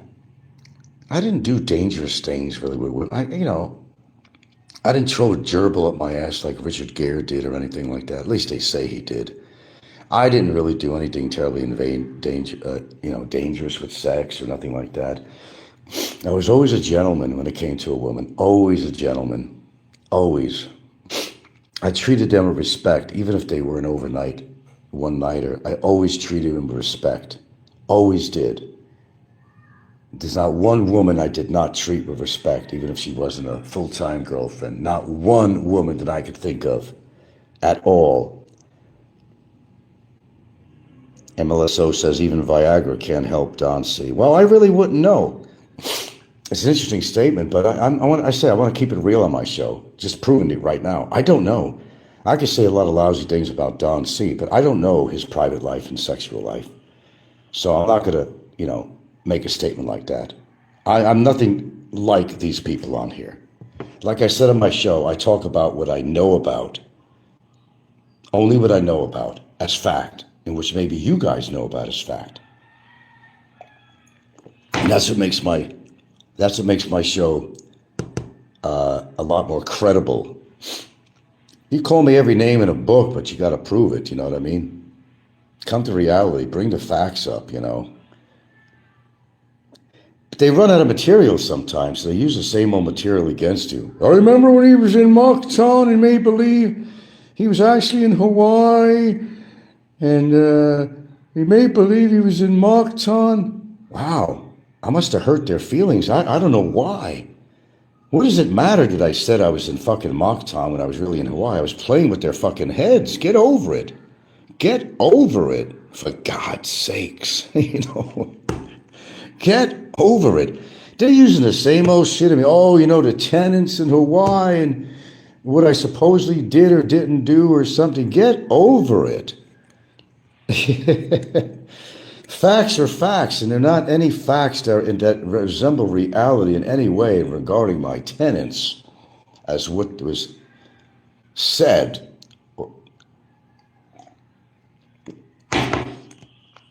And it wasn't a criminal case or nothing. They just wanted to make some money off me. I was going to sell the house. They didn't want to pay rent to me prior to that. They saw a paycheck at the end of the rainbow, and this is not their first rodeo. There's nothing more to talk about it. They accused me of this, accused me of that. Even staged, you wouldn't believe what they did. You know what you know, but you don't know everything. Although I've talked about some of it on here. It's not my favorite topic. Their life ain't going good. Last time I found out, I don't think they're together anymore, and the kids got all fucked up. Do you realize they had to have a psychiatrist come for one of the kids? She wanted to commit suicide all the time. I heard it through the wall. When I was staying there for that year with my brother, and I got stuck there with the COVID, and she was talking to her mother about having feelings of suicide. Nothing to do with me. The kid had problems. I don't know why. But the family wasn't perfect. They drink, smoke pot, smoke cigarettes around the kids. They do business. Now I ain't going to say what it was. They do business around the kids. It wasn't the most functional family in the world. Far from. They were messed up. They were messed up. And God damn it, I was a good landlord. Anything they needed. What do you need? You need that paint, that room painted? No, because they didn't want me to go in there. They didn't want me to see what they did to my rooms of my house. My goodness gracious. Not all is what you hear and see, my friends. You can say anything about anybody, even me. But you got to ask the question, is it really true? Yeah? Or is it hearsay? Is it factual? Made up to make somebody sound like they're a bad boy? Nah, none of that shit's true, man. How about the one sitting on a limb looking in the window?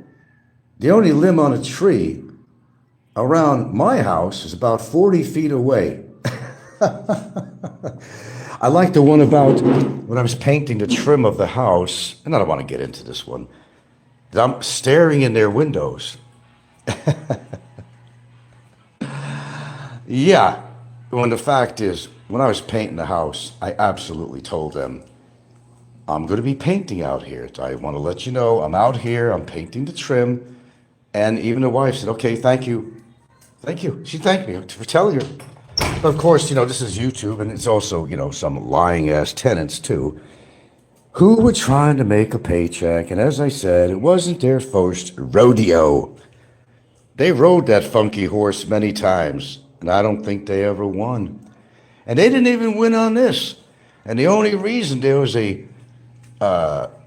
they like to talk about, a $60,000 thing at the court was because, well, I didn't come there in person. I came on camera, which I thought was perfectly acceptable. They wouldn't have won that thing at all. He had to do it. What do you call that? And he had to make a judgment based on the fact that I wasn't there in person. What the hell do you call that again? It doesn't mean that the facts of the case were real in regards to what they had to say about me. It just has to do with the fact that if you didn't show up, then the judgment went to them, no matter what the facts were. That's all it was. Just a lot of YouTube hype.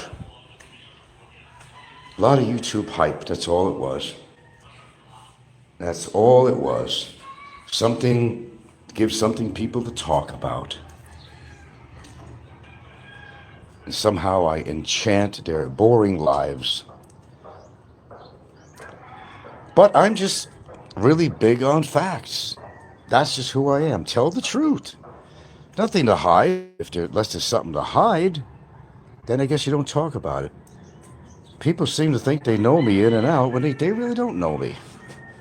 They don't know what a fine gentleman I am. And I am a fine gentleman. Yeah. There we go. Okay. So what's new, guys? What's going on with Discord, man? I never hear much about Discord. Since I've been back on YouTube, I would think that Discord would be like, going fucking crazy or something, What the hell? As I tell you, I don't go on Discord.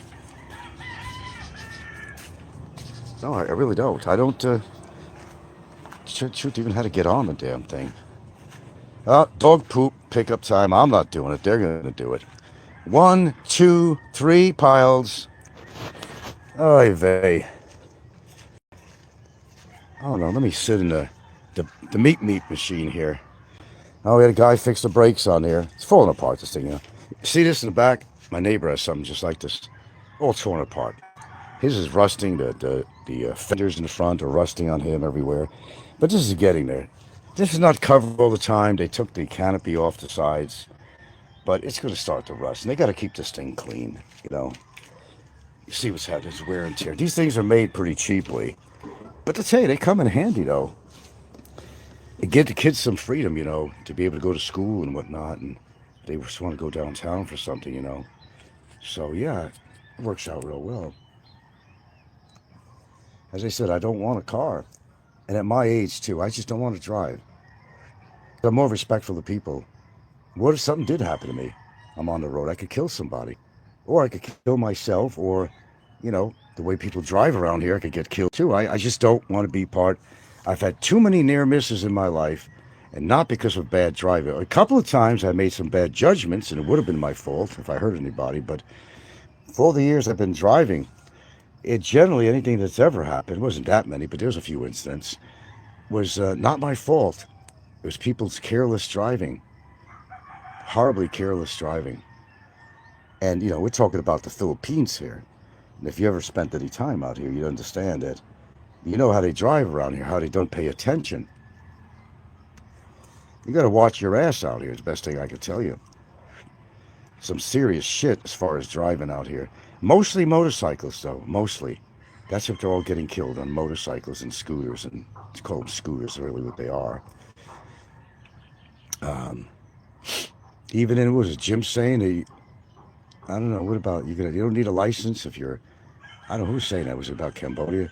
If it's 125 cc's or lower, you don't need a license or something. Here, I know on this island that you need a license if it's gas powered, you need a license if it's gas powered. If it's electric, you don't need a license here. And I don't even know how they even get their licenses around here, to be honest with you. I have no idea, because they don't know how to drive. Or they're drunk or something, I don't know. Drunkenness does and has been a lot of the reasons why they also got into accidents around here. They weren't paying attention. There's lots of reasons, but drunkenness is always a major factor. Even bus drivers on the Ceres bus, CERES, you have a big bus line out here. How many drunken incidents have happened with that? And they're driving, a bunch of innocent people back there, maybe 60 people in the bus or something. Dogs are fighting or something. Listen to them. Oh, they're just excited for something. Oh, another lump of shit. Somebody's coming out. I'm not going to be on shit patrol. Fuck that shit. They're going to clean the dishes this morning, and that's what they're going to do. And I told Gil I want nothing to do with the garbage. I said, you want to do the segregation? Nobody's doing it. I mean, it's a proper thing to do. It helps the guys have to sort this shit out. But everybody winds up throwing and dumping all their garbage in one sack anyway. They mix it all up. We got to be the exceptional party here, But, unfortunately, the kids don't follow these directions. They might throw any kind of garbage in any bag. Then, the fact is you got these open bags, which allow the cats, and I'll show you it. There's going to be, I'll be a disconnect if I go in that area, so I won't go there. They're open sacks. So it means the cats could go in there any time and forage through the garbage. Okay? Then I find it all over the place. In regards to the cats, yeah, I did make that decision. I'm not feeding them anymore.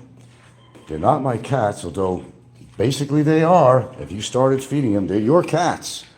But it had to get to a point where I said, no, because new generations are going to come thinking I'm the guy that feeds them. They carry disease, they carry all kinds of shit. I don't want to deal with it. And when a mother starts abandoning her kittens, I get pissed off with that. There was a cute little kitten that died because the mother didn't want to attend to it. Mother Nature speaking, She could have found some fault with the cat, something, knew it was sick somehow, and didn't want to waste the time and mother's milk to nurse it, and a lot of reasons.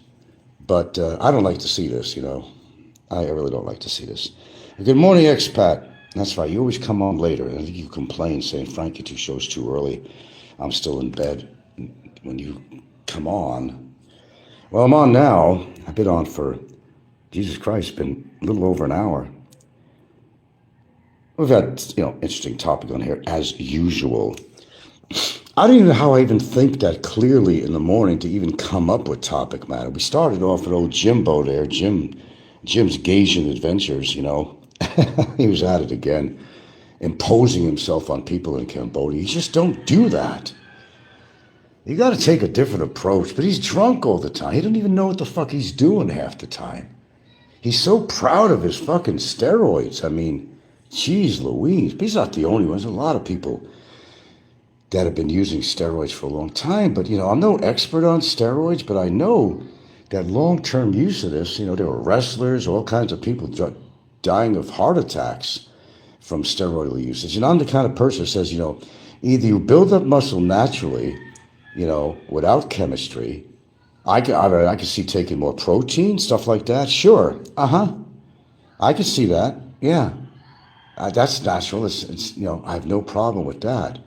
Taking collagen, protein. In fact, I got to buy more collagen, for God's sakes. I thought I ordered some, but apparently I didn't. I ran out of collagen. But, when you take steroids, it's like cheating. So he boasts about his muscles, but how did he get them?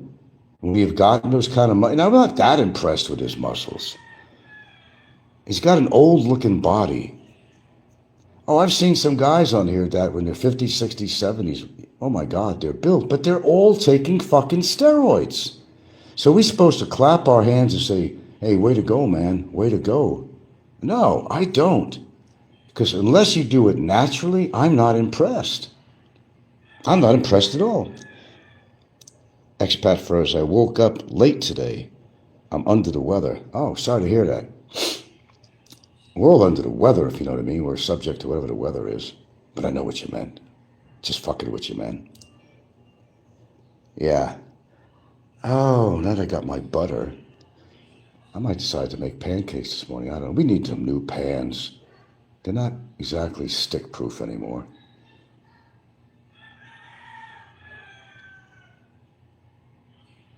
It's hard to find some quality pans out here. They got to be thick metal. They use stuff other than Teflon. That's the ones I want to go for. But the Teflon, when that starts chipping off on there, that could cause cancer. That could cause problems. I don't know what can't cause cancer these days.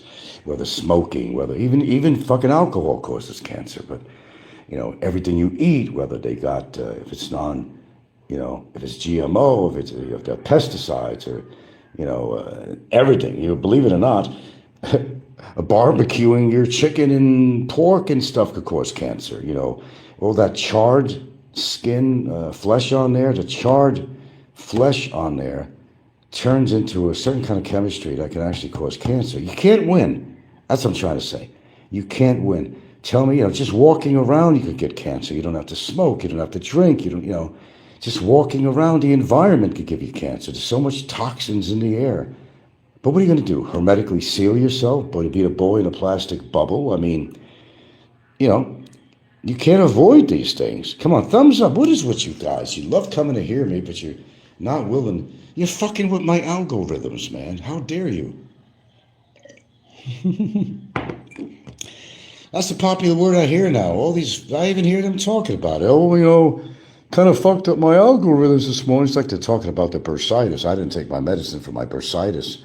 My bursitis is acting up. Big algorithms, I fucked up my algorithms because I didn't do a show today or whatever. I mean, what the fuck? Are you kidding me, man? Has it come down to that? They're all worried about their fucking algorithms? That's the word of the decade now, really, is algorithms. They're all worried about their algorithms. There was a time I never heard that word before. What the fuck is an algorithm? There was a time I never heard that. There's a lot of words and expressions that are kind of new age stuff that I never heard of before. I never heard of people referring to people that died as that they become unlived. That's a very new one to me. She unlived herself. Instead of saying that the person killed themselves, I'm sure you must have heard it somewhere, because I did. She unlived herself. Like, what? Why don't you say she killed herself? Or she died. She's now unlived. Who uses that? I never I never heard that before. They just say, hey man, she's dead. Or if they killed themselves, committed suicide or killed herself. They don't say, she unlived herself, a TikTok star. They're all stars on TikTok. They unlived themselves. Like, what the fuck? Unlived. That's kind of a freaky fucking word, All right, who wants to take bets on Jim? What's going to be his biggest fuck up while he's in Cambodia? See, everybody has a reason why they don't return to the scene of the crime. He will not go back to the Philippines because he knows what's waiting. He's got this family that wants to kill him. He's got his wife that wants to kill him, or certainly put him in jail for adultery from the spouse, and all the bad things he said about her and all the tapes she has of him to get him in jail. He ain't go, it doesn't mean I'm going to make a trip. I love the Philippines. But then every other word, every other show, fuck the Philippines. It's a filthy, dirty place. And all these expletives about the Philippines. Then he turns around, according to his level of drunkenness, I guess, starts saying, well, no, I think the Philippines is great. I plan to go back on vacation. No, he don't. If he does go back, he certainly ain't going to say where he's going. But then again, who knows? His passport could be under investigation. That if he goes to the borders, he could be taken in for any number of reasons. According to what his wife, Dexel, has done in the interim, he says, I went on her channel. I never go to her channel. Sure he did. Oh, I went on there for 2 minutes. I was listening to her lies. No, he would sit there jerking off or whatever he does, intently listening, because he's so infatuated with her. Because he doesn't get much women. Even if Dexel is a total fuck up, Dexel to him, I mean, he's got a tattoo of her and the 2 kids on his fucking arm. It can't get taken off. Spends $400,000 on her. The guy's a freakazoid, man. Hey, Bueno Cano, welcome back. He gets drunk and roid rage is only a matter of time he lands in trouble. Yeah, I've been saying that all along. They all fuck up on here. They all fuck up. Remember, they all float. They all float. And we know a lot of floaters that are not around anymore. They're floating in hell right now for the dastardly things they said and done on YouTube. They're all floating. They all float, Johnny. They all float. I think I pretty much finished my tea. I just might make my shows just as long as it takes to finish my tea, instead of kind of elongate my sessions on here. Unless I have something more to talk about here. I'm not sure what I want to do first. Exercise then eat, or eat the next. It's a little early to eat, but I don't have any certain time limit on when I eat. I just don't know what I want to make. Do I want to go crazy and just make some eggs with potatoes in them? There's the carbs, but I got the protein in there, but do it the natural way. I wouldn't mind getting protein powder, but you see, having kind of a history now of kidney stones, I still got to have the proteins, but you got to watch them. The only way you're getting too much proteins is in a urinalysis, I got to watch it, Girls got to watch her figure, and I got to be careful. But as you get older, whether you know it or not, you need more proteins for your muscles just to function. I mean, seriously, you do. And how many grams I'm supposed to have per day? I'm not getting that many grams of protein per day. Oh, hell no. I try to. I'll eat beans, I'll eat eggs, I'll eat whatever, but meat here, you're getting your protein, but sometimes that's just not enough. It's not enough sometimes. Come on, thumbs up, people. Sometimes. Hi, Barry. By the way, Barry's probably out there. He's upset because he can't come on here. Well, he'll go into a different name and say something, whatever. But yeah, Barry's been mouthing off quite a bit lately from his jail cell. He says, I'm not in jail. You're not in jail? Could have fooled me. Where have you been for the past 2 3/4 years? If you're not in jail, you in the Hyatt Regency somewhere? Where are you, boy? Where are you? No, I think you're actually in jail, Jack. That's what I think. He never ceases to amuse me either, Even behind jail bars, he's still going on. He's still making posts on YouTube. He doesn't learn. He just doesn't learn. He doesn't learn. And he's still posting stuff. Not really making videos, but he'll come up with some cutesy graphic of some sort. Sorry, I'm cleaning a pan out here, because they didn't bother to do it last night. Just leave a sink full of dishes and shit. Even some bottles of Mogu around here in the sink. They don't want to go out to the garbage bags. They don't want to throw away the garbage. They don't want to put it away. They want to leave it for me or Gilda to do. But they volunteer to clean up, though. But I'd rather not see anything in the sink at all, because that's just going to attract ants and shit like that. But, they do what they do. I can't bitch and whine and complain about it all the time, because they're not going to like me if I did have to really say what I want to say when they do things like this. Fortunately, they do like me, but things can turn tide, you know what I mean?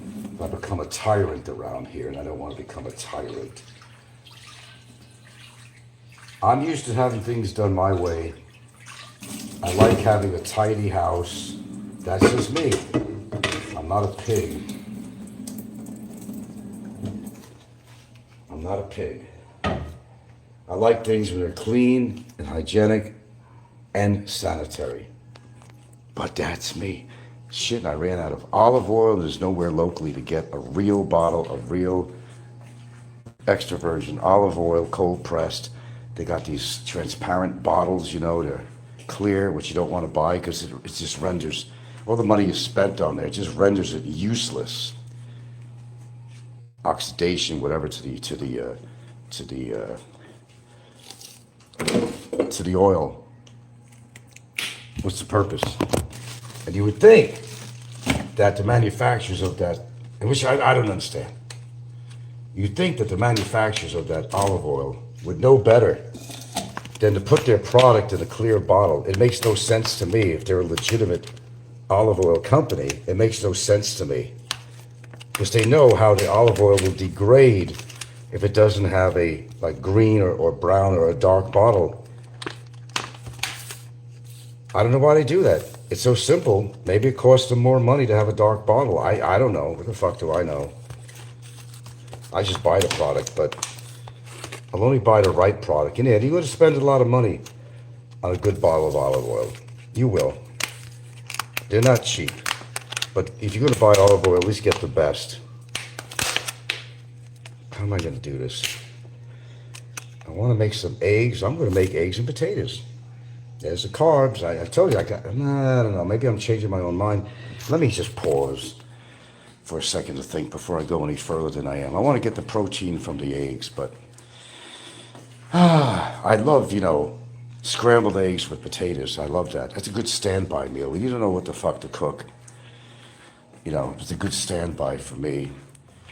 I'll wait a few minutes to get my thoughts together. What I want to have for breakfast here. She doesn't always have breakfast for me. I'll make something extra for her. Sometimes she just doesn't eat properly, But then again, I can't force her to eat this or that, or force her to take vitamins or supplements. You can't do that, even with your own woman. You can't. So what you do is you basically take the fucking vitamins out with these Filipinos. Take them out, lay them on the table. Here's your C, here's your D3 with K2 and whatever, or CoQ10. I really wish she would take this stuff. I really wish. Oh, Pennywise is back. Wow, we are being blessed with Pennywise. Greetings and salutations to Pennywise. We got the gang here today. Oh, we're talking about all kinds of shit. Don't even ask me. You know me. There's never just one topic matter on my show. I guess that's what makes it interesting. Guys, I got to tell you, I'm at that hairpoint trigger right now, where I may just get off again. I've been thinking about it again. They all think that I can't stay off YouTube. I managed for 3 months. If I could do it for 3 months, I could do it forever. It didn't bother me that much, maybe the first week, but no. I had more, there was more value with me going on YouTube when I was just a listener, a fly on the wall, than an actual participant. Yeah, I got more out of it that way. But here I am, launching like a hurricane. Here I am, taking all the pleasure and pain. Maybe I'm a glutton for punishment. I don't know. All right, what's on the agenda for today? I can't tell you everything. If it stays cloudy like this, I might decide to go for a walk on the beach. Well, it's according. I'd rather go on the beach if it's more high tide. No, but then you can't. There's not much beach to walk on then. Yeah. I can save that till the end of the day. It's a lot cooler. It's kind of nice to go walk the beach. Go beach combing. You don't find any really interesting shells, though, here in the Philippines. I don't know, maybe where I live, but I never find too many interesting shells on the beach. I find a lot of trash that washes in, but then if they don't pick it up, the trash just washes back out again and goes into some other beach somewhere else, Heminger. My God, everybody's here. Heminger says, Einstein said there was no beginning to the universe. Said a lot of things. Heminger says, she says, think about it. If there was nothing before the Big Bang, that really is something, because if it was sitting as a void of nothing, that is something. Wow. Got to analyze that statement. That's some deep thinking there, Miss Heminger. Even for me, I'm such a cerebral person. I'd have to contemplate. I'd have to think about that statement and try to decipher it. You're doing some deep thinking this morning. Like a musical song, the universe always has been and never created. Can we say the song was ever created? No, it just was always there. What song? Man, you're above my head this morning. You're definitely above my head. God, why am I thinking of Taylor Swift's song, her newest song? I'm not a fan of hers, but she's pretty talented, though. She knows how to entertain people. She got the money. The family had the money. She has it all together. She's like more of bubblegum music. We used to call bubblegum music growing up. You know, songs that were made for the little teenies and all that. That's what she does. But hey, it's making her. She's a fucking billionaire. Man, she's so young, too. Yeah, she may be bubblegum with the music. She's probably badass in bed, I'll tell you that. She's good looking, probably even without makeup. She wears a lot of makeup. You know who's kind of bizarre looking? Of course, that's Lady Gaga. I don't know what to make of Lady Gaga. She's got, I don't know, something not symmetrical about her face. She's got a nose, but she wears so much makeup and gear and eyelashes and all kinds of shit from one show to another. Is Lady Gaga talented? Absolutely. She's very talented. I think her best work is what she did with Bruno Mars on that one song. I thought that was excellent, and the harmony, and I thought that was a good song. And these are people that I would never really normally listen to their music or buy their albums, that kind of stuff, you know. But if somebody does something good, I'm going to say it's good. If it makes it leaves the song that remains in my mind, then they've accomplished something with me. No matter who they are, bubblegum music, whatever it might be. If you got talent, you got talent. But unfortunately, guys, although they might have some natural talent with today's music now in the industry as far as the creativity part, you know, they're double, triple tracking people's voices, and they think, wow, what a voice they have. Well, they probably have a good voice, yes, naturally, but when this is too much enhancement is what I'm trying to say. Their voices are enhanced. I've talked about this before with the new technology. Nobody has a triple, quadruple voice. It sounds like four people singing at the same time. It's not natural, okay? And there's usually nothing natural about these people with all the makeup they're wearing and all that shit. Everything is glitz and glamour. Audience can easily be influenced by the background lighting and the sound and the voice enhancement, and then the music builds up to crescendo, and all of a sudden, that one sentence in the song that they sing, the one lyric in the song, sends the crowd wild.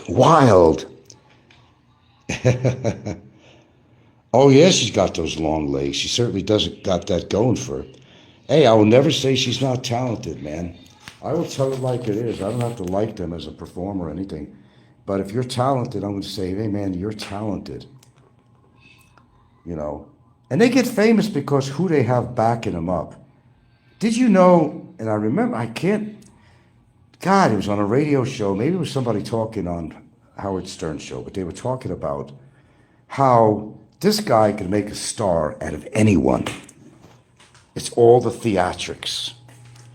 You could build somebody up that you never heard. You could put billboards around at the time with this person's picture that they never even seen. And they're becoming famous just from that. Nobody knows them from jack shit. But because their pictures have been put around, they then become a point of topic, a point of view, a point of talk.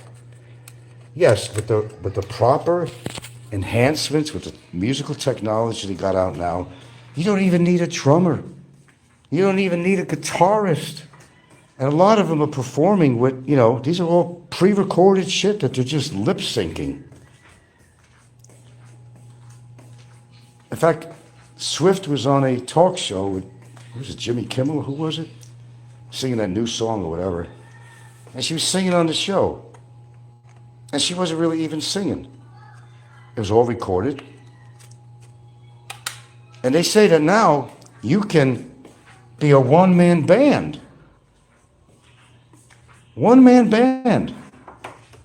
Musical instruments. You could do that all on a computer. Everything on a computer. They do it in the streets now. I see these street musicians doing it on the internet. They got this whole musical accompaniment. There's nobody there. They'll separate their lyrics, their actual verbal singing, from everything else. And they have a pre-recorded preset that was set with their computer. Next thing you know, you sound really good. Even I would sound good. Imagine that. Let's see, I'm not reading my comments. Hemminger says, the human mind says, well, if something exists, there must be nothing. But what if there never was a nothing and there was... That's too deep for me in the morning there, Miss Hemminger, too deep. Right now in the universe, there is no such thing as nothing. Alt-hat void is actually full of energy and matter, called dark matter and dark energy. Well, there is dark matter and dark energy, I believe that. You can just picture a never-ending universe. It sounds bizarre and weird having a void out there. Is there really black holes? Is the universe just never-ending? And when you drink a glass of water, you're going to drink so much that the glass of water is going to be empty, right? But supposedly with the universe, it's just never-ending. It's just unfathomable. It's just you can't even you picture that in your mind of a never-ending universe. But that's where the black holes come in.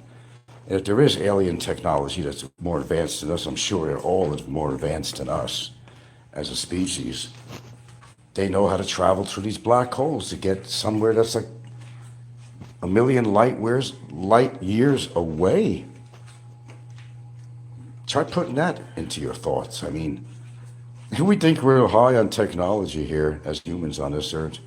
Oh my God, we're just a speck of dust, Mrs. Hemminger. We only entered here. How many years has it been that we actually really came on this earth and developed into who we are today? And if you want to go into everything from anthropology and science, there's different figures they come up with according to who the scientist is. But we have not been on this earth very long.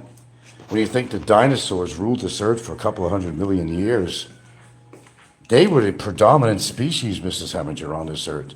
The dinosaurs. They ruled the earth until, there's a great Big Bang Theory and all that shit, and catastrophic meteor, exploding star, supernova, whatever.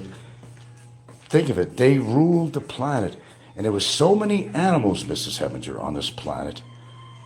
We only have left over, whatever survived, such a small fraction of what used to be dominating this earth. Think about it. I studied quantum physics. Did you really? Like a good song, Frank. To hear never was a start. The song always existed. What song? To hear. So I think you're thinking of a theory that things have already happened, is what you're really saying. I'm trying to dig deep into your psyche. That things already happened. It may not just happen for you already, but that everything that's going on has already happened. We're just not there yet. Is that what you're kind of saying too, That the future is already here. It just hasn't come yet. And that brings you back to like time travel. Is that, how do we know that, this is getting pretty deep this morning. Please stay tuned, people. My goodness. That things have already happened. We just haven't experienced yet. So, back to the future, okay? Go back to the future. Back to the future. That's an interesting statement besides a movie title with Michael, but think about it. Mrs. Hemminger's right about a few things on here, but not many people can really understand the possibilities or have that ability to have such a deep thought about the possibilities. They don't have an open mind. How do we know that people from the future Which you're probably saying, well, the future's not here. We're living in the present. Are we? People in the future, listen to this, people in the future maybe have a way of coming back in time to correct things that we fucked up. Basically, like you see in the movies, they try to come back because they're trying to save the world of their time in the future by going back and fixing the mistakes that people have made in the past that's affecting their life, which is their current life on this planet, that they want to keep going, but because of the mistakes that man has made, as far as they're concerned, it was the past. They have to come back to correct it. And you've seen a lot of movies like this. And I can understand exactly the whole point of it.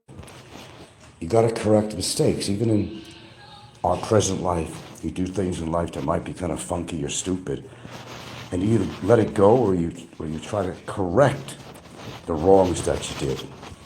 And maybe there is a future, and maybe there is people that come back in time travel. You gotta have an open mind. Most people don't. They're just more interested in the fucking algorithms on their fucking show. These broke-ass motherfuckers that depend on their goddamn YouTube channel just to have an existence and a life here in the Philippines or whatever other country, you know. They're all broke-ass. They just they don't want to say they are. Algorithms. More to life than algorithms. Einstein said there is no end or beginning. Heminger says, and what is beyond the edge of the universe right now, expanding? Does it go on infinity? Or is there a void at the edge of the boundary?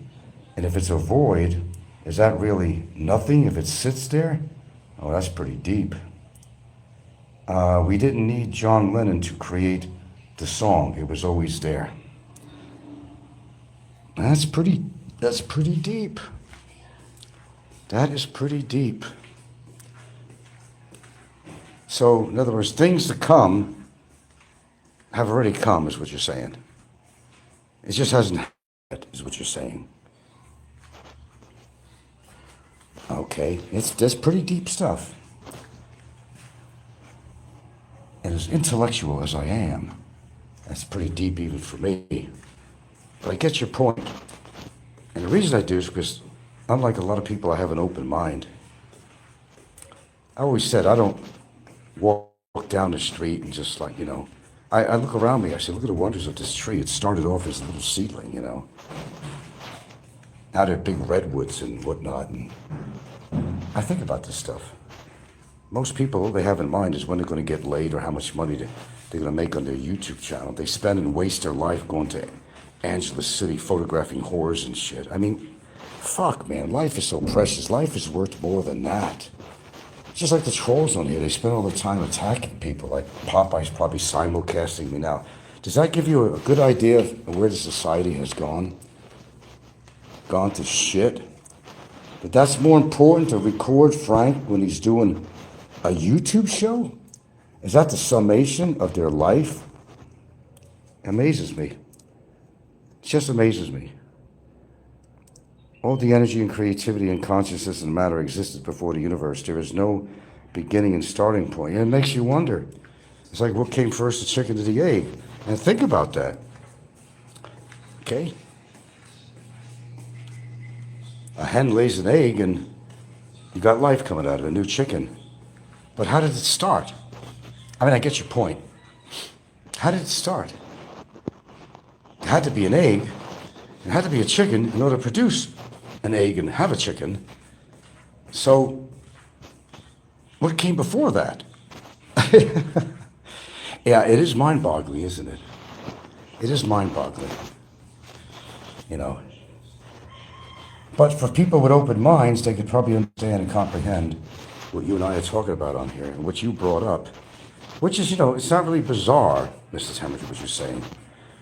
It's nice to have somebody in here who's actually cerebral, you know, that has an open mind and kind of has an idea, understanding of the universe and the possibilities. But, you know, most people on here, they just, you know, Their whole life is to attack people, and then they die, and what's their legacy? Well, I used to attack Frank's show all the time. I'm very proud of that. Really? Come on, man. Come on, man, as Ricky says. Come on, man. Really? Look, see it as entertainment, yes. But don't make that your life. That's the difference. You can entertain yourself on here, and even if you want to attack somebody, whatever, do what you feel you need to do, but don't make that part of your life and your endeavors. And when you're on your deathbed, looking back and say, what did I do good with my life? And they can't think of a goddamn thing that they did that was good with their life. Not a goddamn thing. Did they contribute to the arts? Did they contribute to science? Did they contribute to society in any form or way? You know? That's the difference between somebody whose existence really matters or not. You go through life and just you're committing crime left and right, you know. I mean, for what? You're given this very short time of life thinking that, you know, how many years we live, it's not really long. Fuck, there's probably bacteria that lives longer than us, you know? When you really think about that. But they spend all of their time talking this ridiculous bullshit, finding fault with people. And I say to that, I say, what a waste of life. I mean, seriously, what a waste. You realize how precious life is? When you're on your deathbed, maybe only then you're going to realize how precious life is. Only maybe then. When you get a disease that's going to kill you or something, or you're laying in your deathbed with all the fucking hoses in you and breathing apparatus. I mean, I don't know, man. He said you studied quantum physics and biology. You also like to read Einstein's writings. Yeah. They had a lot to say for their time, didn't they? They sure did. I think people were more clear thinking back then, but then he had an awfully high IQ, and most humans, unfortunately, some of them like on a level of Barry Jordan and people like that, or Ricky, or Jim. That prevents our society and our race, and you know, to be advanced is when you got numbskulls like that. And that's why I give a lot of credit to scientists and researchers and biologists and all that. I got to give them a lot of credit, because these are the people that matter on the earth. In fact, who do you think is going to be affected when there's going to be a big catastrophic thing? You know, you going to get invited to Cheyenne Mountain? I doubt it. They're only going to take physicists, biologists, people that's going to make a difference. They're not going to take the average Joe to shelter in one of these complexes. They're only going to take the most creative people who can contribute to society. And if you're some dumbass troll on YouTube, I don't think you're going to be part of that privileged numbers of people that will get another chance at life, because you're not going to matter. You're worthless. I'm just saying that you have to contribute something in life, and just knowing that life is so short. I don't care. It doesn't have to be anything big. Did you contribute to the arts? Did you create something that people enjoyed? That's a contribution. You know? Did you do good for people in any form or way? That's a contribution. But a lot of these people, they don't do anything. And I mean anything. Totally worthless. I know who they are. Totally worthless people. Some live behind a dollar bill. Look, when you're on your deathbed, that dollar bill, how much you have, ain't going to mean shit, except you'll be able to pay the bills. Grant you that. That's about it. That's about the sum of it. Your money is not going to cure what's killing you. Most of the time. A goddamn difference when you're on your deathbed is what I'm saying. If you're a cunt, you're an asshole, you're a dweeb, you're a worthless person while you're healthy, then you're still going to be that worthless person on your deathbed. Except the bad thing is you're not going to be able to take your money with you. Money is great if you got a lot of it. It help you out in a lot of ways, but it's not everything. And believe me, if you got a serious disease that's uncurable, money ain't going to mean shit except, get you the best health care to let you deal with it, to pay the bill. But that's about it. You're not going to cure an incurable disease or a disease that has gone way too far to help you. It's in its advanced stages. It's not money is the point. It's over. But you got to look back when you're on your deathbed. What did I do? What did I do? Did I help somebody in some form or way? Was I a kind person? Did I come to somebody's assistance or an animal's assistance or something? You got to have something on your little resume that's going to decide whether to go to hell or you go to heaven. Now, if you're religious, that's going to go that direction. But, you have to have something. And if you have nothing, that's why I get a kick out of some of these people. They hide behind the Bible and God and everything else, but what do? Call people pedophiles, do some really dastardly shit to people. You might have a disconnect for about a second here, because I'm out and back, and they just leave stuff in the washer. They don't no more fun. Sometimes people, you see the bags we got, you see the cat there too. When we bought a new rake. Something like, yeah.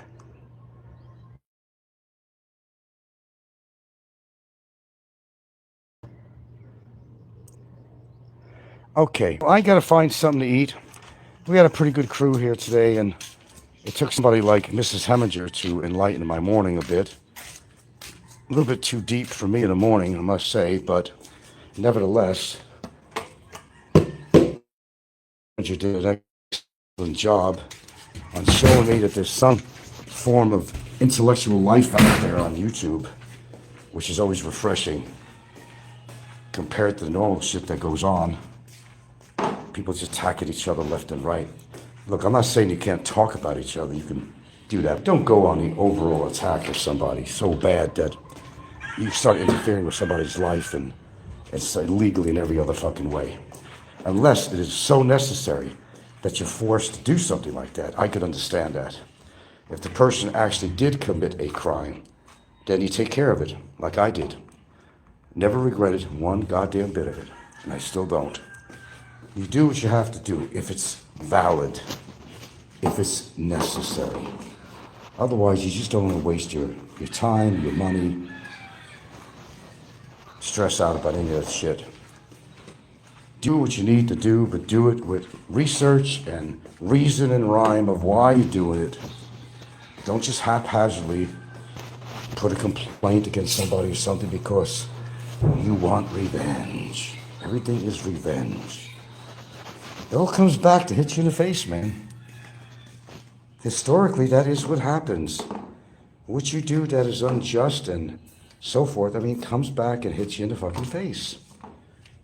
And historically, that is what happened to a lot of these people. Look at them. Some of them are dead. Is that by accident? I don't think so. It might have something to do with their lifestyle, sure. But was it karma in action? Karma in action. Maybe, huh? Expert says, damn, you still on, Frank? You're killing it today. Yeah, I know. Hour and 48 minutes. I thought I was going to be off at least 40 minutes ago or a half hour ago. I'm killing it, man. You're right. Well, you know something? Before I go to my goddamn grave, I'm going to voice out everything that's on my fucking brain.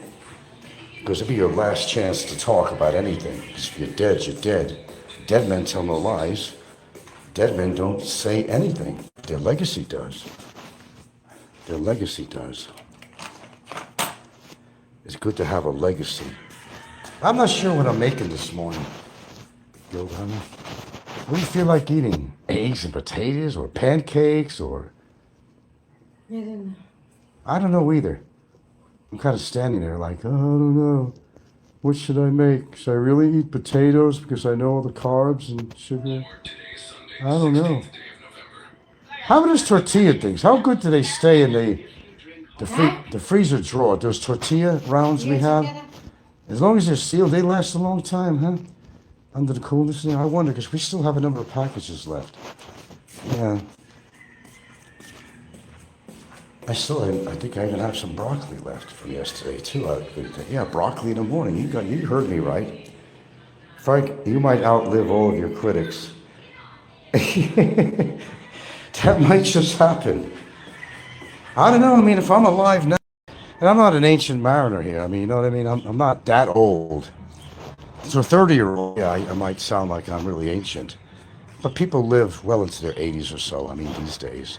Of course, I have one crutch, which is not good, but hopefully genetics and other things that I do good for myself will give me a little bit more longevity. Play it out. What else could you do, really? We all have a habit of some sort, whether you yap your mouth, whether you smoke, whether you drink. But I think a combination of that is even worse. I don't know if you notice or not, but you get fucking mouth and throat cancers just from alcohol, never mind just your liver. Man, I will never, ever touch liquor. I learned so much about it. That is like one of the biggest poisons that you could ever put in your body is alcohol. Even one drink, how it changes the chemistry of your liver. One drink. And imagine being a regular drinker. Can you imagine that? What it's doing to your body? Like anything else that you shouldn't be doing, a habit of some sort. Smoking, sure. Smoking takes its effect. I never said it doesn't. Right now, I just happen to be talking about alcohol. That's the worst thing you could do, other than sugar. Alcohol has a lot of sugar in it too, so it's related. It's all related. I mean, look at Ricky, a prime example of a total fuck-up. Metabolically, he's in bad fucking shape.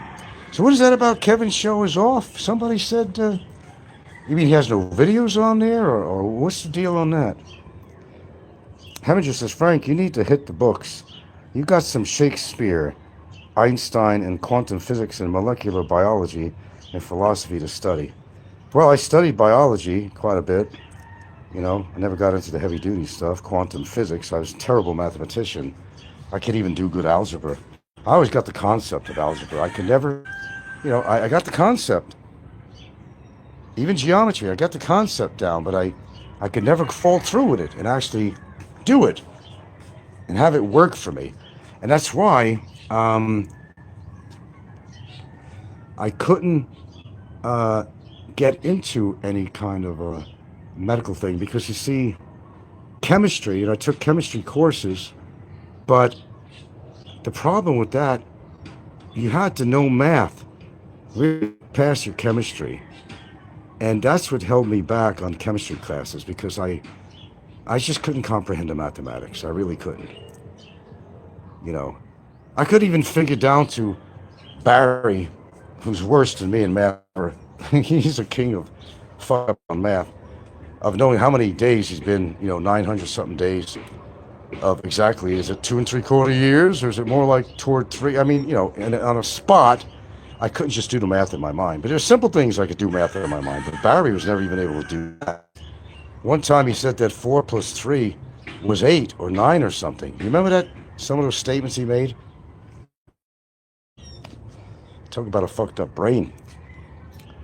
Yeah, Heminger says, I took chemistry and lots of math. I almost have a math degree. Well, you sound very intelligent to me. I don't know who you are, really. I know you're a man. I don't understand why you just don't go public and do your own show and kind of share with us some of your own philosophy of life and everything else that you're so undoing on here. Why not just go public? You don't have to say where you live. You're protected, man. You're totally protected. So I just don't understand why you don't go public. And you'd probably be a very interesting show to listen to. And I would be one of your fans, actually. Of course, you've attacked me in the past too. I always keep that in mind. I got a good memory for certain things. Just keep that in mind. But I'll make exceptions. I'll make exceptions. I've been known to. So, but you got a lot to say, it seems, and it's a waste. To me, as far as I'm concerned, it's a waste that you just don't just come on and do your own channel.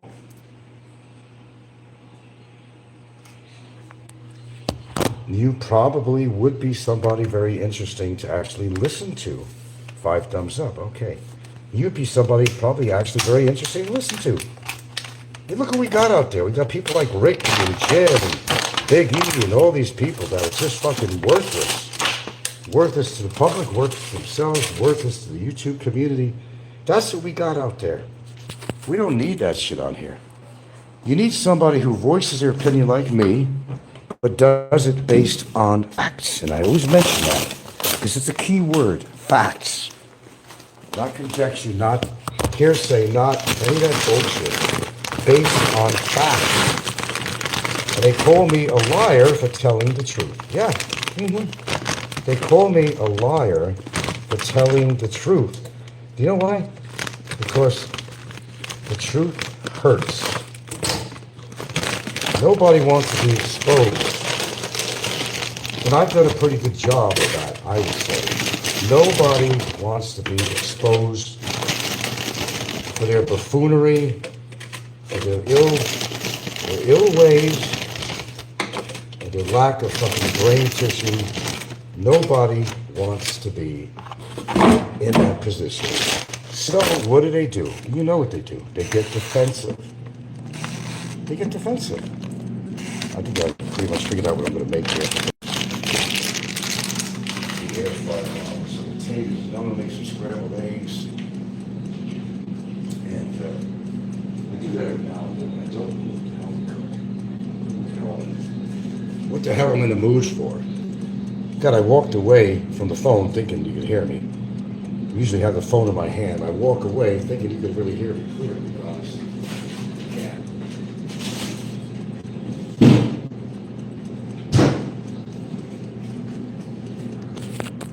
And speaking of, kind of bizarre name for her song. Thinking of.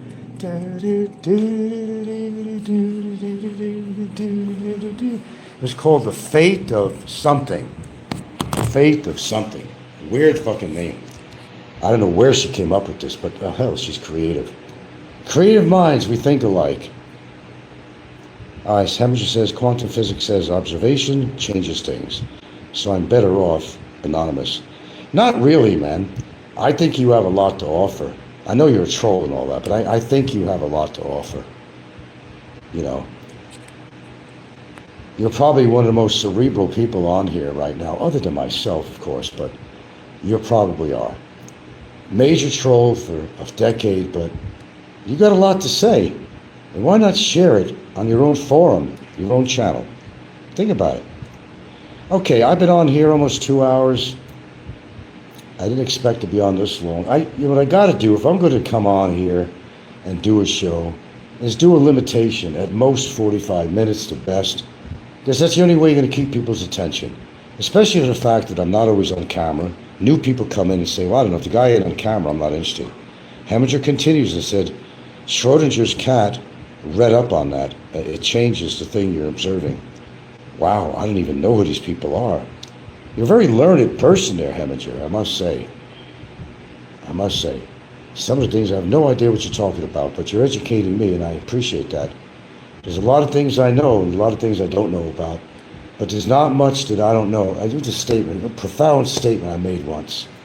There's not much that I don't know at least a little about. I think I made that statement.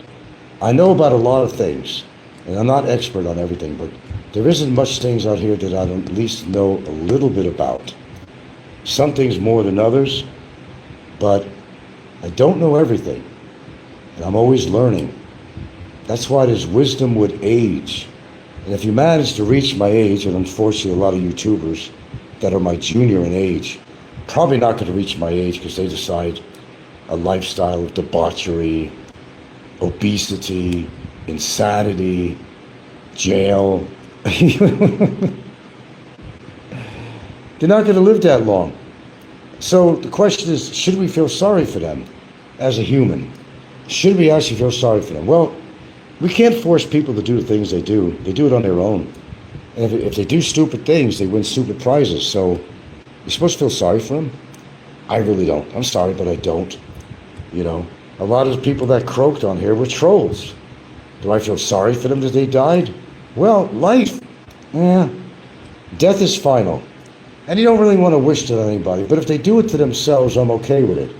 I have nothing to do with it. I'm fine with it.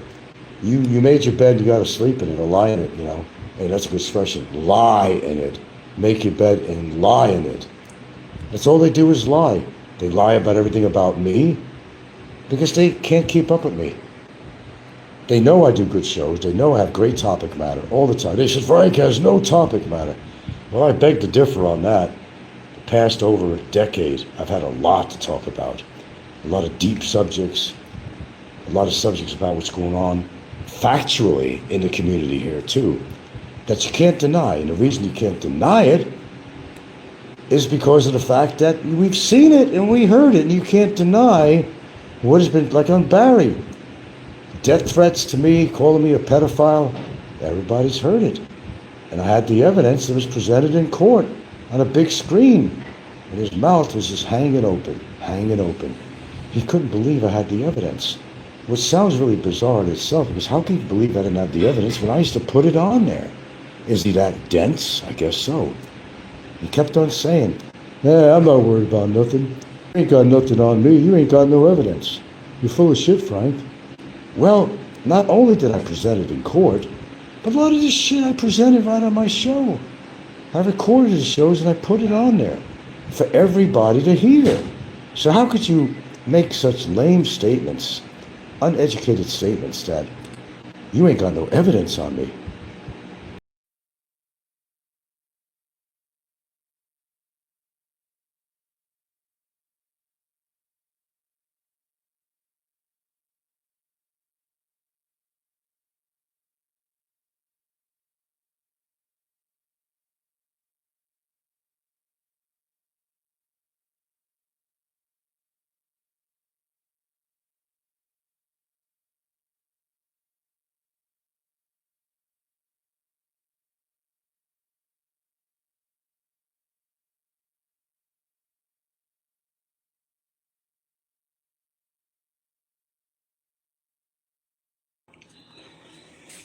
Oh, short and sweet. Is Jim the new cockroach?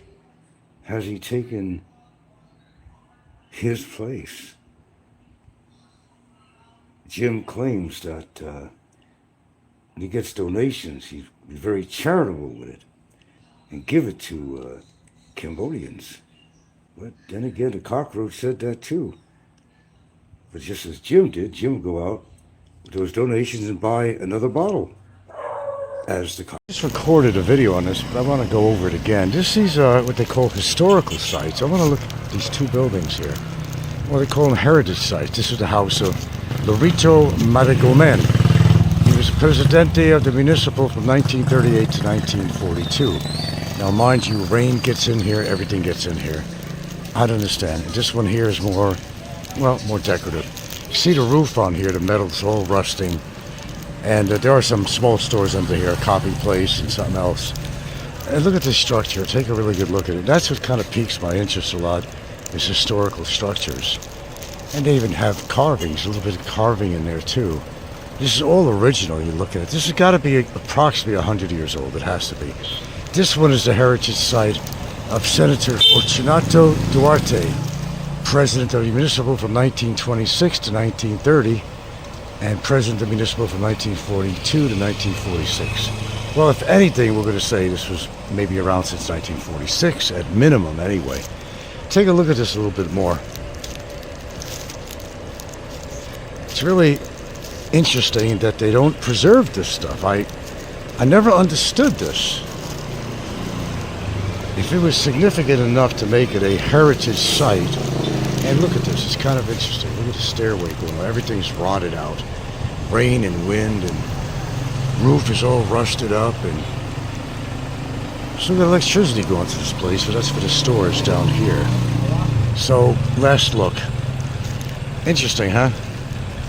That's the kind of stuff I'm really interested in. When I was in Baguio, they had this big palace-looking place, and it used to be kind of a hotel that even the president actually used to come to.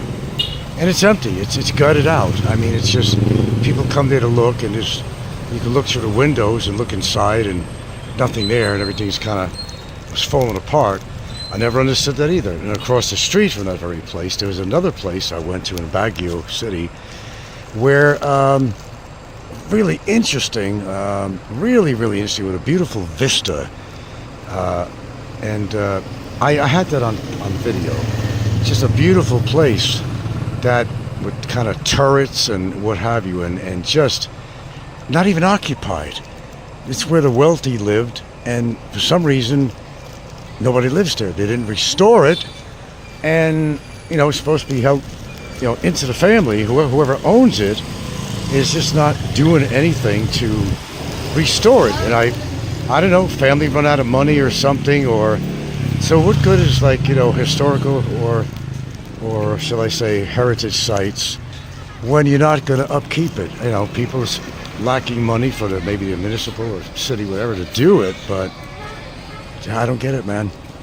These things are going to fall to the ground eventually, and I guess that's just the way it is in the Philippines. Off to get a haircut today. Do. Some cool pictures of the Mona Lisa here. With a roll of toilet paper. That's a good one. Smoking something here, man. I don't know why. Yeah. Mona Lisa smoking. But nobody really understands why the Mona Lisa was smiling. Oh, she's taking a hit. She got a vape on there. Is that a vape? Yeah, here's where she's got a cigar. Let's see. This is a vape. If we can get that in there. This one here, I don't know, she's blowing bubbles. Okay. All right. Yeah, it's time for a haircut for me. Gotta look my best. I aim to please. Overcast day. It's on the cooler side. JP Lao Salon and Spa. They do all kinds of stuff in there. You gotta catch him in though, but he prefers to have send him a text or something before you get a haircut there. Okay, get back to the wide angle here. What the hell was I doing? It's kind of a lazy day here on a Sunday in the lovely Santa Fe. Not exactly a shitload of tourists here, but then again, that's pretty much what's been going on. Not a lot of tourists. Is it a sign of things to come? I don't know. It's kind of looking that way. Here's a good place to go. It's called Twisted. Like Twisted Sister. Oh, I feel some rain coming down. Dark choco frap. Everything is a plain coffee anymore. Salted caramel frap, charcoal frap, Machu Picchu, twisted. What else we got? Mocha latte, caramel macchiato, matcha latte, cappuccino latte, americano, cookies and coffee, chocolate coffee. Whatever happened to a cup of Joe? Whatever happened to a cup of Joe? Hey, let me have a cup of Joe, 25 cents, No, people are paying up to $8 on some of these drinks. You go to Starbucks or some crazy place like that, paying big money for a coffee. Then if you're a big coffee drinker and you drink 2, 3, 4, 5, 6 times a day, I don't know, first of all, I have to say you'd have a problem. You're drinking that much, and you must be hyped up, and you probably don't sleep very well. Over here, of course, is Generica drugs, which certain things I'll go in there for. And of course, this is MJ Square, looking pretty damn empty. So everybody's pitching to get customers in there to eat in these places and restaurants. Oh, there is the famous Tiki Bar, Hawaii, based on kind of a Hawaiian motif type of thing. I buy some things in here too a lot. Yeah, looking pretty dead. Trike drivers are hurting. Restaurants are hurting. And, you know, the customers are just not coming in. They're too afraid of the earthquakes and the storms and all that stuff going on here. I understand, of course, but there's more hype on it than there is because it's not happening all over the country. You know, not to say we never had anything like that here, because we did, but, you know, not as much as some places. Like, you know, if you want to go to Manila area, go to Luzon, well, especially Luzon anyway. I think I better get under a tree here. Okay, we got the 360 pharmacy, we got the generic pharmacy, and we got the, what's the other pharmacy here? They don't all have what you want all the time. You just got to go back and forth. If you want anything, you got to go to Mercury Drugs, which I was hoping they would build here, and go to Mercury Drugs in Bantayan Island. See, look. Ain't much going on. Nope. You can get scuba lessons here if you want. You can go skydiving here if you want. I think it's the only place in the country I think you can go skydiving. Believe it or not. They got wooden oven pizza. Now, I never tried their pizza. 16 inches, family size, and 60, I don't know. I've never tried it here. Maybe I should. In fact, I had a couple of pieces last night on top of another meal I had. Then the kids came in with some pizza. I said, oh, God, don't put that in front of me. Okay. Yeah, I got to get my hair cut. Looking kind of shabby these days, you know. I'm not that vain. I am who I am, but, you know, I like to look good for me, not for anybody else. Well, for my girlfriend, too. You always want to take care of yourself the best you can. Now I got to ask these pharmacies if they got any steroids. Oh, Jim could point me out the right places. Got any steroids?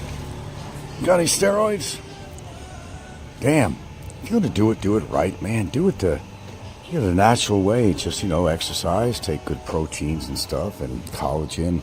You know, you do it the right way. I mean, never mind these fucking steroids. You're supposed to be proud of yourself if you took steroids. You think Arnold Schwarzenegger reached his fame and stardom and everything from the non-usage of steroids? Think again. Well, tourism is down here. It's a shame. Tourism is down. They're all afraid of the earthquakes and storms and everything, you know. Yeah. The Honorable James Philip Lau. Who's that now? He's a member of the what? This is an official desk. This is an official desk. And what is his position? Second counselor. Second counselor. Okay. He uses this as his office?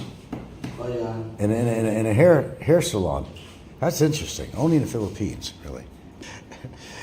He agrees with me. Because he doesn't want to always in the municipality. Because Okay. he want here the only. There's something wrong in there. Okay. Yes. I'd like to know, why is that condo project being allowed? I mean, this is going to give license to other people to also build big buildings here, you know? Because if they allow that condo complex, there's going to be other people coming in here and say, well, you allowed 11-story condo, so why can't we? That's how it works. Watch, you wait and see. There's going to be more development here. I'm not for it. It looks ugly. When I come in on the ferry, I see the big building. It's ugly looking. Takes away from the natural environment. Yeah, the AI destroyed everything on the internet. Sometimes it look like original. Yeah, they're so good at it, what they do. They, I know. It's so good. I know. Pero kung what ba?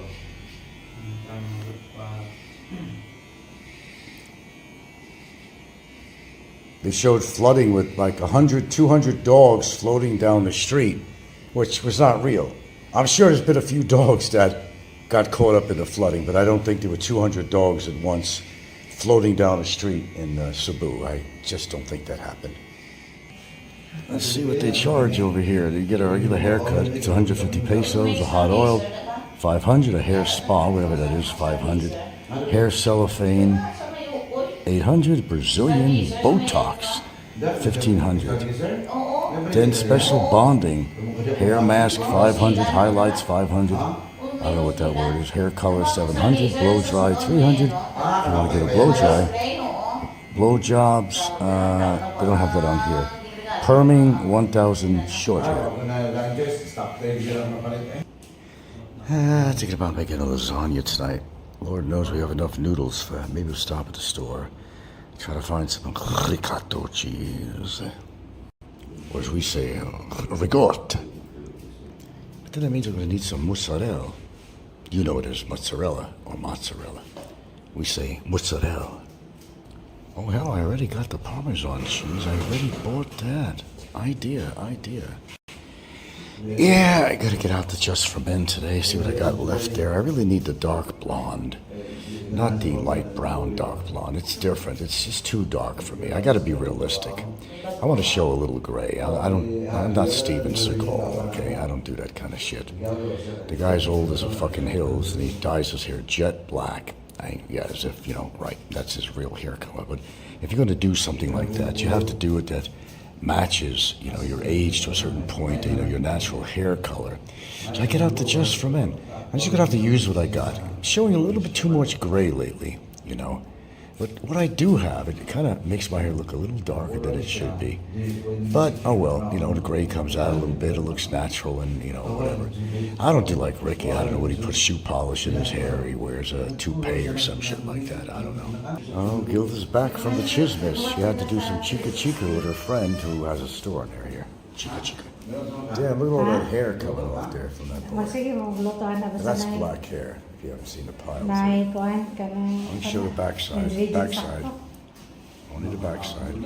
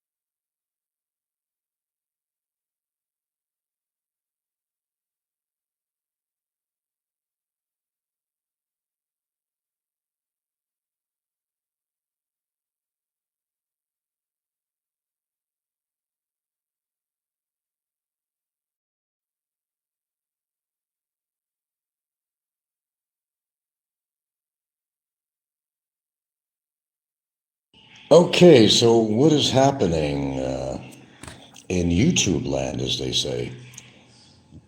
We got our haircut today. Guy's pretty good though. He even if there's a hair coming out of your earlobe, this guy will find it. He'll find it. 150 pesos. Yeah. Got the kid's hair done too, another 100. 300 pesos, two people. Not bad. Really not bad at all.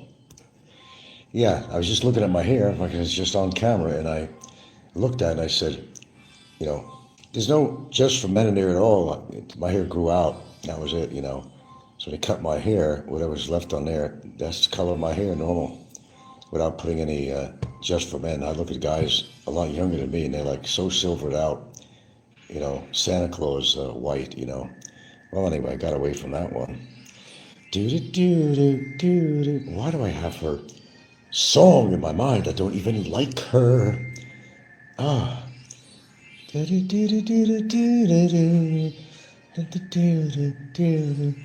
don't know what I'm talking about, it's what's her freaking face? It's not bad looking. Got it. Goodness, I forgot her name because I don't listen to her. Except, you ever get a song in your head? Because these things keep on showing up on your feeds and all that, you know. And sometimes you get these songs in your head. I don't care what it is. It could be a song from the 80s, 60s, whatever. But you get this shit in your song. You get this shit in your head, I meant, you know. Oh, in a minute or so. I'll be right back.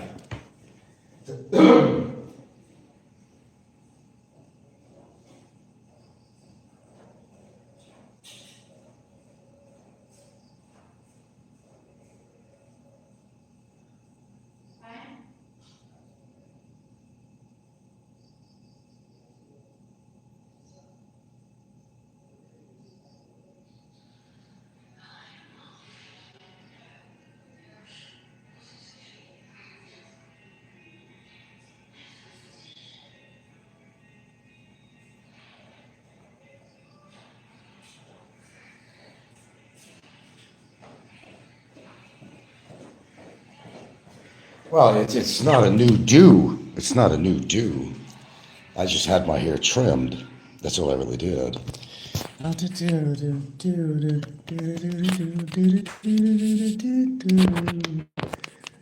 Okay. Long. Oh my God, it fell over. Hey, what it is, man. Yeah, my hair should be white as a fucking ghost. But it's not. No, just for men or anything. No, I just got a trim today, basically. My hair was really long, puffed up, you know, like the 1950s, what do you call them? Beehives, you know. My hair grows fast. It just comes up. It always grows in here. I always got too much, you know. I comb back my hair with the brush. That's all I do. There's no real style to my house, you know. I mean, this is basically it. You know, I brush it back. That's what I do. Brush it back. Yeah. No just for men. I could keep it that way, and that's fine. But I always wound up using that anyway. The kind I get, though, is not the one I want. It's goes a little dark. I don't like it. I want to keep it as real as I possibly can, show up a little bit. Yeah, this is my natural color right now. This is my natural color. Now, there's nothing in there. Hair looks full, not like Popeye's bald. This is my natural color. There you go. That's what it is for my age. I normally use, I never lie about it. I normally use just for men. And there's a certain hair color that works to my natural color. It removes a lot of the gray. And that's what I use. I'll probably use it again. I have some more, but it's the one that makes it a little bit too dark. And the one I usually get is for dark blonde, not the combination of dark blonde, light brown. That's the thing, the light brown shit, you know? Yeah. My mouth looks full. I don't know. Whatever. Oh, it's chicken choker. Oh, goodbye. I don't want no chicken chokers on here. Hey, look at these shoulders, man. Look at it. I've been working out. Oh, yeah. I don't got the triceps, though, man. Not bad. I got a little bit of bicep, you know. You want to see it? Anyone want to see my bicep? Is it bigger than Barry's? Barry claimed he built up some biceps.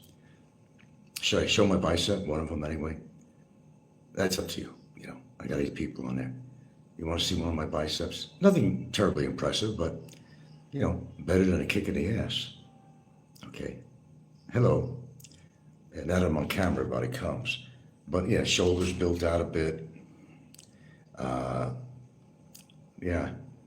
Those shoulders are carrying this entire community. Yeah, region, you would think so, wouldn't you? No, I got a little big. Look, that's why I haven't been on camera. I've been working out. What do you say to that, Popeye, huh? Huh? Yeah. No big He-Man shit here going on. No, just a little bit. Nah, just a little bit. Yeah. These are real Ray-Bans, by the way. It's not the $2 shit you get on. These are real Ray-Bans, which I got in Cebu the last trip. Havoc was live today, flexing his biceps. What a joke. Does Havoc actually have biceps? I don't know. Hey, but this is my hair color. This is my hair color. This is it. There's no just for men. 71 years old. 71 years old. That's my color. All the, whatever hair color shit from Just for Men, which by the way, I will always endorse. Well, I love to endorse it, man. It's all gone. It all grew out. Yeah, you like the background. Okay. Havoc's biceps are pimples. I'll show you my bicep. I mean, it's nothing to write mom home about, but I mean, at least I have something there I could show. The only thing is it ain't wider because I didn't build the tricep up. But let's see what we have here. I don't know. It's something, It's something, compared to some people that don't have anything to show. Not a big body workout or nothing like that. 20-pound dumbbells, that's all I fucking do, Havoc's biceps, I see. Mafia. Number 3. Gangsta. What the hell? Cool t-shirt. Yeah, I like this t-shirt, man. Yeah. They call me frail all the time. How the fuck am I? Well, it's just the fuck with me. I don't look frail, and if you met me in person, I wouldn't be frail. I'm not a tall guy, barely 5'7", if I'm even. And my average weight is about 170, or about maybe 73, 74 kilos. I'm down a little bit now to about 68 kilos. Actually, right now, I'm down to about 68 kilos. Yeah. Yeah. How much subs do you have? I don't know, 123 or something. I don't get all my videos on. I guess it's not a big thing. I'm not monetized. By the way, the lighting is bad in here anyway. The lighting is bad, so yeah. Terrible lighting. I gotta get the brush and comb it back and all that shit. In fact, I'm gonna grab it right now. I'm gonna show you, really.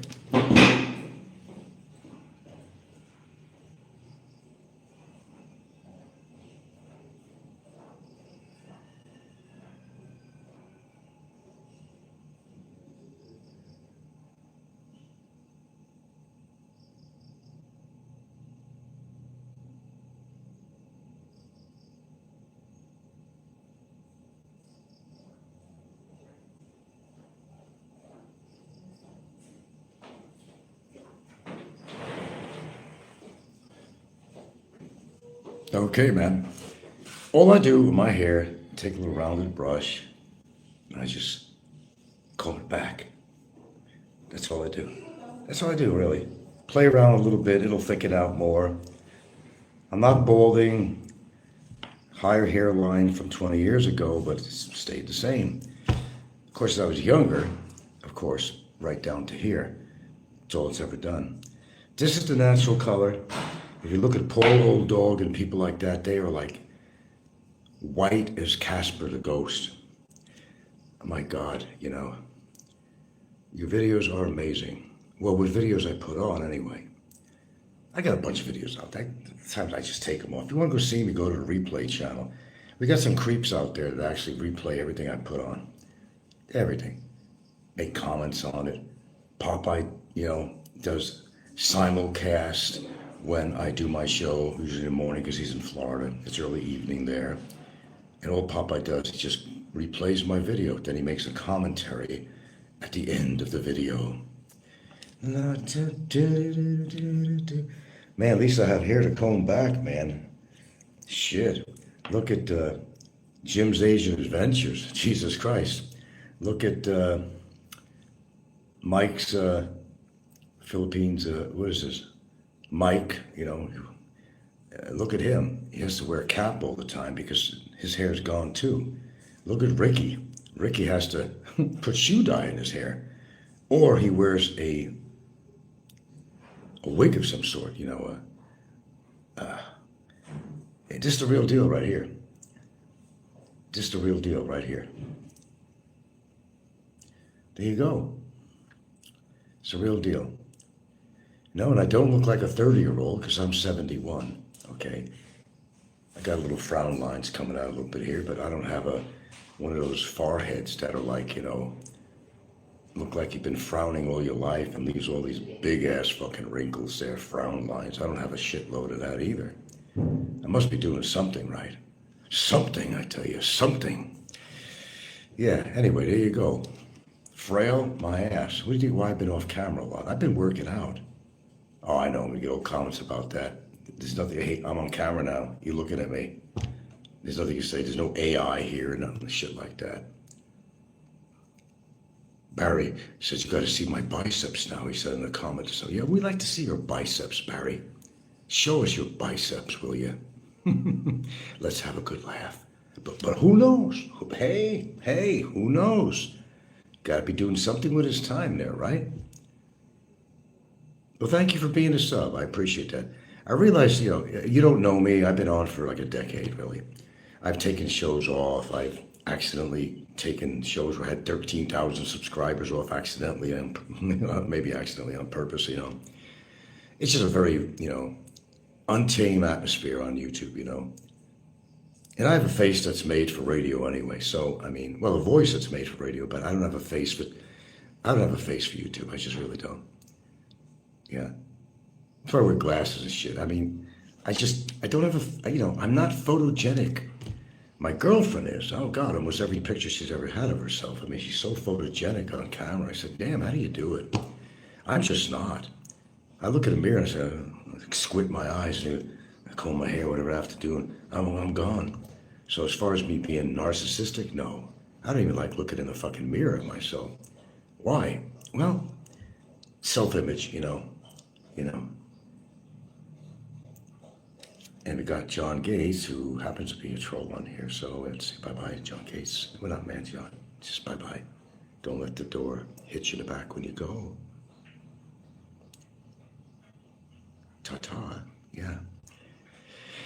Okay, so that's kind of the story here. I was talking, I have a couple of videos out there, a couple of uploads.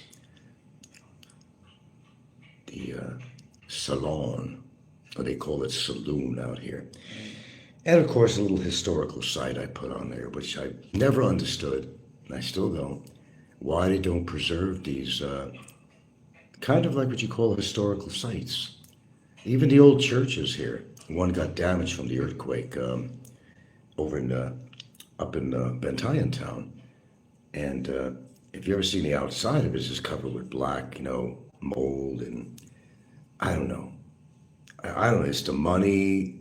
Well, don't tell me the Catholic Church don't have money, because you know they do. Yeah.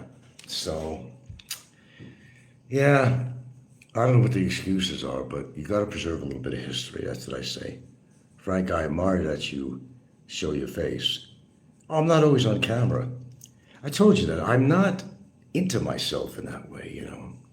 I'm just not. You know. I'm not an on-camera person all the time. But I'll tell you what, you know, I mean, I'm not 20 years old anymore, but if you're pretty familiar with the Philippines genre, and you look at all these people, they're either going bald or losing their hair. Philly in the Philippines, I mean, look at him without his cap on. He has to shave his head because he has no hair. Look at Jim from Jim's Asian Adventures. He went to get a haircut today. And I'm saying, what hair did you have cut? He lost all his hair, all this crap, you know, that he puts in his body, you know. Frank, did you catch Scotty boy get screamed at by somebody he put on his leg? No, I started to watch it. He just indiscriminately just points his camera at anybody, makes all these fucking rude comments. I told you, there's a bunch of sick fucks on here, man. The guy's like, 40 years old or so or something. He's going around the streets. Not that's the first thing. Philly in the Philippines did it. Ricky does it, all that shit. Go around with their cameras, and put it in people's faces and they think they're going to get girls that way. But the reason Scotty never has any girlfriends is because he's a creep. He's like a stalker, like Brevis, okay? And look at Ricky. Ricky don't get no bona fide girlfriends, does he? No, he don't. Not even close. Regis says, we all know what Popeye looks like. Yeah, we do. It's the obvious reason he doesn't show his face. Popeye is literally missing teeth. I would venture to say that he is missing teeth and missing hair and everything else. For what I know of him, I just don't think he keeps an active lifestyle. I think he does use a mobility scooter. I think he does. How about some thumbs up, by the way? Up there, right there. How about some thumbs up? Yeah, come on, guys. Okay, we all know what Popeye is, yeah. I just don't appreciate when I don't get any thumbs up. I don't ask for much on my channel, but it's because a lot of trolls are listening. They don't want to give me the thumbs up. But the people that do follow me, give me a thumbs up. Algorithms, man. You want to screw my algorithms? I'm just kidding, man. I'm not monetized. I don't give a fuck about algorithms, Yeah. Regent says that thumbs up is from me. You're the only one who gave me thumbs up on here. All right, we got another thumbs up on here. Yeah. Okay, this is what I look like. I mean, this is it. That's my hair without Just for Men. And I'm still retaining a lot of my color. And my normal color for my hair is a dark blonde. Dark blonde, that's my normal color. When I was a tiny tot, I had platinum hair. Platinum. Seriously, it's practically platinum, didn't it? As time went by, the blonde was always there. Time went by, it turned into what they call a dirty blonde, into a, I guess you call a sandy blonde, dark blonde, where I am as an adult. Popeye is Johnny on the spot when Frank goes, well, what else do you have to live for, man? Regent says, the photo I saw from a few years ago, Jim's Asian Adventures. The photo I saw from a few years ago, he was missing 2 to 3 teeth, balding and looks skinny. I think Popeye is shut in. Yeah, he's got that bottle of gin and his pack of filterless Camels. Yeah. Well, you're probably right on it. That's the impression at least I got on there anyway. All right, I'm going to ask a question. Do I look frail to you? You see the size of my legs in the fucking salon video? Because it was focused on my frail.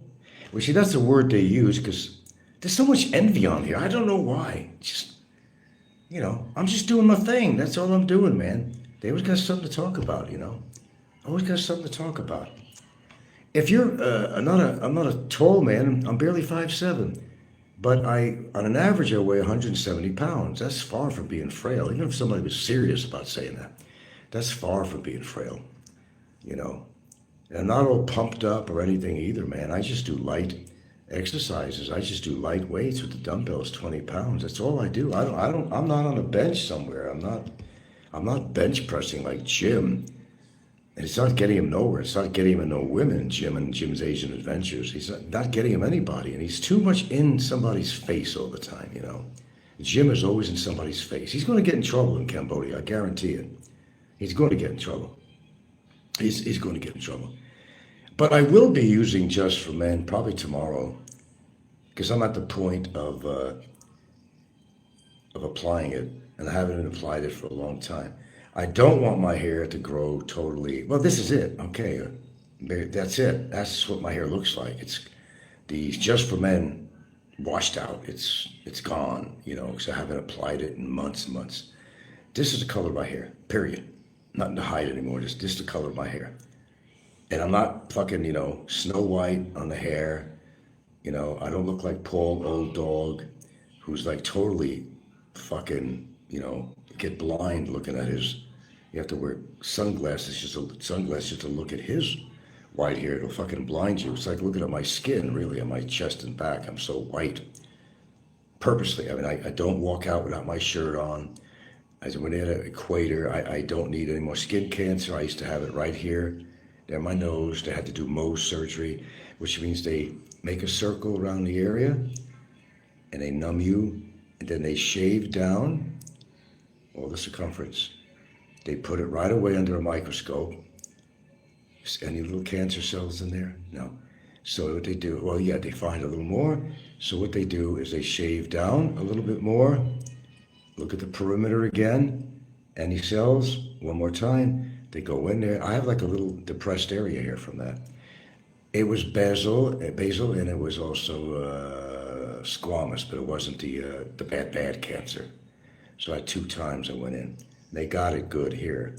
So, yeah, that's why I watch myself. You don't see me no shirt on outside. I'd blind somebody anyway. I mean, Jesus Christ. Poor old dog looks like Colonel Sanders. Yeah, pretty much, doesn't he?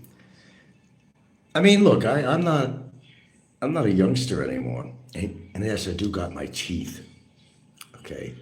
And they are capped. And I didn't get the white teeth. It shows out, it looks so ridiculous on people. You got to get the caps. They're going to match your other teeth.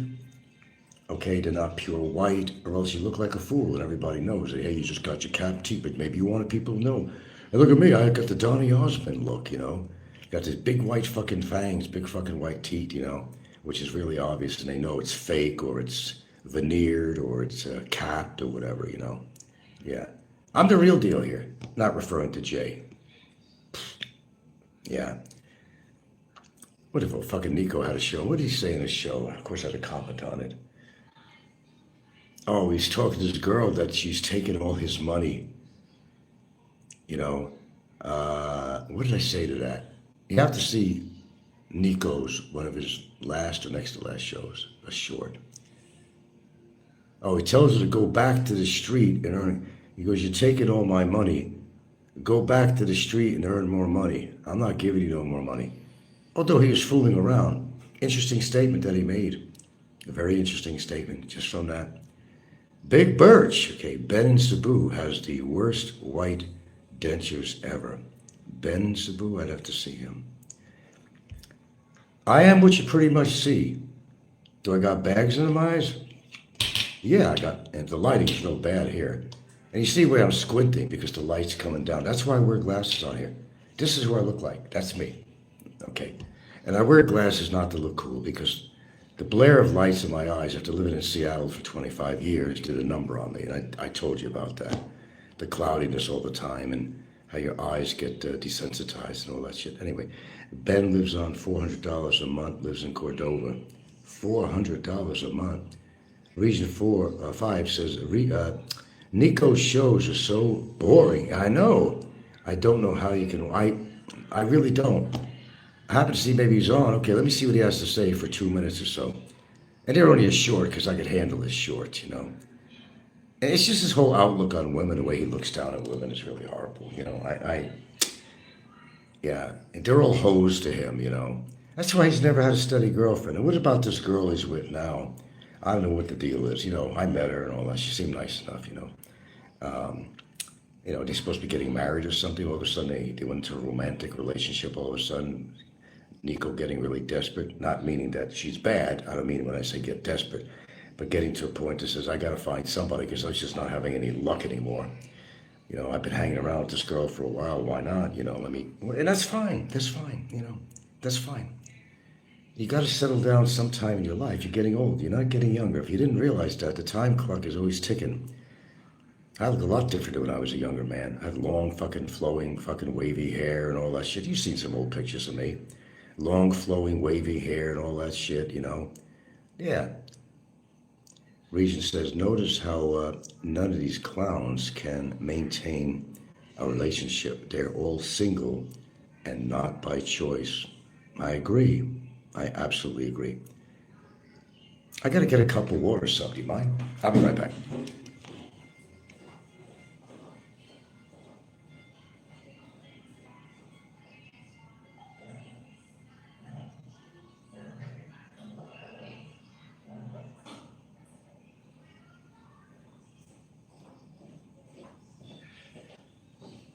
Alrighty, folks, here I am, man. I just gotta get that hydration. It's another thing for your skin. Simple water. Do you want to drink the purest water ever? Go try eating a whole watermelon, 99% water. The purest water you're gonna get. You don't know what you're getting, even that bottled water. Just to let you know, I'm not gonna turn this into a medical show. Yeah. There you go. And what else was I gonna say? Lost my train of thought there. Let's see. No, it just seems to me that none of these vloggers are getting anywhere. And you're right on that statement. You never see them with women. And really, I have to see that. You said that Scotty boy got yelled at for pointing his camera, what, some Filipino or something, a Filipina? What happened with that? I didn't see that part. I didn't see that part. And, and another thing is, I don't take fucking steroids. I'm not taking testosterone. I'm not taking steroids. I'm doing it the old-fashioned way. No big results, nothing like that. But it's better that I maintain some muscle tone than, have it sagging the other way, like Ricky and other people. I mean, going south instead of north. I mean, come on, that's something. I'm not going to win a fucking bodybuilding championship, but that's something, and it's still growing. I'm still working out. So, it's better to have a little muscle tone than don't at all, because you need that as you get older, man. Yeah, the proteins you got to put in, because you need proteins to get older, but you have to work it out a little bit, because proteins could turn into fats if you're not active. So you're defeating the purpose. You want to feed your muscles with all that shit. Yeah, you want to do that, but yeah. Notice how none of these clowns can maintain a relationship there. Okay, I just read that. Yeah. It's not by choice that they're alone. I mean, look at Popeye. Probably one of the saddest cases on here, I'd have to say. Of course he's afraid to. See, everybody knows his address, and he doesn't want to give current pictures out of what he looks like, because he's scared shit of anybody that might come by his place. And I'll give out his address later on again, maybe tomorrow morning, but most people know where Popeye lives. They have his exact address, He gets scared shit if anybody even hints at coming around there, and he knows we're in the general area. He hides. I remember he got off for half a year one time. Who was it that came down there? There's a couple of people. Remember, just one guy went even to, what do you call his house? He went to 3 people's houses. Jerry's, I think. He went to, who else? There was 2 other people. And this guy was going back and forth. And he was going to go over to Popeye's place. And Popeye just fucking got off for 6 months. 6 months.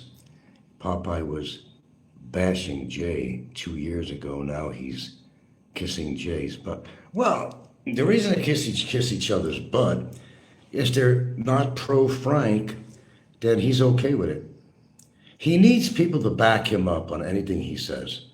Okay, he's a troll channel. And when he comes on, but maybe when I start doing, because he doesn't have anything else to talk about. What does he talk about anyway? Popeye is a king troll. He is, gonna put his fan on too, really. That's what he talks about. No life. What is he gonna do? Someone showed Poppy's house on Discord. I got a picture of his house. He does 0 maintenance on his home. Overgrown lawn, broken gutters. Well, he needs Nico to come over there, king of the grass. Big Bird says, Oompa Loompa, Rain Man. That was it, Rain Man. Did the drive-by on Popeye and Flipper. Yes, Rain Man, that was the one. Who is also otherwise known as somebody else, right? Rain Man. Okay. We got 13 aboard here, man. Well, welcome aboard.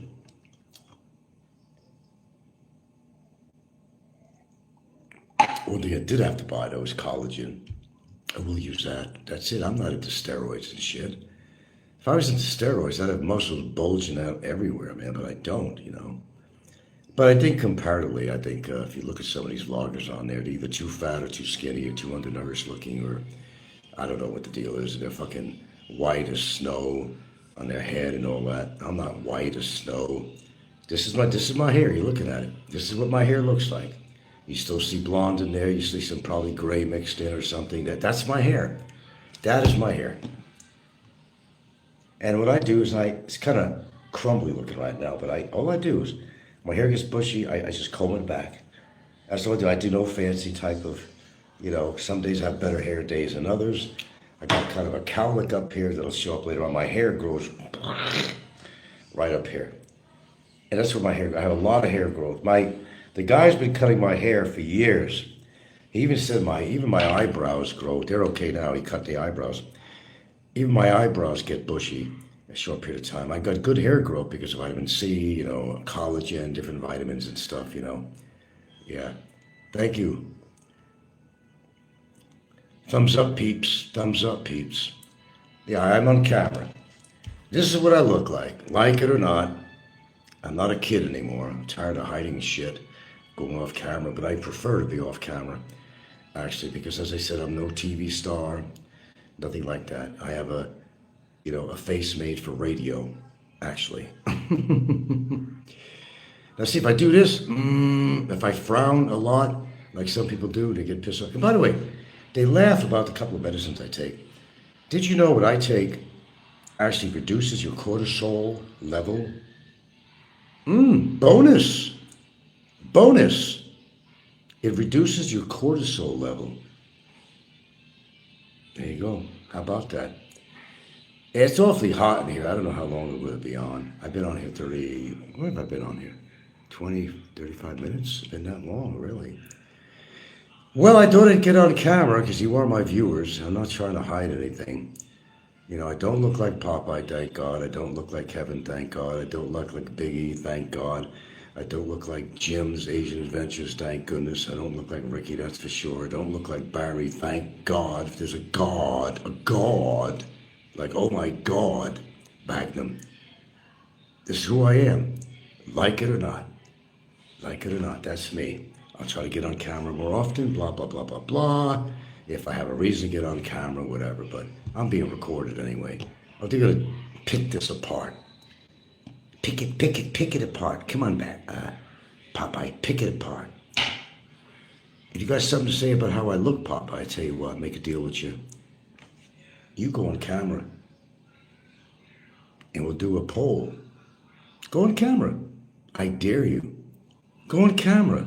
I'm willing to go on camera. You're not, because you're so damn fucking ugly. You're not just ugly. You're fugly. It's a big difference. 10 steps up. You're not ugly. You're fugly. I saw the most recent pictures we ever had of you, and I made my determination visually for what I saw. And if you looked that bad back then God, man, I mean, what the fuck do you look like now? None of these people, look at them. Look at Nico with his snaggly fucking teeth. His messed up face, which he didn't cause, so let's calm down on this one. It was a horrible accident that happened to him while he was in the military. He couldn't help that. But it doesn't help him now. But to like him, you have to see through all that ugliness on the outside, Does he have any niceties on the inside? I have not witnessed it since I've ever known Nico. I've even met him once. Nico has that Afro man bun. I almost did a Ricky laugh, like, you ever listen to Ricky laugh? After, when he's laughing. There's Ricky's clapping, applauding himself. He's the only one that's fucking applauding to himself. Well, I did see Ricky that last time, man. He was covered with sweat. He said he couldn't find a pair of shorts. The man literally needed a zip code for his fucking stuffed stomach and butt. He said he could not find a pair of walking shorts that will fit him. Well, duh, I wonder why. The drink in, what you eat, Ricky. The so-called 5-star lifestyle.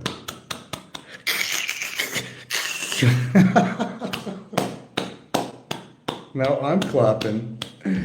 I will delete it. I don't give you 1,000 pesos. No. I will delete it.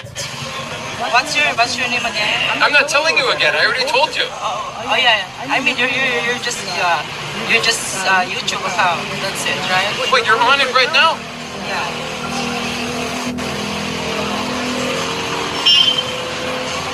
I just find it disrespectful. You don't have to say disrespectful 500 times, okay? Look, you asked me to delete the video, and I deleted the video. Okay? What do you mean, hold on? Wait, So whatever you tell me to do, I'm doing it, and you're still not happy.